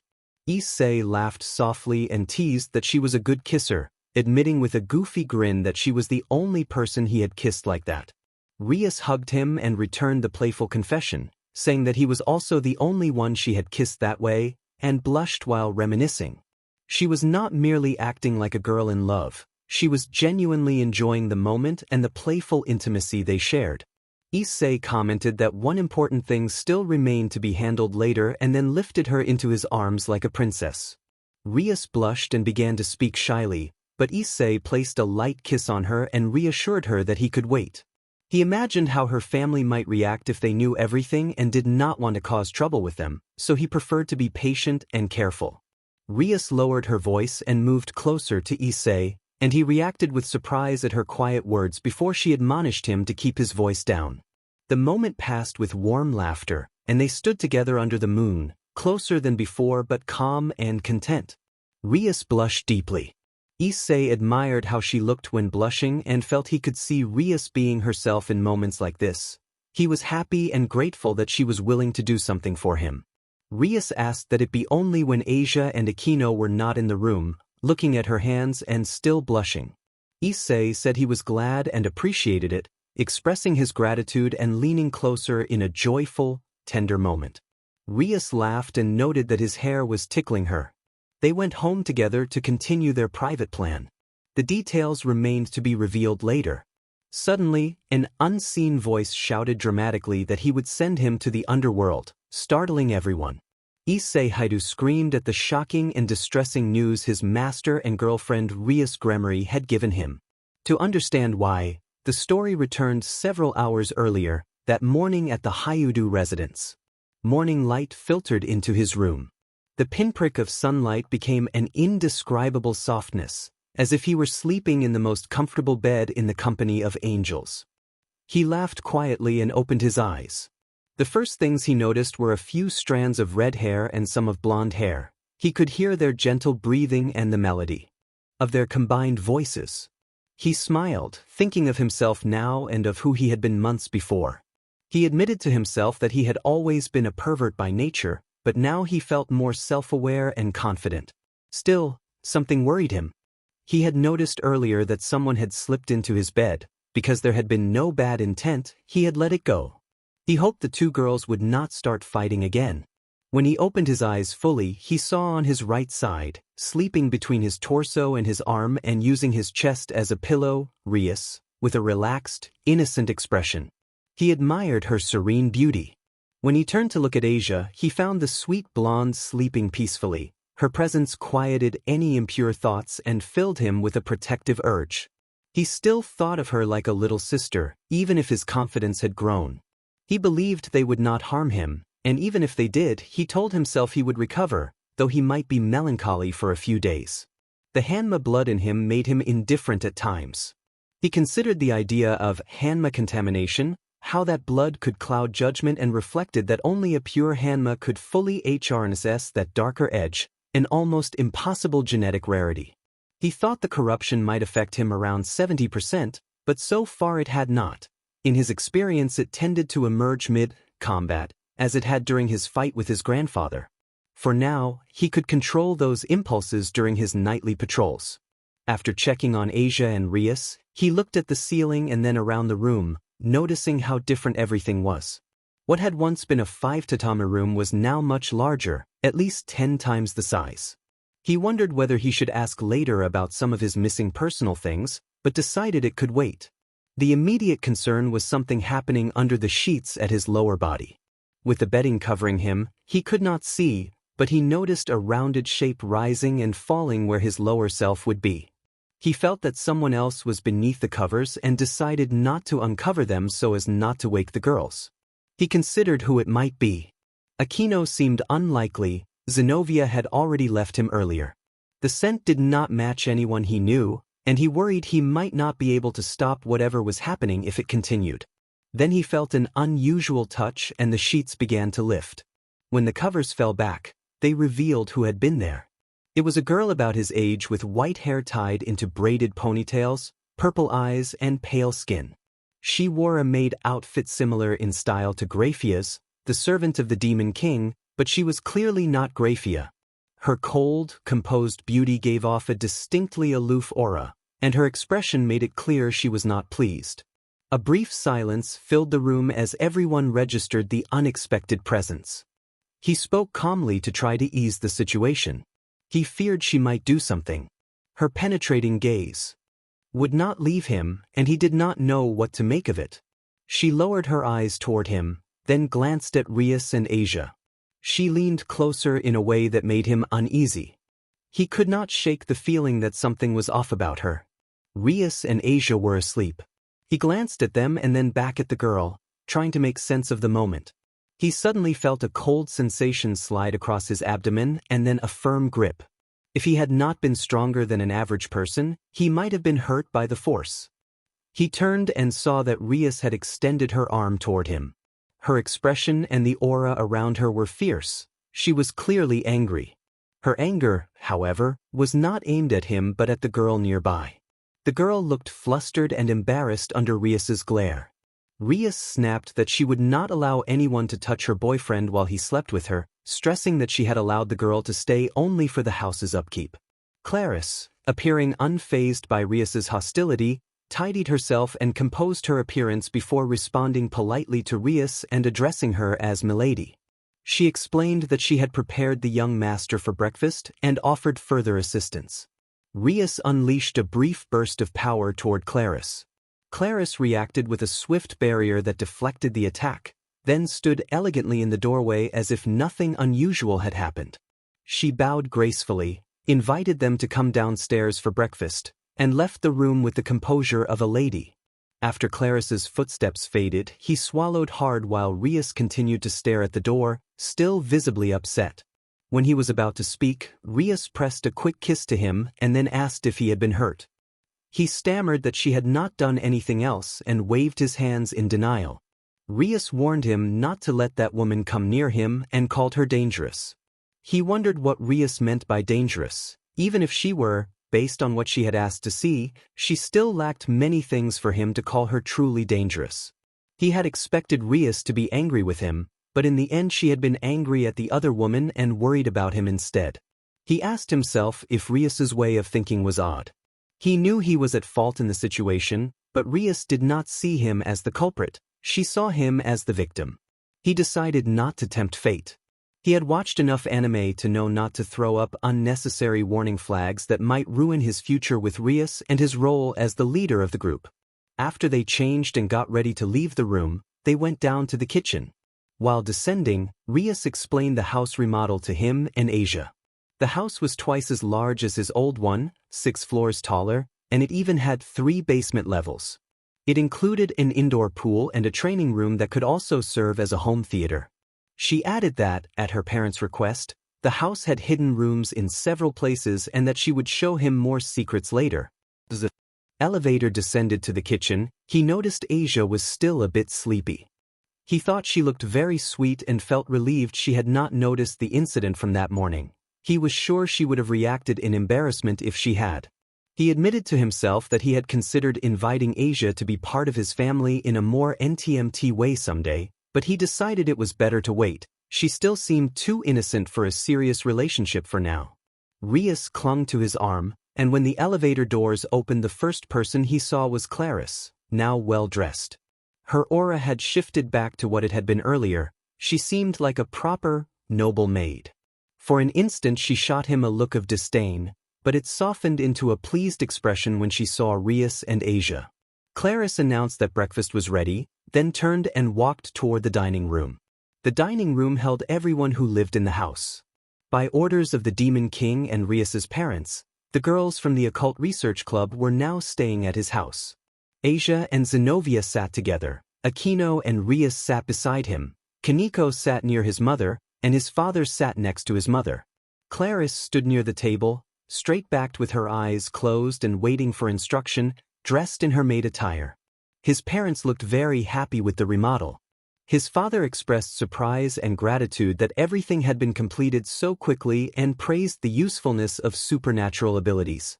He thanked Rias's family for taking care of their son and, with tears of happiness in his eyes, asked them to keep looking after his foolish child. Rias smiled and promised to take good care of Issei and his family, saying they should enjoy the house since it was theirs to live in. He felt as if his parents had made decisions about him behind his back. For those who did not know, his parents were aware of the supernatural world because he had asked the faction leaders to let them keep their memories. They would have learned eventually, and the sooner they knew, the better they would accept it. It had taken them only a few days to come to terms with everything. They had not minded that their son was a demon. His mother was the daughter of a demon, and Yujiro often looked like a true demon himself. He, too, was no exception.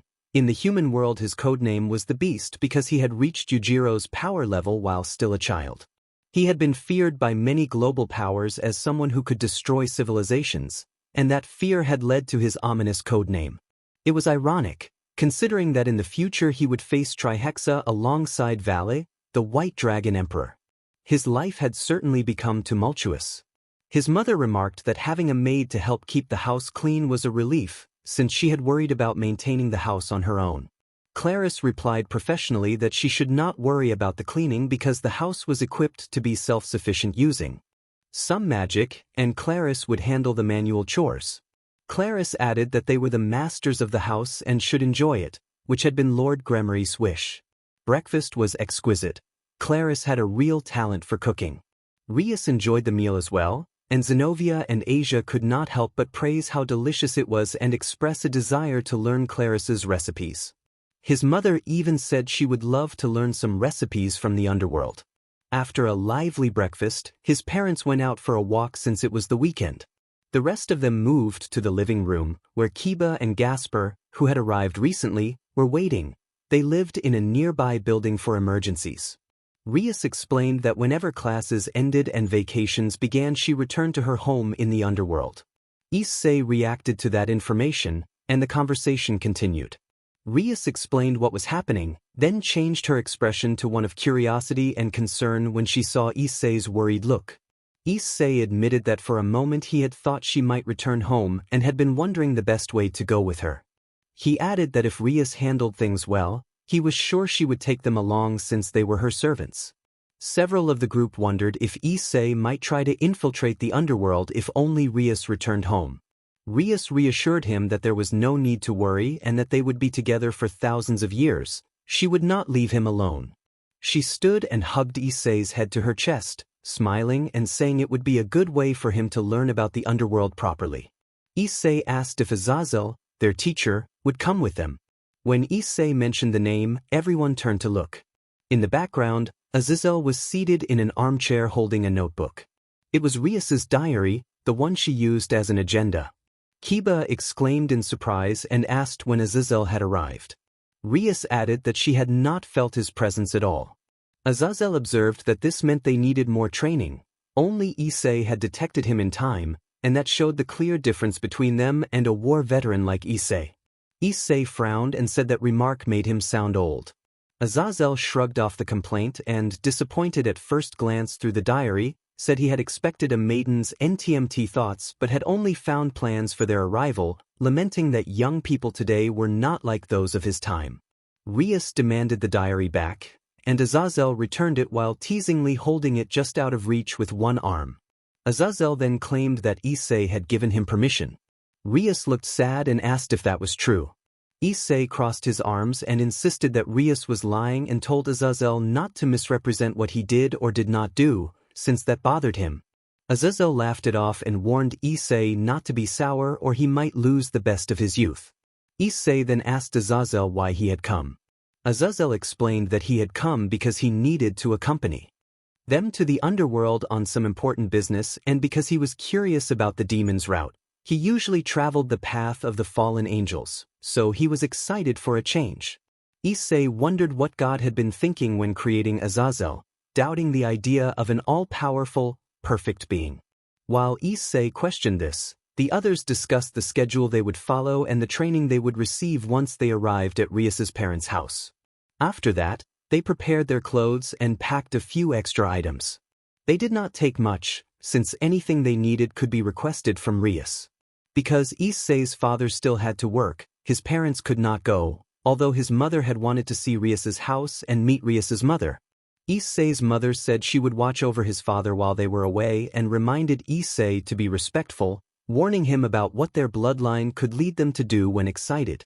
She asked him to take care of himself and told him she wanted to see him again, emphasizing that he was her beloved son and that, even with Asia in their lives, he remained their child.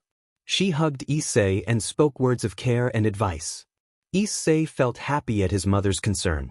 He understood why she worried. When he had been only 5, he had been taken by force by Yuichiro, and his parents had been powerless against someone like that.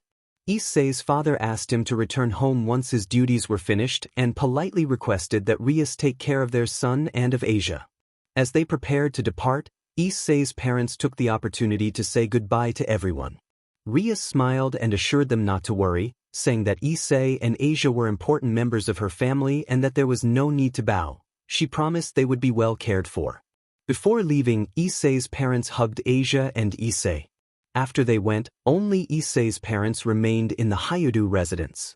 Issei's mother admitted she felt guilty for worrying despite Rias's assurances. Since they had been unable to help Issei when he was taken by his grandfather, she felt they had no right to deny him anything now.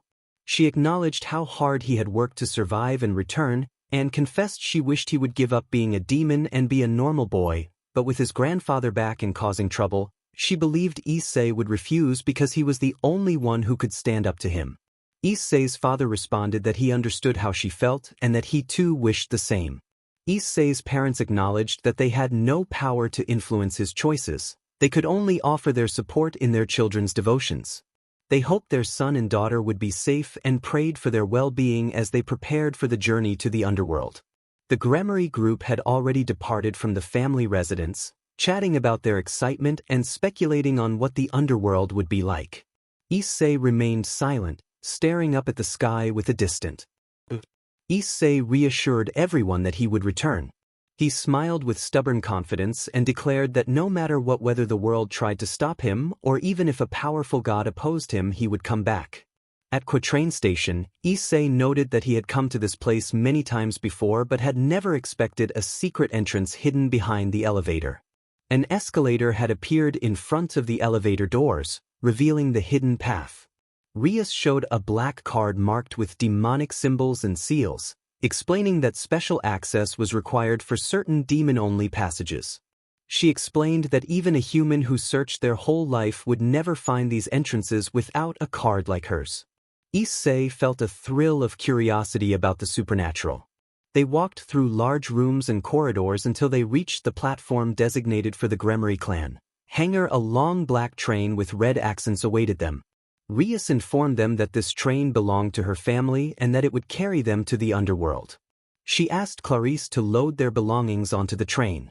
When Issei handed his bag to Clarice, she let it slip from her hands and dropped it while giving him a cold look. Issei thought that Clarice was difficult to deal with. Clarice apologized politely and said she could no longer carry anything more, hinting that Issei should take responsibility for his own things. Rias scolded Clarice for being careless and reminded her to follow orders. Clarice responded with exaggerated praise for Rias, comparing her beauty to the moon and blushing as she obeyed. She then complied and took Issei's bag as well. Issei resolved not to let her mishandle his things. If his bag were to fall outside the train, he would reprimand her publicly as punishment. Rias boarded the first car while the rest of the group remained in the second. Zenobia expressed excitement and disbelief at traveling to the underworld while still alive. She found the situation surreal but appropriate now that they were demons. Asia sat nearby, offering quiet support. Issei compared the trip to traveling abroad to another country and suggested that they try to be relaxed about it. The second car had 3 sofas where they all sat together. Gasper, tucked into a paper bag over his head because of his shyness, worried aloud about feeling nervous outside. Asia had encouraged him to wear the bag so he could speak in front of others with less anxiety. Issei teased that the bag made Gasper look spooky and joked about him being in a horror movie. Issei then lifted the box that contained Gasper, suggesting that playing the role of a monster might help him build confidence. Gasper brightened at the idea and crawled into the box determinedly. The others gathered and cheered him on, urging him to try to fly while inside. With encouragement, Gasper began to lift and managed to hover about half a meter off the ground. Issei steadied the box as Gasper wobbled, then opened the top to find Gasper exhausted. Issei praised his effort and noted with pride that Gasper had grown stronger since before. They set the box down beside them so Gasper could rest. Issei found the customs and traditions of demons interesting. He asked Akino about why they had to take this particular train instead of simply using a magic circle as usual. Akino explained that while a magic circle was a normal way to travel, this route was the legal passage for demons. New demons were required to travel this way at least once to register through official channels. The time they had all been brought to the underworld before had been a special case. A unique magic circle prepared by the Demon King had allowed them temporary access. From now on, traveling without the proper route would be treated as an illegal intrusion. Issei breathed a sigh of relief at that explanation, glad that he wouldn't be surrounded by guards when disembarking. Akino then added that inappropriate physical contact with the master could be punished. Issei immediately worried, imagining he might be in trouble for any misunderstanding. Issei could hardly believe it. He had really messed up. By announcing himself as Rias's boyfriend, he risked being arrested when they arrived, and the implications made his head spin.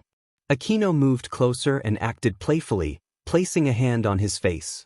Issei felt flustered but said nothing. Asia reached over from his right and took his free arm, resting against him. Asia voiced concern that Akino's influence might make Issei behave badly, and Akino responded with a teasing remark about men being a little perverse. Issei, embarrassed, asked if they were calling him a pervert. Kaneko did not join the banter. She simply sat staring out the window, unmoved by the commotion. Issei made a mental note to check on her later. He worried his companions might have problems and wanted to help however he could.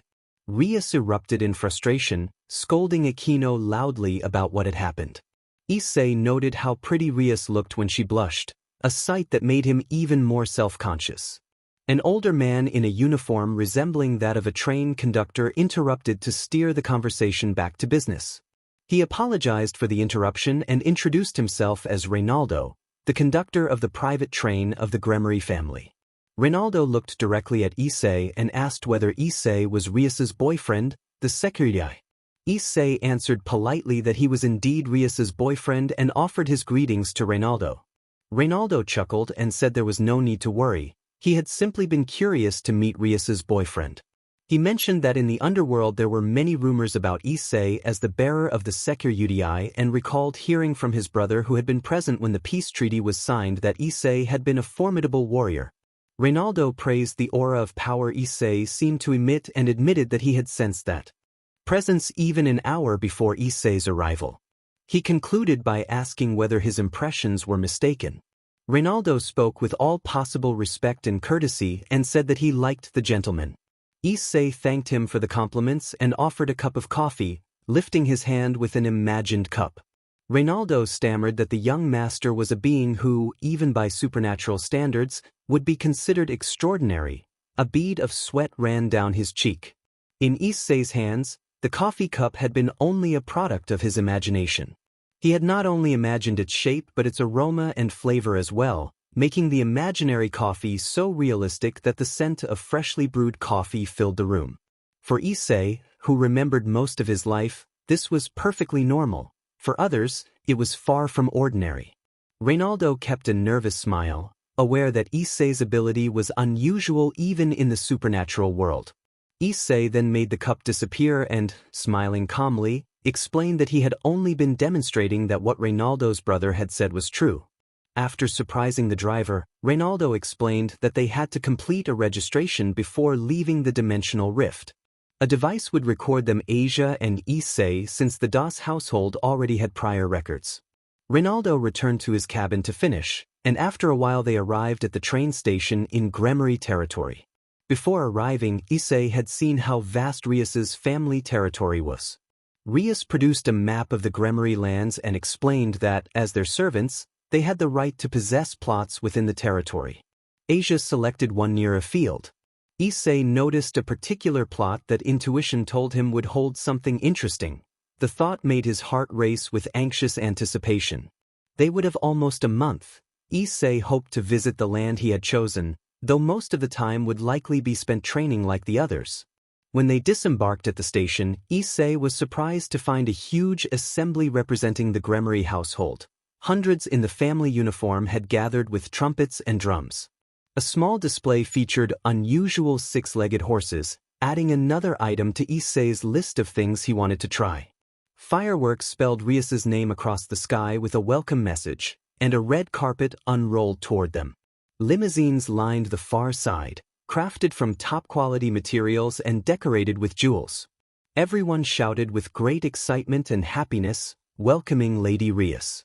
This was clearly another world. Such grand welcomes did not happen in the human world. They advanced along the red carpet just behind Rias. Waiting in a limousine was the maid Graphia. Issei noticed she smelled similar to Clarice and briefly wondered if Graphia was related to her, though he dismissed the thought as uncertain. A chill brushed Issei's neck when he turned and saw Clarice watching him with a fox-like smile. He briefly remembered an unsettling incident from that morning. Graphia spoke with a professional tone, expressing pleasure at seeing Lady Rias again and hoping the journey had been pleasant, then instructed them to board the vehicles bound straight for Gremory Castle, where Rias's parents awaited. Rias issued orders about who would ride in which vehicle. The manner in which she spoke carried the bearing of true nobility, a charming sight. Before boarding, Issei looked toward Clarice again. She discreetly put her hand to her lips as if stifling a laugh, then drew her thumb across her throat and pointed at him with a sly smile. Issei felt a chill and silently hoped he would not end up in danger once they reached Rias's parents' house. Once they were aboard, the vehicle started to move. Rias and Aquino conversed with Graphia, while Issei spent time speaking with Asia to pass the time. Asia admitted she was a little nervous but said she would be fine with Issei by her side. Her voice was gentle, and her smile made him want to protect her. He resolved to focus on controlling his Hanma battle instinct while refining his other combat techniques, since his opponents in the future would not always be his grandfather. If his opponent were someone else, he needed a repertoire of techniques of different calibers, speeds, and tricks. Issei wondered whether teacher Azazel had accompanied them on the train and whether he was still aboard. Rias told Issei that from what she had heard, Azazel-sensei had matters to attend to with the other faction leaders, and Aquino continued the explanation. Aquino spoke with a somewhat worried expression. She explained that after the recent incident with the Vortex, the Demon King and the other faction leaders had contacted the factions that had also been attacked. Because the Vortex's army was evolving constantly, the factions were uniting to confront this enemy, which was supported by a dangerous being known as the Beast of the Apocalypse. Aquino noted that the potential for war posed by the Vortex was vast and that many of the beings currently in powerful positions were themselves very strong, including Issei's grandfather, who possessed a sacred gear created by the Vortex. Rias added that the recent incidents had been minor in scale, but the power of the enemy's army of dark dragons was feared not only for their strength but also for their mithril resources. Issei reflected that the factions were trying to form alliances to strengthen both defense and offense. He admitted concern that, in the future, the enemy's technological advances might surpass those of all the world's factions. Rias agreed that such a development would be unfortunate for everyone, but she urged that they should not worry prematurely.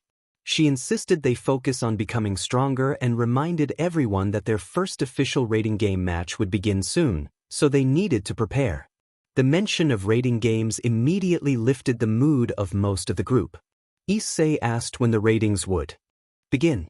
Rias said that they usually started after the meeting of the young demons. Issei assumed the meeting was the next day, but Rias corrected him and said it was actually in a few days. She warned him not to lower his guard, since their rivals would be watching, and emphasized that they needed to make a good impression and show that no one should look down on the Gremory family. Graphia, keeping a calm demeanor, reminded Rias that she must behave properly, especially in front of her servants, and lightly pinched Rias's cheek. Rias laughed softly in a childlike way, which made Issei resolve silently that, as her partner, he would protect her. Issei then asked Graphia if she was the mother of Clarice. The atmosphere shifted. Graphia released Rias, looked at Issei, bowed her head slightly, and apologized to him for her daughter's behavior that morning. Graphia assured Issei that she would see to it that her daughter received appropriate punishment. Issei, confused, asked whether Graphia was angry with him. Rias, Aquino, and Graphia reacted as if Issei had said something odd. Graphia looked toward Rias and asked if Rias knew the situation, and Rias shook her head nervously. Graphia sighed and said she would make an exception by explaining. Graphia recounted her relationship with Demon King Surzek and explained that she had 2 children, an older daughter, Clarice, and a younger son, Milikas.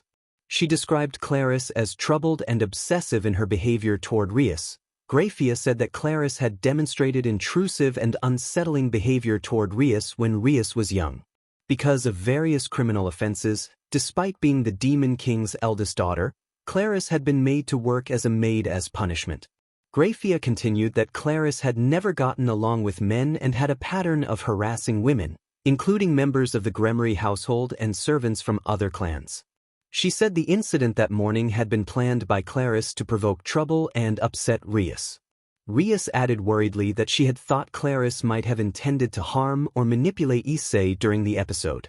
Graphia advised them to remain on high alert around Clarice. While she was usually calm, she tended to take advantage of situations when beautiful girls were present. Graphia warned Issei directly that Claris had him in her sights and became problematic whenever someone approached Rias, especially since Issei was Rias's partner. Issei thanked Graphia for the warning, feeling that he had made an enemy that day. He vowed that, regardless of Claris's gender, he would not allow her to harm Rias or the other girls. After a few more words, the group resumed their walk. Before long they arrived at the Gremory Castle. Issei marveled at the colossal scale of the structure. Visible from kilometers away, the castle reshaped his idea of what a castle could be. They disembarked from their vehicles and headed to the main gate while their luggage was taken to their assigned rooms. Inside, Issei's first impression was of a very long main corridor with a ceiling set at an impressive height. Large, beautiful chandeliers hung along its length. The floor was covered by a red carpet, and maids lined both sides of the hall wearing uniforms similar to Graphia's, except that Claris wore a different outfit. They reached a hall where a young boy with red hair ran straight toward Rias and greeted her enthusiastically. The small boy shouted. Issei noticed the child carried the same scent as Surzek and Graphia. He must be Rias's other younger son. The boy had just finished hugging her when Rias greeted him warmly, noting how much he had grown. When she smiled like that, she looked more like an older sister or a caring family member than anything else. The boy replied that it had been some time, then his gaze fell on Issei, Zenobia, and Asia.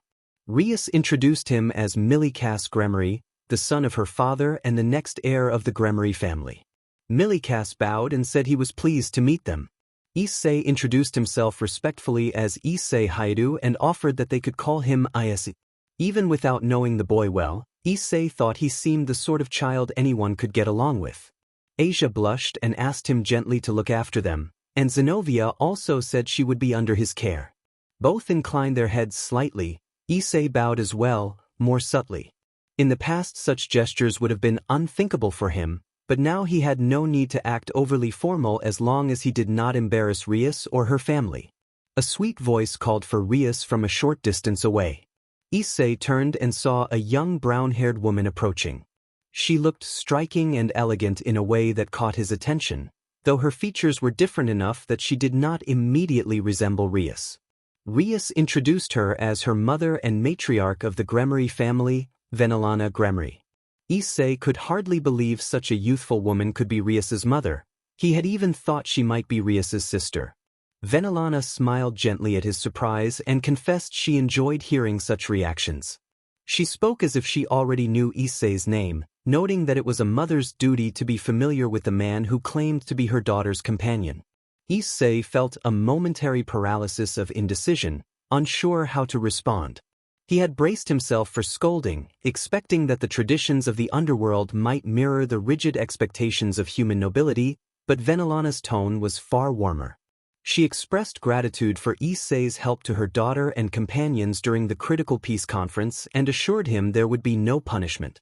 Instead, she explained that, because word of his relationship with Rias had spread across several clans, he would need to undergo lessons to learn proper conduct as a gentleman, the customs of the underworld, demon script, and even dancing. She wanted to teach him personally. It would be disappointing if her daughter's companion were unprepared. Issei responded with a composed, noble promise that he would not disappoint her and that he intended to exceed her expectations. He spoke with a dignity and quiet authority that, combined with his respectful bow and closed eyes, made him appear almost regal. Venelana's surprise melted into a proud smile as she regarded Rias, pleased with the kind of young man she had brought home. She trusted her instincts that significant things would unfold in the future, and she would watch for the right moment. After introducing the new attendants, Graphia informed them through a summoning circle that dinner would be ready in a couple of hours and offered to guide each of them to their rooms. Rias suggested they follow Graphia. Venelana then asked Rias to wait with her until dinner time, expressing a desire for a little more time together. Rias told everyone to enjoy their stay and to ask the servants if they needed anything. She issued a playful warning to Issei to behave respectfully around the girls, and Issei laughed nervously, saying he had other intentions in mind, though nothing improper. Rias reminded him seriously to keep things appropriate, and he assured her he understood. Issei sighed and said that he was glad to hear that. After leaving the parlor and leaving Rias's mother, Rias and Milikas behind, they followed Grafia to their rooms. Once Grafia left them, Issei noticed that Asia and Zenobia were the closest to his room, while Kiba and Gasper were farther away. Kaniko's room was somewhat distant as well, situated between Kiba and Gasper. His room was clearly larger than his new room at home. He began unpacking and arranging his things in the dresser and wardrobe to free the bag. The bed looked tempting, and he flopped onto it, feeling as if he were sinking into clouds, so soft that his body relaxed completely. While he was enjoying the bed, the door opened and one of the castle maids entered. The maid spoke respectfully to inform him that, if he wished, he could take a shower before dinner. Issei thought a shower would be nice and accepted. The maid replied that they had prepared clothes for him and asked him to follow her to the bath. As he followed, he noticed the maid's striking appearance, deep black hair, pale skin and pointed ears. He wondered if many demons shared similar features. Another maid joined them along the way, a blonde with red eyes. Issei noted that the women around the castle were all very beautiful, and he reminded himself not to call anyone by name or he might be punished. The pain of that thought was less than when he was still inexperienced. More maids kept appearing until around 30 of them were accompanying him toward the bath. Issei protested that he could manage on his own and did not need assistance. The grammary maids insisted that they had to take care of him and help with his bath, their expressions resolute as they explained they were following orders to look after him and prevent him from getting too close to Rias. Uncomfortable with the attention, Issei refused and planned to slip away. When he declared that he could go inside alone, the maids said they could not allow him to leave because they had orders from Claris to distract him and keep him away from Rias. They hurried off to carry out those orders, searching for Issei. As they ran, Issei dropped down from his hiding place in the ceiling, having used his speed to remain out of sight, and muttered that he would get his revenge on Claris when he had the chance. The bath was enormous, easily 4 times the size of his room in the Grammary Castle. A changing area with wooden lockers held spare clothes, a towel, and a robe. Issei left his clothes in the highest locker so it would not be obvious if the maids returned and found them gone. Inside, he enjoyed a pleasant shower with high-quality toiletries and the most comfortable towel. After he finished cleaning, he went to dry off but noticed a steaming pool at the other side of the room and felt tempted to soak for a while. He adjusted his towel and stepped into the water, sat down, closed his eyes, and let his body relax. He crossed his legs in a simple lotus pose and breathed deeply. Drake spoke up, teasing that it looked like Issei was enjoying the good life. Issei replied with a laugh that it was not so different from the lifestyle he'd had while dealing with leaders of the great powers, and he asked if anything was wrong since Drake had been quiet lately. Drake said he only wanted to take some valuable time with his partner, but Issei sensed something deeper and offered his help if Drake needed anything. Drake then explained that, because of their connection, he had noticed changes in the boosted gear and that those changes had begun even before Issei's so-called awakening. Issei reacted with surprise and thoughtful curiosity. Issei opened one eye to examine the gem on the back of his hand and asked what changes Drake meant. Drake replied nervously that the boosted gear was no longer linked to the system God had created. Issei's expression hardened as he asked how Drake could be sure that was the case and not something else. Drake explained that he could now peer inside the boosted gear and see the seal that kept his soul bound, and from there he could also see how the seal consumed much of his power to stay functional and remain connected to the system. Drake suggested it would be easier if Issei went inside. Issei responded with a thoughtful hum. Issei demanded to know exactly how he was supposed to get in. Drake told him to focus his mind into the boosted gear and that he would handle the rest until Issei could do it on his own. Issei agreed but warned that if it was a trap, Drake should consider himself dead. Drake laughed and assured him he would not harm a comrade, which only made Issei more irritated. Following Drake's instructions, Issei entered the mental space of the boosted gear. At first there was overwhelming darkness, then the space filled with fire. He expected to burn, but nothing happened just like the first time he had met Drake. Drake greeted him with a sardonic smile and recalled their first meeting, teasing Issei about the circumstances in a mocking tone. Issei looked at Drake with doubt until the memory came back to him. Drake then said he needed to show Issei something, and the space around them distorted. The scene shifted to a blank white place where only Drake and Issei had color. Drake explained that they were in the depths of the boosted gear. He said that before he had been unable to approach this place because of a dark abyss that would swallow him, but over time that abyss had begun to disappear, possibly because of Issei, and now it was gone. Issei asked if it was his fault. Drake allowed that it might be, but insisted the important thing was what Issei should see. Drake turned and Issei strained his eyes. At first he saw nothing, then a wall of glass appeared. Drake identified it as the seal the biblical God had placed on him when he was sealed, a seal that prevented him from using his full power and several abilities he had possessed in the past. Drake's expression grew nostalgic as he explained. Issei fell quiet as he studied the seal. The arrogance he had just worn faded to a blank expression. Then a dark aura began to swell around him. It was not an ordinary aura of power but one that conveyed very bad intent. The black energy wrapped around his form until it became a pillar of dense shadow. Drake felt a sudden, unfamiliar fear, like an instinctive alarm reverberating through him, even though he had no true physical body. He could sense danger. The dark aura gradually dissipated. When it cleared, Drake opened his eyes in surprise. Issei's hair stood on end, literally bristling upward. His face took on a fierce, determined look that radiated ambition and hunger for power. His muscles tensed and his stance shifted into a combat-ready posture. His eyes had turned white, and his silhouette briefly resembled a fearsome demon. Drake watched with a mixture of pride and calculation. He considered how feared Issei could be in the human world and how extraordinary his strength might become. Drake thought aloud that, among humans, Issei's power would have no rival. Against supernatural foes, only long-range magic could present a challenge until Issei gained more experience and true mastery of the boosted gear. He admitted he was eager to see whether his comrade could overcome the barrier that still held him back. Despite how Issei looked outwardly, his reaction had been triggered by the seal. The surface of the seal was like a great wall with golden inscriptions, like crystal with gilded lines and symbols Issei could not fully understand.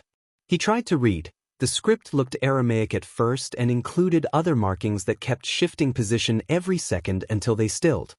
Frustrated, he could only recall some of the words he had glimpsed: link, system, user, abnormality. Issei realized the sacred gear might be detecting his existence as anomalous.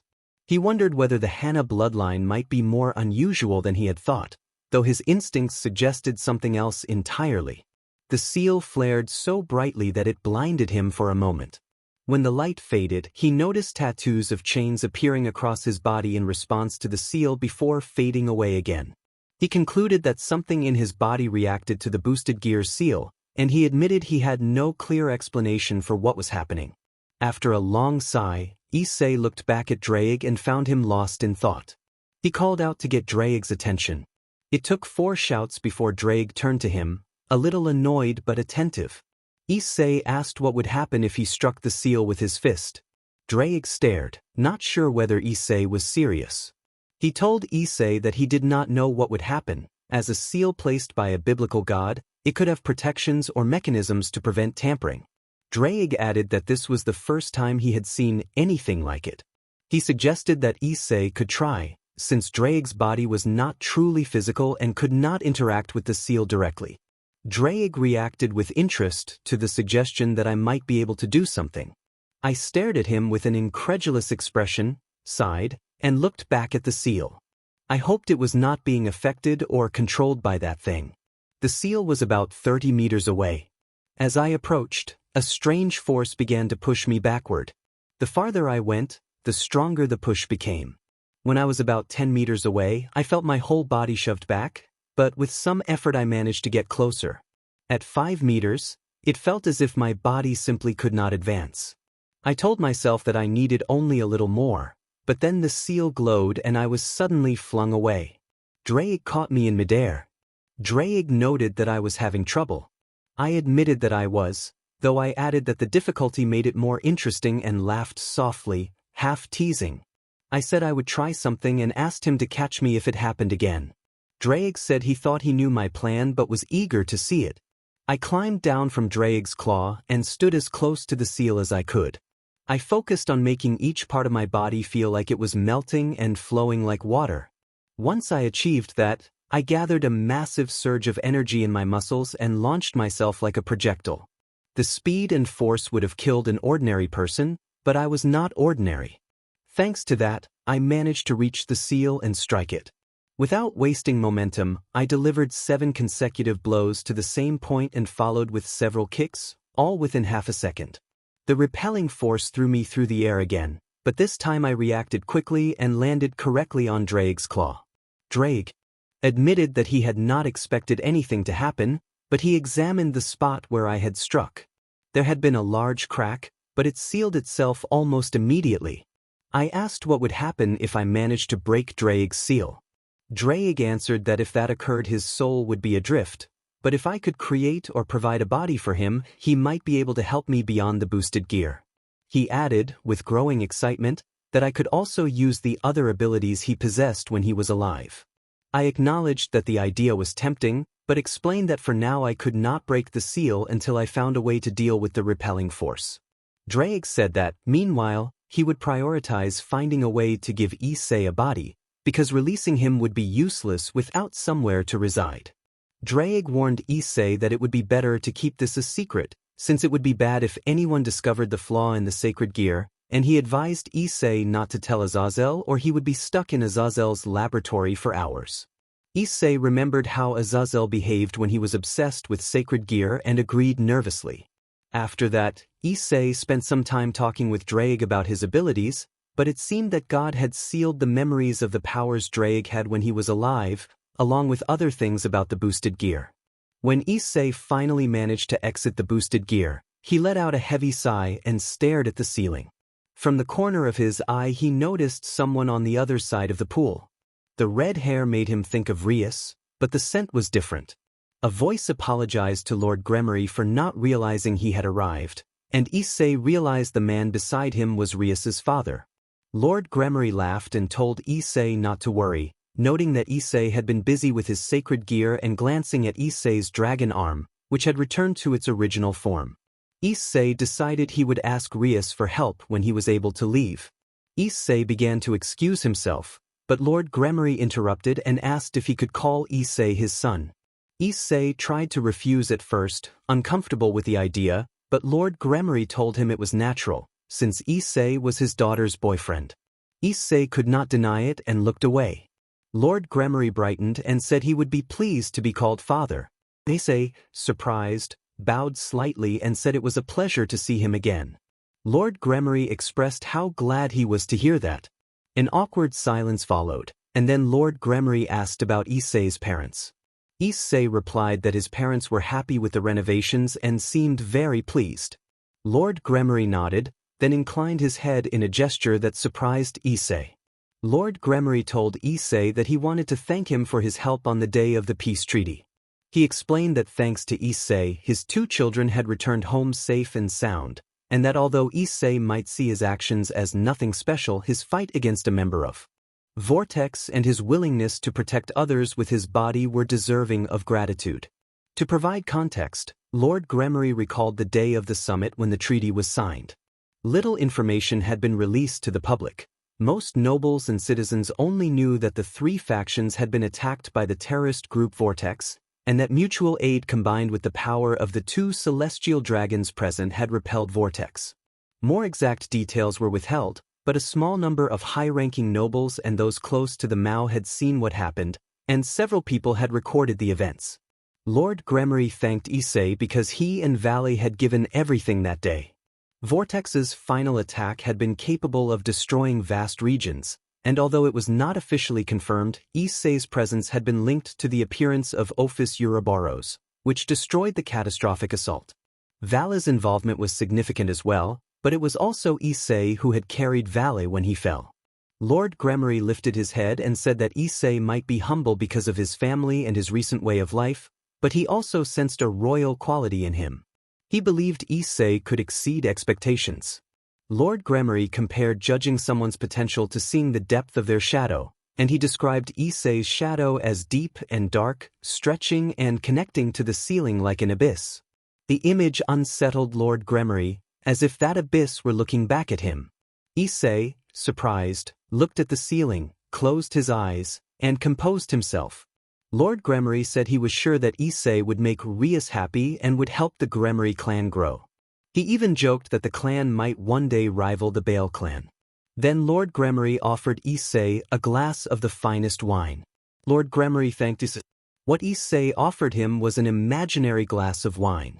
Lord Gremory knew it was not real, but the taste and the sensation were unlike anything he had experienced. Lord Gremory finished his glass and noted that Issei was certainly surprising. After that, Issei and Lord Gremory remained in comfortable silence, enjoying the quiet of the place without any awkwardness.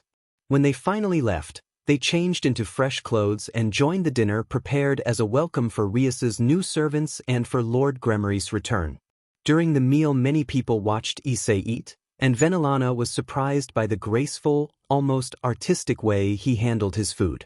After dinner, Issei was taken to the Gremory Castle Library, where a demon teacher was introduced to him so he could learn more about the history of the underworld. As a small detail, the castle staff addressed Issei as Master. Aquino used the title to tease him, and Rias told her to tolerate it. That night on the castle terrace, Rias and Venelana sat in refined, elegant chairs. Beside them, a magic circle displayed a low-quality but understandable video taken from a helicopter, showing a massive unit of tanks and soldiers moving on foot and from the vehicles, all heavily armed. For several seconds the footage seemed normal, then the unit halted and the soldiers hurriedly disembarked, pointing their weapons at a single target, a child wearing a torn coat. One soldier tried to subdue the child while the others aimed their weapons. When the soldier touched him, a powerful explosion erupted. Dust rose and visibility was obscured by flashes of light. As the image cleared, the perspective had shifted to ground level, and for a few seconds the footage showed the unit destroyed tanks piled into a heap and soldiers incapacitated around them. The helicopter itself was dragged, lifted, and then thrown into the air. The final visible frame froze on the small boy. The boy in that frame was Issei as a child. Venelana told Rias that the boy was unquestionably very strong enough to have faced major human powers. From what she had discovered, even nations like the United States had offered him diplomatic overtures, and, although not fully confirmed, his actions had been linked to the appearance of Ouroboros' office at the summit. Rias attempted to speak, but Venelana continued. Venelana explained that, although his demonic power might not be the greatest, with the boosted gear and his exceptional combat skills, he was a figure of great value. She said he might be the last indulgence Rias would secure and advised Rias to be happy and not to regret her choice. Rias thanked her mother for allowing her to remain with Issei, but Venelana warned that if Issei did not meet her expectations, Rias should be prepared for consequences. Rias met her mother's words with a penetrating, confident gaze that revealed a new maturity. Rias rose dignified and full of conviction and declared that her Issei should never be underestimated. He was capable of achieving the impossible and would surpass any expectations. She said she had to go meet him and could not sleep apart from him tonight. Venelana's surprise gave way to a pleased, ambitious smile. Seeing that look on Rias, Venelana sensed a deeper change in her daughter and wondered silently how much Rias and the others had been reshaped by the influence of the Sekiryuutei, Issei. After that first day, the Gremory household enjoyed several lively days, everyone except Issei, who remained at the castle for lessons that covered everything about the underworld, language, writing, and history. Venelana was impressed by his natural talent for learning the demon tongue and its script. His handwriting had not been good at first, but now he could write the demon alphabet with ease. There were still things he had not yet mastered, such as dancing, and Venelana took it upon herself to teach him how to dance properly. It was not that Issei was clumsy, he simply had two major distractions that made it hard to focus. He also struggled with subjects that did not interest him, such as the history of the demon clans, paying attention only to what captured his curiosity. Only a couple of days had passed, but Issei had endured several sudden confrontations from the maids serving Clarice. He had not seen Clarice again, and as far as he knew she had been punished for the incident. He felt isolated and down because he could not join the others for walks around the Gremry territory and enjoy the surroundings, though he kept those feelings to himself. After a few days, the meeting for young demons finally arrived. They traveled by train and luxury vehicles. For Issei, it was a surprise to discover how famous Rias, Akino, Kiba, Kaneko and Rias's primary attendants were. Their arrival by limousine had been met by a red carpet and screaming crowds. He felt a sting of envy at the attention Kiba received from the many admiring women. Asia and Zenobia also drew a lot of attention from the public. Gasper attracted notice from the men. Issei worried that when others learned certain truths about him, he would face even more scrutiny. In contrast, many people regarded Issei with indifferent glances. Several women whispered that a man like him had no business being so close to Rias and Akino. It was a front of polite disdain that stung him, especially coming from men. He heard the whispers clearly. When boarding, he was the last to get on and his presence alone had a chilling effect. People sensed an angry demon who could easily overwhelm them just by standing there. After they left, Rias scolded the group for losing composure. Issei averted his eyes, nervous about the trouble his simmering anger might cause. He imagined how, in his past life, he would have responded far more violently, and he forced himself to suppress that impulse. He was using his normal appearance rather than his school guise. A special collar given to him at Gremry Castle concealed the visible dragon traits on his arms and legs. The thickness of his limbs did not change, but instead of human skin they were covered in small dragon scales, each about the size of a half coin. The tips of his fingers had dragon claws, but with Rias's and Akino's help they appeared as human fingers coated in scaled skin. It was an inconvenience, but a necessary one. After a couple of hours they arrived at the capital of Lucifer's old territory. They had originally planned to visit Lilith's domain, but the itinerary changed. Passing through another sea of fans, Issei noted that Rias and the others had admirers beyond the Gremry borders. A demon butler escorted them up to the upper levels by elevator. Security was strict and visible. More than once Issei had been stopped because his appearance made him suspicious. He resented that his Hanma heritage intimidated those weaker than him, though that very presence sometimes discouraged rude people from speaking behind his back. Rias reminded the group to maintain their composure and not to start any fights. The young demons would be meeting others who might become future rivals, and she repeated the warning, until the butler left them on the floor where the assembly would take place. Before they reached the meeting room, they saw a man standing near a window, a few meters from the entrance. Issei felt an intuitive pull. The man radiated formidable strength. He was not on the level of the faction leaders or the Mao, but in terms of raw physical power he was exceptional. Issei remembered lessons about how supernatural strength was reinforced by aura and presence, and how such qualities complicated combat. He thought about past opponents who had been difficult because of both power and resilience. Rias introduced him as Sekiryuutei Bale, her cousin on their mother's side. Issei recalled the Bale family from his studies. The name carried the weight of a great house, a dynasty just below the Mao. He was quietly surprised to learn that Rias's mother came from such an influential line. Sekiryuutei explained that he had stepped aside because of a group of rude people nearby, and Rias asked whether the others had arrived. At that moment, the door behind them erupted outward in a sudden, explosive burst. Issei reacted without thinking and stepped between Rias and the door, shielding her from the impact as debris flew. Rias rushed to his side and asked if he was all right. She asked nervously when she saw Issei protect her. Issei asked, concerned, whether she was all right. Because Issei had caught the door with his hands when it flew open, he set it aside and shook his hands to dust them off. Sekiryuutei praised Issei, noting that his reflexes were excellent, and added that the Sekiryuutei was certainly remarkable. Issei thanked him hesitantly and asked what had happened, why the sudden aggression, since he had expected things to be calmer once they arrived. A bead of sweat gathered at the nape of his neck as he looked on in disbelief. Sekiryuutei replied with a disapproving expression that Agars and Astaroth had already arrived and that Zephyrdor had shown up later. After a while, Zephyrdor and Agars had begun to argue. Sekiryuutei muttered that Zephyrdor was a troublemaker and, irritated, said this was exactly why they had been advised not to meet before the assembly as he walked past the spot where the door had been. Issei noted that Sekiryuutei had an imposing presence and did not seem like someone who would be easily pushed around. Once they stepped through the doorway, they saw an elegant older woman with gray-green hair and glasses, her gaze cold, and a delinquent-looking young man with navy hair, facial tattoos, and an arrogant expression. The delinquent shouted a crude threat, but Sekiryuutei's response was so cold and serious that it was clear she meant business.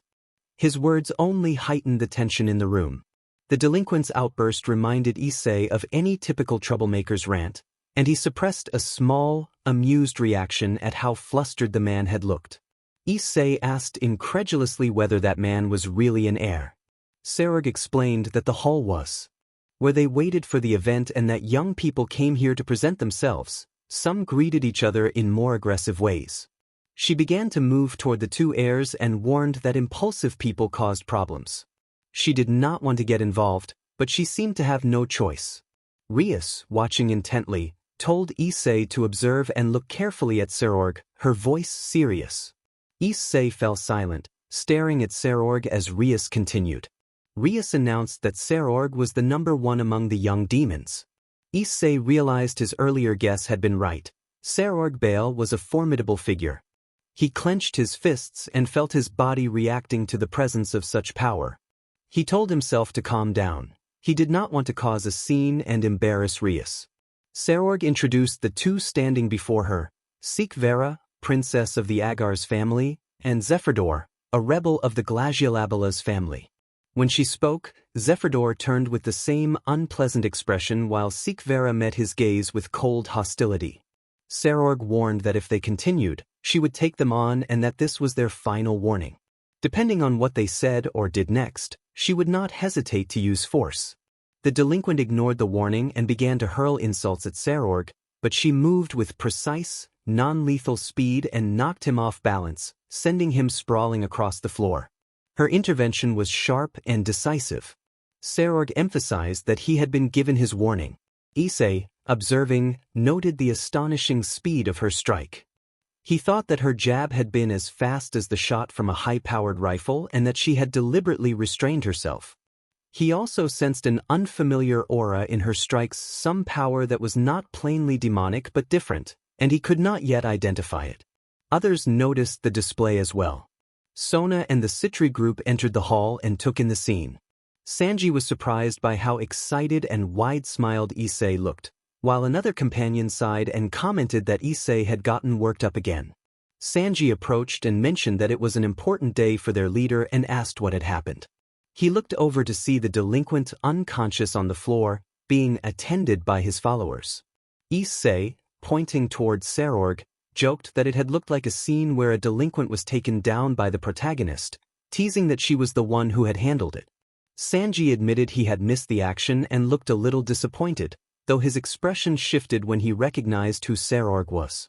He then noticed that Issei's hair was still standing on end from the commotion, and Issei ran a hand through his hair to smooth it back into place.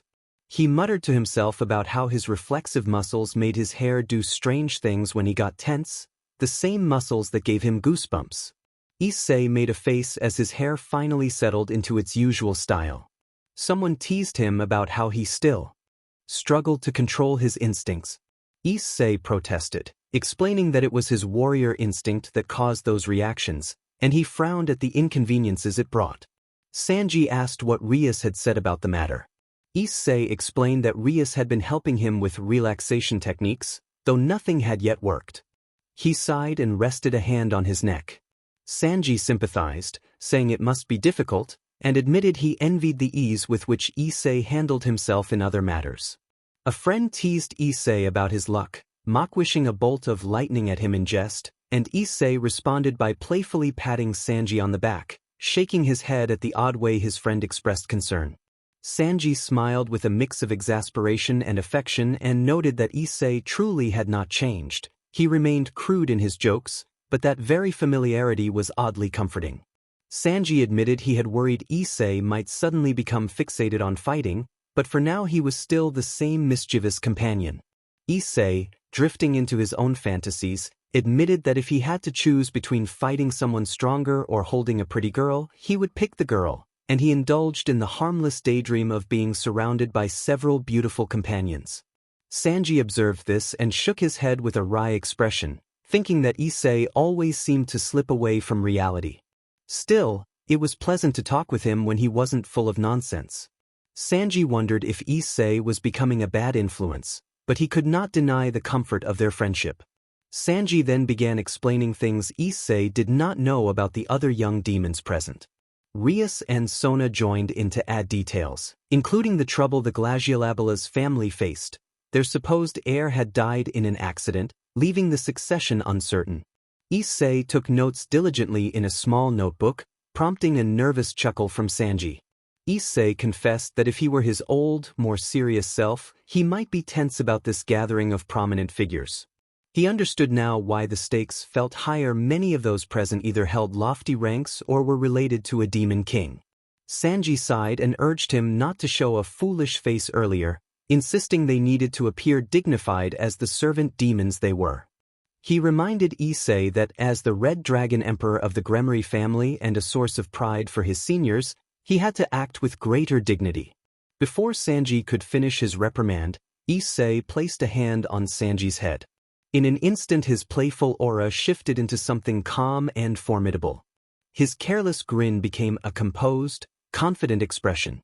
Issei spoke to Sanji with warmth and conviction, telling him not to underestimate himself. He called Sanji his friend, companion, and rival pawn, affirming that both of them wanted to become the strongest pawns and the pride of their mistresses. Issei insisted that Sanji already was a source of pride for the president, and promised to help him show his true worth to others and, most importantly, to himself. Those words struck Sanji like the encouragement of an older brother, filling him with a newfound confidence. Their conversation was interrupted when a demon entered through another door and apologized for the delay. He announced that everyone was waiting and that the function was beginning. The room where the young demons had been gathered felt charged and formal. They stood behind their respective masters, and Issei recognized many familiar faces: Rias's brother, the demon king Lucifer, Surzex, and Lady Seraphal Leviathan. Two other towering figures at the sides likely represented demon kings Beelzebub and Asmodeus. Flanking the demon kings were the leaders of the major demon clans. An elder demon addressed the assembly, explaining that those present would shoulder the future generation's responsibilities in this periodic gathering. He noted, with a hint of amusement, that some of them had already come to blows. One young man wore a swollen cheek from an earlier clash with Sarorg. Surzex then acknowledged the 6 young demons standing before him, praising their noble blood and undeniable talent. He expressed his desire for them to compete before their initiation, to sharpen their powers before their public debut. Issei, listening, reflected on how much he enjoyed his current life. Even if he had been reincarnated as a demon, serving under a king like Surzex would be a fate he would accept gladly. He glanced at Rias's brother and was surprised to find him sleeping during such an important event. Issei wondered how someone so relaxed could be a demon king. Sikvera, the cold-eyed woman with glasses who had introduced herself among the young demons, asked whether they meant the upcoming renting game for the youths. Issei's attention fell on Diodora Astaroth, whose gaze left a bad impression on him. He resolved to investigate Diodora and to keep an eye on Rias's future rivals in the renting game. As a pawn and as someone driven by personal resolve, Issei wanted to elevate Rias's standing in the competition and find a way to overcome the limits he currently faced. He clenched his fist and steadied his determination. Surzex continued, proposing a sort of exhibition to be observed by leaders of the Gregory and even representatives of the heavens. He hoped that by inviting these factions to watch the renting games, ties could be strengthened and mutual understanding fostered. This, he argued, would be an important first step toward unity among the 3 major factions, enabling them to face any external threat together. A murmur spread through the assembly as the implications settled in. Someone asked whether they would eventually be sent to join in combat against the Vortex, leaving the question hanging in the charged silence of the hall. Sarorg, Rias's cousin, asked the question aloud in the council chamber. He admitted surprise at speaking up at Such a moment. Issei did not know the answer, but he did not want to send their young demons into battle if it could be avoided, he thought. Sekiryuutei pushed back, arguing that even as young demons they bore responsibility. If their elders treated them too gently and did nothing, the next generation would be lost. Lucifer interrupted Sekiryuutei with a calm, measured voice. He acknowledged Sekiryuutei's courage but called his proposal reckless. Above all, Sekiryuutei explained, it would be a terrible loss to risk the next generation of demons. They were more precious than they realized, and that was why the elders wanted them to experience the important things in life gradually and grow at their own pace. Sekiryuutei accepted Sekiryutei's judgment with resignation.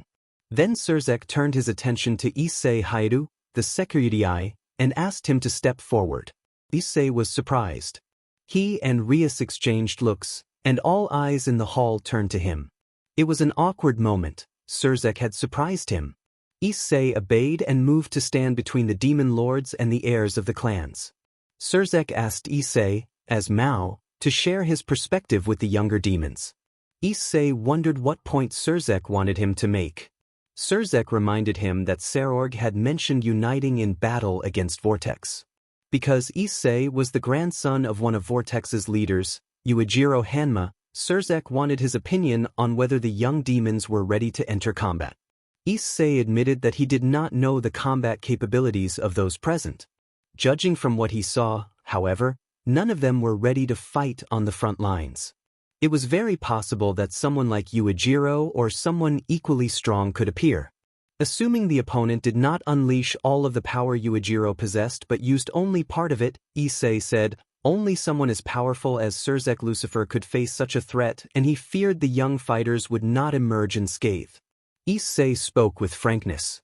To him, the supernatural world still held many unknowns, yet he could sense not only strength but true power at a glance, and his fight with Yujiro had convinced him that Yujiro had not used his full strength. That fact bothered him. The young demons listened seriously. Issei had glanced at them and they felt judged. They could not deny that they were unprepared to face someone of Yujiro's caliber, and when Issei mentioned his grandfather, they fell silent. They had seen the reach of Vortex's power and the fight between the Sekiryuutei and Yujiro Hanma. An older noble demon, glaring at Issei with contempt, erupted. He protested that a reincarnated demon like Issei, who shared blood with a leader of Vortex, was lucky not to be imprisoned. How dare he judge their young demons? Others joined in, accusing Issei of being allied with that terrorist and arguing that he should be dealt with before he endangered the underworld. Noble voices rose against him. Issei said nothing. He watched them with an empty look. He truly did not care about their words. The old noble shouted for the guards to arrest Issei. Several guards moved from different parts of the hall to surround him. Rias and the other Maos attempted to intervene. Sekiryuutei looked at Issei with a faint smile and nodded. Issei returned the smile and stepped forward. Hours earlier, before the group departed for Lucifer's capital, Issei had been in his room when a three-dimensional image projected from the table, Sekiryutei's holographic face, smiling as usual.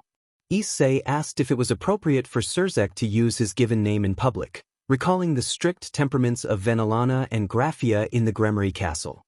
Sekiryuutei reassured him and then requested something important. He explained that when the meeting of young demons took place, some would dislike that Issei was the grandson of one of Vortex's leaders. Sekiryuutei said Issei should not worry but should put on a show, demonstrate a bit of his ability so nobody would dare cross him. As the prospective husband of Sekiryutei's sister and the future head of the BGMI clan after marriage, Sekiryuutei wanted Issei to make sure the nobles did not take liberties with him now. Issei agreed. He understood the need to show strength to protect the future they planned. Back in the present, the guards lunged at Issei. They charged with spears raised. As they closed in, the weapons snapped and flew aside in a swift, stylized display of skill. The scene played out like an intense action sequence from an animated battle. Lances were disarmed and sent spinning toward the walls and ceiling, the guards frozen in shock at how quickly their weapons were neutralized. Issei walked forward, meeting the largest, most muscular guard who seemed to be the leader. In a fluid, practiced motion, Issei executed a quick vertical kick and held his leg aloft as if it were nothing. He brought his leg down with controlled force, an impressive demonstration of strength and discipline training. The leader's armor shattered in a dramatic, non-graphic burst, leaving him stunned and unable to move. Issei placed a hand on the guard's shoulder, and the guard dropped to his knees under the overwhelming pressure of the moment. With a serious gaze and an imposing aura, Issei asked whether they truly wanted to fight him. The leader of the guards knew he could do nothing against him. When the leader stayed silent, Issei turned to the other guards and asked who wanted to try, suggesting he could start with any of them. His smile unnerved them and several felt their knees tremble. When Issei began to walk, he suddenly stopped because the guards who had been pointing weapons at him started fighting not against him, but against one another. Some even struck their own faces with all their strength. Several nobles at the sides of the demon kings ordered them to stop, but the guards' eyes were vacant. Their instincts and bodies told them that if they fought Issei, they would only suffer the consequences. Issei shouted for them to stop. The guards were battered and exhausted. Their faces were swollen, their lips split, and traces of blood marked them. They looked at Issei like frightened children being scolded by their parent. Issei first congratulated them for making the best choice of their lives. He explained that if they had chosen to attack him, he would have finished them, and if they had tried to flee, they would have been finished as well. With no choice available, they had unconsciously chosen to fight among themselves or to strike themselves because they had no chance against him. At those words, the soldiers brightened at the thought that he had forgiven them. Issei then turned to the noble demons and raised his fist. He said he did not care what they thought of him, but warned them to stop aligning with that old man if they did not want to see something even more terrifying than an angry dragon. His words were accompanied by a subtle release of presence that made the hall and much of the building tremble. That was when the noble demons took notice. At first they had thought Yujiro Hanma was just another human with too much power and an unknown sacred gear, but they now saw something else. Issei might not display obvious power, but he had a force that unnerved instincts. The demon kings who were not affected by Issei's presence watched him with interest. A bald demon briefly stirred at Issei's presence before returning to sleep. The green-haired demon next to him inspected Issei with keen interest. Seraphal watched her beloved sister Sona with joy. Surzek smiled and thought that this would make nobles and youngsters more cautious about Vortex. If Issei could prove to the older noble demons that he was not to be taken lightly, disapproval toward Surzeka's sister and Issei would lessen, since Issei was not only strong but the current bearer of the Sekiryuutei with great potential for growth.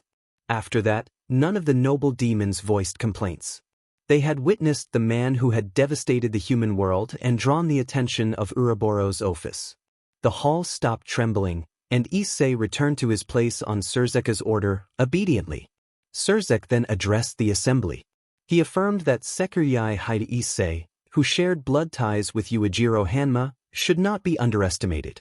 He noted that those forming Vortex were exceptional beings, and although Yujiro had only used a portion of his heir's power, it was suggested that Yujiro's power might rival that of the ancient celestial dragons.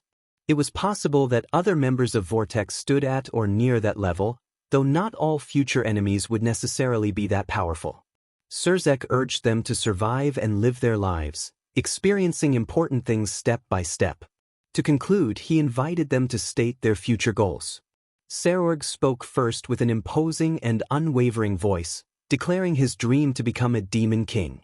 One of the nobles commented that it was unprecedented for a member of the great king's family to hold such an ambition, finding it interesting. Serorg responded that when the underworld felt they had no choice but to bestow the title, he would become a demon king without hesitation. Rias then stated that her near-future goal was to live as the leader of the Gremory family and to win every raiding game. Seraphal affirmed her support and Surzek smiled happily at her ambition. Sona, the student council president, said she wished to build a school in the underworld for the raiding game. She explained that current schools admitted only high-class and privileged demons, and the school she wanted to establish would allow even low-class demons and reincarnated beings to attend without discrimination. Some nobles acknowledged that such thinking could change the entrenched system where education was a privilege for the rich and noble. When Sona finished, the noble demons from above began to laugh, dismissing her plan as impossible and calling her childish and naive. He was grateful this had happened here and not during the initiation. The debate at the table grew heated. Sona Sitri wondered whether building an institution to train low-class and reincarnated demons would embarrass the old noble families. Another noble snapped that change in the underworld could be good or bad and that teaching mere low-class demons was not anyone's concern. Issei thought their arrogance was obvious, but he also believed the change could help the underworld cultivate new talent and improve its ability to defend itself in high-risk situations. Seraphal grew visibly annoyed as more nobles picked on her little sister. When their words crossed the line, she rose from her seat and slammed her hand on the table, clearly fed up. She declared that if Sona won the upcoming games, no one would have any reason to complain, since many favors were granted to those who performed well in the contests. Issei noticed Asia frowning and felt a pinch. She was annoyed with him. Asia asked if he was lost in thought, and Issei, surprised that she had noticed, realized he had been distracted while watching Seraphal. He immediately regrouped and reassured himself. Sona and Asia both held firm expressions, and the tension around the table rose. Seraphal threatened to deal with anyone who bothered her sister, and the pressure she radiated made the nobles back down. Serzek stepped in and proposed that the young demons' rating games should begin. He asked whether Rias and Sona would face each other. Rias and Sona exchanged surprised looks, then switched into determined, competitive modes. Each vowed not to lose, and with a charged aura both friends and rivals effectively declared war. Issei listened with excitement and looked at Sanji, who told him to do his best. Issei accepted the challenge mentally, ready to meet them in the match and to become stronger rather than be eliminated quickly. The groups across the Room Kings and Pawns, the Gremory and Sitri factions locked eyes in mutual resolve. Later, at the Gremory Castle's private hot springs, Issei prepared to relax with Kiba and Gasper. Kiba explained that because their presentation had pleased Rias's parents, they had been granted permission to use the family's private baths. Gasper admitted relief that the important day had ended well. Issei twisted his head, popped his neck to relax, and wrapped a towel around his waist. Kiba commented that in most circumstances, someone associated with a notorious figure would have been treated harshly after such a meeting. He explained that because Issei was the Sekiryuutei and the bearer of a dragon's power, the nobles had limited grounds to openly challenge him. Issei listened in disbelief. He had not expected the position to afford him social leeway among the nobility. Drake, speaking from inside Issei, expressed pride at the advantage, and Issei, half amused, thanked the dragon quietly.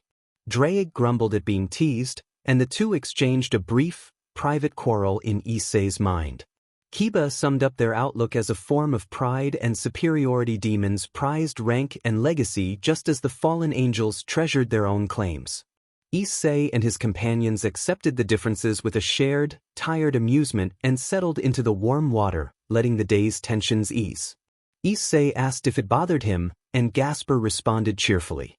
Issei turned to his Kwahai, Gasper, who was gripping his arm with obvious interest in its shape.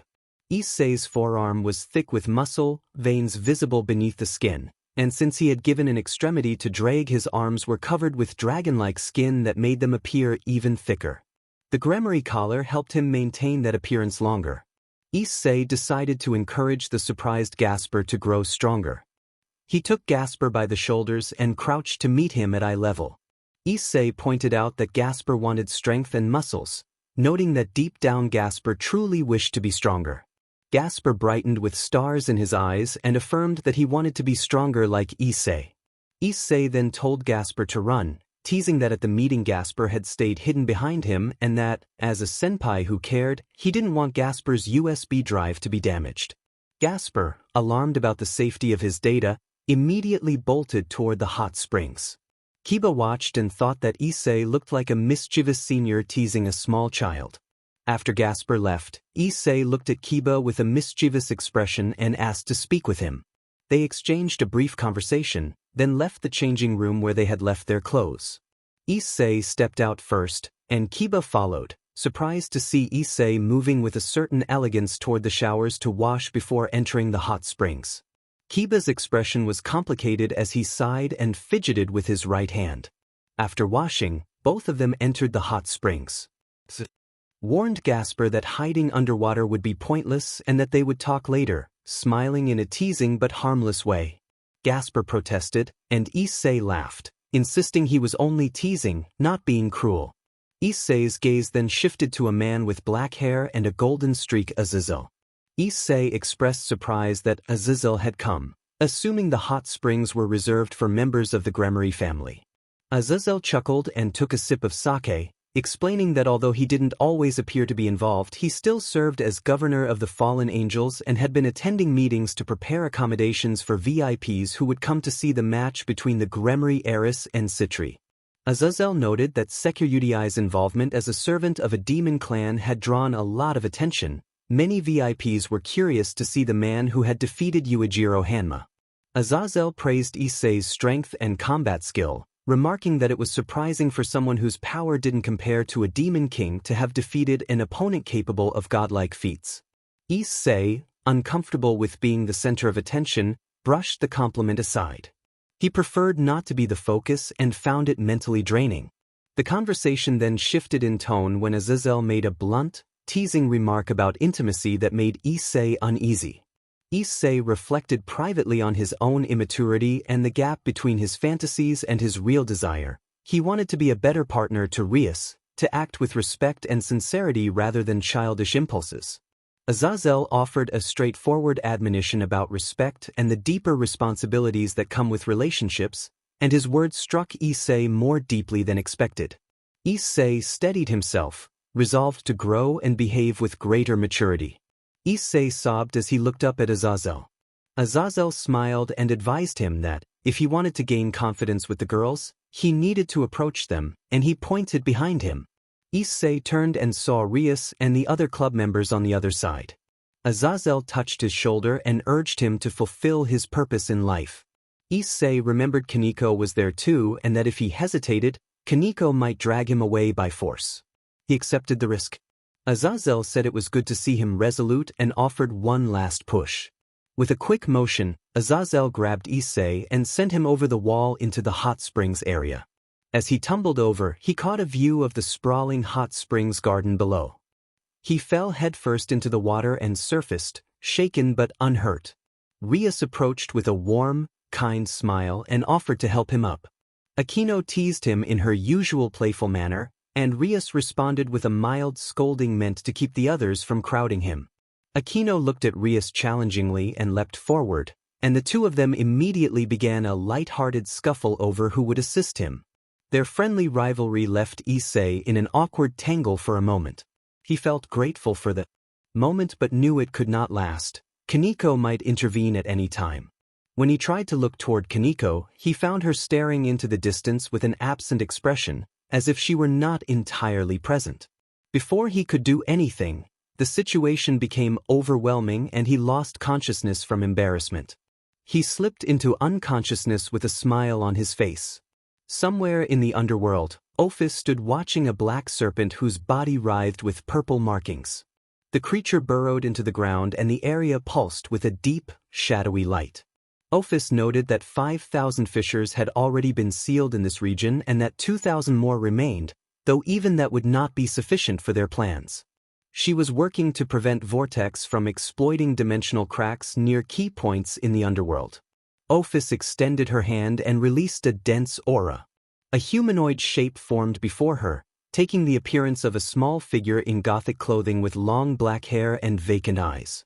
Ophis explained that this new agent would assist with the Sekiryuutei, Issei Haida Hanma, so that the Sekiryuutei could reach its balance breaker. It was essential that the red and white dragons be equal by the end of the year, and they needed to lay the foundation within the Sekiryuutei for that growth. The small figure nodded without expression. Ophis reflected that the figure's gaze reminded her of herself years ago and wondered whether this copy might someday develop its own personality, and what the white dragon would become in its own way.